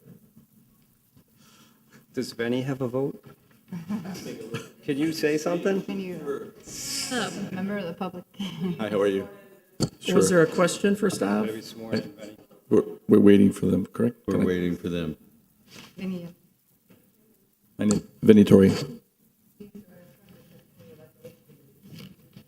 Absolutely. Vinny Torre at 208 Andalusia Avenue. So we should all be so lucky to have clients like Mr. Bates. This is one of a kind. You don't get that often, these kinds of presentations, and we all know that. We also don't get a chance in the city to do something as spectacular, as out of reach as we're trying to propose here. This is going to be a learning experience for me as well. I think I'm excited to even be near this project. I've met with the roofer, and he's a real thing, and these guys are the real McCoy. And again, we don't have that opportunity here in the city to do that. So I think if we have the opportunity to do something to this magnitude, we should take it, and that's how I see it. But that'll be your decision. But this gentleman is doing something that few of us have the opportunity to see happen here. So, and this house is one of a kind. Been there, it's a spectacular house. All right, well, let's see what our staff comes up So with. it to answer says, the talking question. about districts in our code, it says every historic landmark or historic landmark district may be assigned a set of detailed zoning district regulations. Such regulations may be designed to to supplant or modify any element of existing zoning regulation to the following: use, floor, area ratio, density, height, setbacks, parking, minimum lot size, transfer development, any additional regulations provided for. Zoning amendment may identify individual properties, improvements, landscape features, architectural sites, categories of properties, improvement, landscape. So there is an ability to, when you're doing the designation report for these districts, to add requirements of aesthetics. Which And is that's what I'm you're asking about. specifically. Very clever boy. Thank you. Good, good. Thanks for that information. It's very helpful. Okay, pending the staff's answer to the question, is there anybody on Zoom? Is there any dissent or anybody else in support of this? If not, we're going to close the public hearing. Thank you very much. And we're going to take the last question from staff. So please feel free to. So I will tell you that we don't treat contributing structures any differently than we do individually designated structures in terms of what we ask for. It does call out in the review guide as the roof slopes are steeply pitched, tipped, or cross-gabled roofs, covered with clay shingles. Original drawings specify tile shingles, asbestos shingles, and slate. Tower roofs are conical in shape. For this specific property, it calls out the overlapping shingles with a photo pointing to the tile that was on the roof at the time, which was what was there originally. And then dormers, secondary level shed roof, brick coining. Could you read that specifically, what it says about the shingles again, that sentence as it is written? Overlapping shingles. The entire sentence, please. Overlapping shingles. Is a sentence. Is a sentence. So can you read the leading up to that sentence, please? Okay, so that's calling out this specific property in the review guide. In the material discussion about the district characteristics, it says roof, roof slopes, roofing materials. The roof slopes are steeply pitched, tipped, or cross-gabled roofs covered with clay shingles. And then in parentheses, original drawings specify tile shingles, asbestos shingles, and slate. So if you're going with the review guide, it goes back to clay. And where you just were with on the specific property? What are all the things this is about the specific property?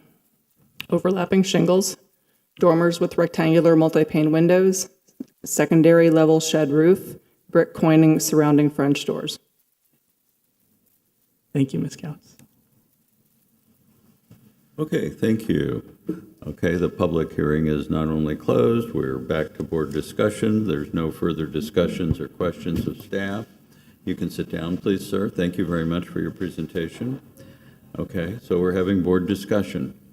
I think Mr. Garcia Ponce's questions to staff and the example that Kara gave, which is, well, if we're going to do this for the S-tile and we're going to remand that, it's sort of the same example.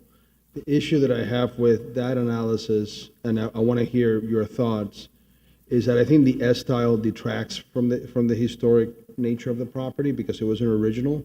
This one, I think they have an applicant that has gone out of their way to the point of sourcing and going to France and doing all this research to make it not only true to what it was, to what is there, okay, but maybe a better example of what it should be. The question becomes is that better example, quote unquote, okay, detract away from the overall district or not? Am I understanding your concern?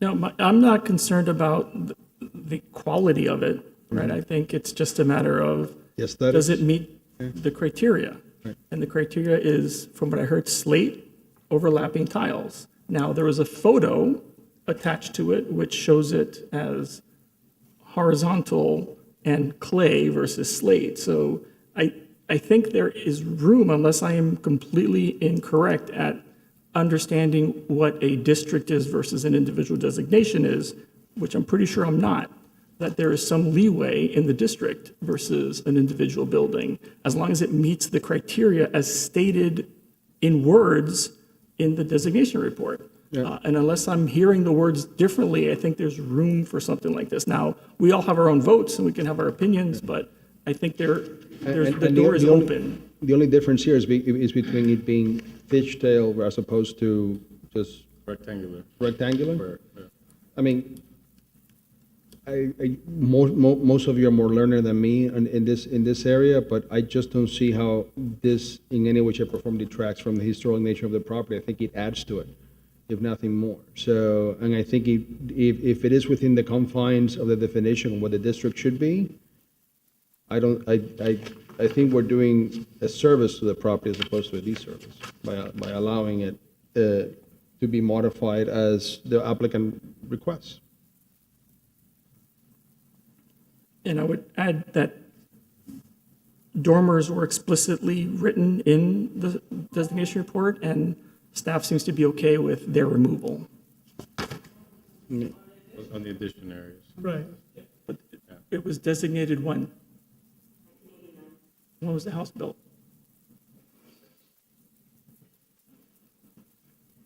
I mean, this roof is just weight in gold, okay? But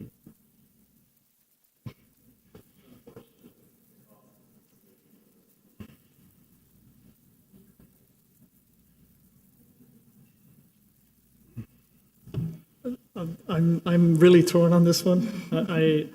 I keep going back to this concept of we know, and I have a bigger problem because if we go back to the original was clay tile. Was was the original slate. The slate? original was So the original slate. So that's Original that's slate, not- yeah. So the original slate, and like I get into this issue of redesigning the house, right? Like that's where does it stop? I guess where does the line go? I mean, I see what you're saying, Mr. Garcia Pons, about there being some leeway in the language of the district. So I guess that's why I'm on the fence, right? It can go either way. But I think I personally am more comfortable going back to what we know was there originally, which was a square cut slate in a multicolored pattern. But again, that's just my opinion. As much as I would love to see that fish scale. Any further discussion? what I would like to do is just move. Like to call for a motion? Yeah, I would like to move and then just test it out, and if it goes one way, then it goes. If it doesn't, then, you know.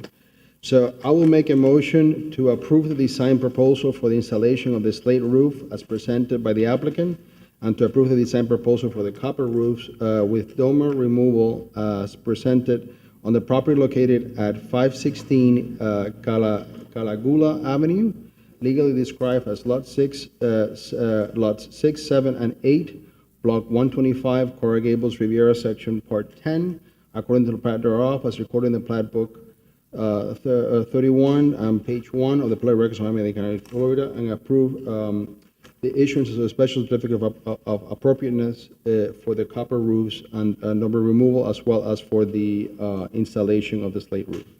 Do I have a As presented. second? I'll second. Would you entertain a friendly amendment? Absolutely, sir. I was hoping you would make the motion. Exclusive of the purple tile, so it's just the, Exclusive of what, I'm sorry? excluding the purple tile. To exclude the purple tiles. No. No. Well, It's that's just, not on it. He took it's it off. exclusive. I agree with Mr. Garcia Pons that the color is off, okay? So, yes, I'll accept that friendly amendment. And that includes the fishtail. I'm okay with that. Yeah. Yeah, I'm fine with that. Okay, so we have a motion by Mr. Banos and second by Mr. Durano to Mr. approve the Maxwell, application. HPO would like to say something? I just have one quick question to course. confirm, because the proposal that we reviewed did not have that chimney cap that he had presented today. Does your motion also include the chimney cap? No, the motion did not include the chimney cap. No, it does not, because I saw, as far as I that's- But understand. just Mr. wanna Banya said as clarify. presented, so it does. Okay. Just, Can we leave that for staff and you guys to work out with him? If, I mean, No, Miss, please. just to clarify, you said copper, but just to be clear, the proposal was for a copper roof, the hips, and the proposal that was presented did not, minus the presentation, but the proposal that went through Historic Preservation Board did not include the chimney cap. So, which is just what was presented today. So does your motion does not include the chimney cap? It's a proposal in front of me, not necessarily the presentation, right? So Yeah. the presentation does not include, as far as I understand, of the proposal, the chimney caps. So that's my motion. Thank you. Okay, so we have a motion and a second. Is there any additions or amendments? So does anybody have a thought on the chimney cap since it was presented to us, or just continue it? Does anybody have a friendly amendment or not? And I to me, understand it's that in the chimney cap is not part of the motion. But it can be, He which can- is why I'm asking. Yeah, because if not, If then you we're want going to to come make an back. addendum to it, by all means. Yeah. I'll defer to the architects on the. So I just want a little discussion on that, if you don't mind. Let's see if we can get the amendment here. If No, that's No, what we're I gonna don't do. have one. I know that it was expressed. I was just checking before we voted. Okay. So, all right. I mean, Okay, can- so I'm going to call the question. Got it. Okay, would you please call the roll? So clarification, it does not include the chimney cap. Does not include the chimney. My understanding of the motion is does not include the chimney cap. It includes the proposal for the fish scale minus the purple edging with the copper roofs, copper hips, and the dormer removal as presented in the proposal that went to Historic Preservation Board. I want to make sure it says yes. Historic fish staff. Scale, not Fish tail. scale. Thank you. Oh, yeah. Okay, call the question, please. Roll. The roll. Ms. Alvarez? Yes. Ms. Deney? Mr. Garcia Pons? Yes. Ms. Spain? Shoot. I was counting the votes because you need 5. You know, that's not how that works. I'm going to say yes. I shouldn't. I'm just telling you that I should not vote this way. I'm going to say yes. Okay. Mr. Banos? Yes. Mr. Silva? No. Mr. Maxwell? No. There's one missing. Motion passed. Mr. Durana, I'm sorry, I apologize. Mr. Durano. Mr. Durana? Yes. Okay, you didn't get Ms. Alvarez, did you? Yeah, she was Yeah. first. Yes. Approved 6-2. 2, 3, what is it? How many? 6-2. Oh, okay, I feel better. You shouldn't. Yeah. Depends who you're asking, Donna. Okay, So wait a minute, I got to see the fish scales. all right, thank you. Thank you. Okay, old business. No old business. I have a question. All right. Wait, sorry, I do have a question to the chair. Yes, you may. Any updates on City Hall reconstruction? When are we going to hear about that again? That's one of my updates. The City Hall, we're actually working right now with engineers and Public Works on shoring options for some of the columns, including the exterior column that we all had discussed. So there will be temporary shoring installed on the exterior of City Hall at some point. We are trying to make it as minimally invasive as possible. I was with the engineers today from 11 to 1 p.m. until I had to go.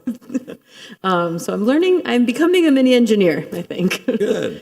So that's in process, and the city manager's office will be providing an update to the city commission. It'll either be on the upcoming agenda on Tuesday or the November agenda. Once the agenda is published, which should be tomorrow, I will confirm with you all and send you kind of a reminder if you all want to tune in. And if not, I could do what we did last time and just send the link so you could kind of see what the new assistant city manager has to say about it.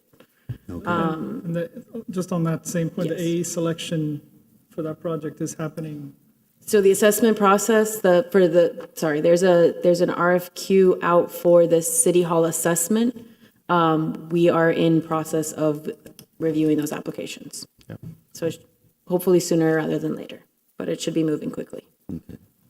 Is there any new business? The only thing I have for new business is we have our annual joint meeting with Landmarks Advisory Board to be scheduled. If we all agree to today, I spoke with some of the representatives from that board, and they were okay with the 30-minute window, beginning at 3:30 on November 20th, the day of our historic board meeting. That's fine. Okay, we'd be meeting here? Would be meeting here at 3:30, and then our regular meeting would begin at 4. Okay. Okay, that's all. Any questions by any of the board members? What was the date again, Anna? 11:20. Thank you. Which is our next This is our next meeting. Historic Preservation Board meeting, and if you all want to discuss, there is a December meeting. So if we want to look at new dates, I think we might have moved our December meeting last year up. We can talk about that. So that might be something to look at your calendars, and I think it falls relatively early within the holiday window, so we should be okay for December. So we're supposed to be here at 3:30? Yes. So we're going to have a 30-minute meeting? It's a joint meeting, just updates. That's what I've been provided. If you all want to do, our joint meetings have relatively been short. Okay. Besides the one when we had the window, the light fixtures. So, And Anna, correct me if I'm wrong, but it's looking to be a lengthy meeting. The November meeting, no, or not? maybe, I don't know. I'm not, She doesn't know yet. I'm still here today. She doesn't know, right? One meeting at a time. I'll Is think that about it tomorrow. Stephanie, is that contrasting today's short meeting? Yeah. Still have 10 minutes left, I think, until our 9 o'clock bedtime here, so. Okay. All right. Is there- Hey, he's doing good as a chair, you know? He's Are like, there any commission items that, No, that kind of just comes to the city hall update. further discussion items of the board? I have one, but after we adjourn. Okay, now remember, about roofing, it doesn't matter if someone's got a really expensive roof and they can pay for more than someone's house with a roof. Stick with the roof rules. Are you editorializing at this I late am, I date? just did. I know. I love it. Sorry, Ms. Perez, when's the December date for the commission, our meeting? The What, 18th? December what? 18? That's what I have in my, the December 18th. 18th? Yeah, December 18th is our regularly scheduled historic board meeting. So if you all want to consider a new date, The 4th or the 11th works for me. okay. Well, I just wanted it to would, to know, yeah. we can decide at the next meeting. Yeah. We can Just decide- let me, well, Mike, we can decide at the next meeting. we just needed to make sure with noticing and all of that to get everything done. It would be It's a week before. lovely if you all want to consider it today. Are they talking If you about want to. I mean, is that good? Is the 18th good for everybody? It's okay with me. Okay, all right, so we're going to go with it. That's the Okay. majority. That's Okay. it. And the 20th, we're meeting of December, I mean, of Of November. November. That meeting will be at 3 o'clock, 3:30. 3:30. And so we got it. All right. I hope we get out. I've got a gala that night, and I'm going to be leaving before 7 o'clock, actually, before 7 o'clock. Okay. So I hope it's a short meeting. Yeah, 'Cause we'll Mis- work on the 'cause agenda. Mr. De Silva will get to chair it. And for those, okay. Is there anything else to be brought before the board? No. That is it. We'll have to leave There it is separate. cake for everyone. So. Okay, motion to adjourn? Oh, yeah, The and we want to meeting thank is- Mr. Amadio, the IT, he's our CGTV guy who does all of our presentations. This is his last week, so if he's Oh, here thank you so listening, we much. gave him some cake. Thank you, Amario. Mario, we will miss you. Okay, if there's no more business, I'd like to entertain a motion. to Motion. adjourn. Motion to adjourn. Have a motion, All in favor? adjourn. Okay. Recording Guys,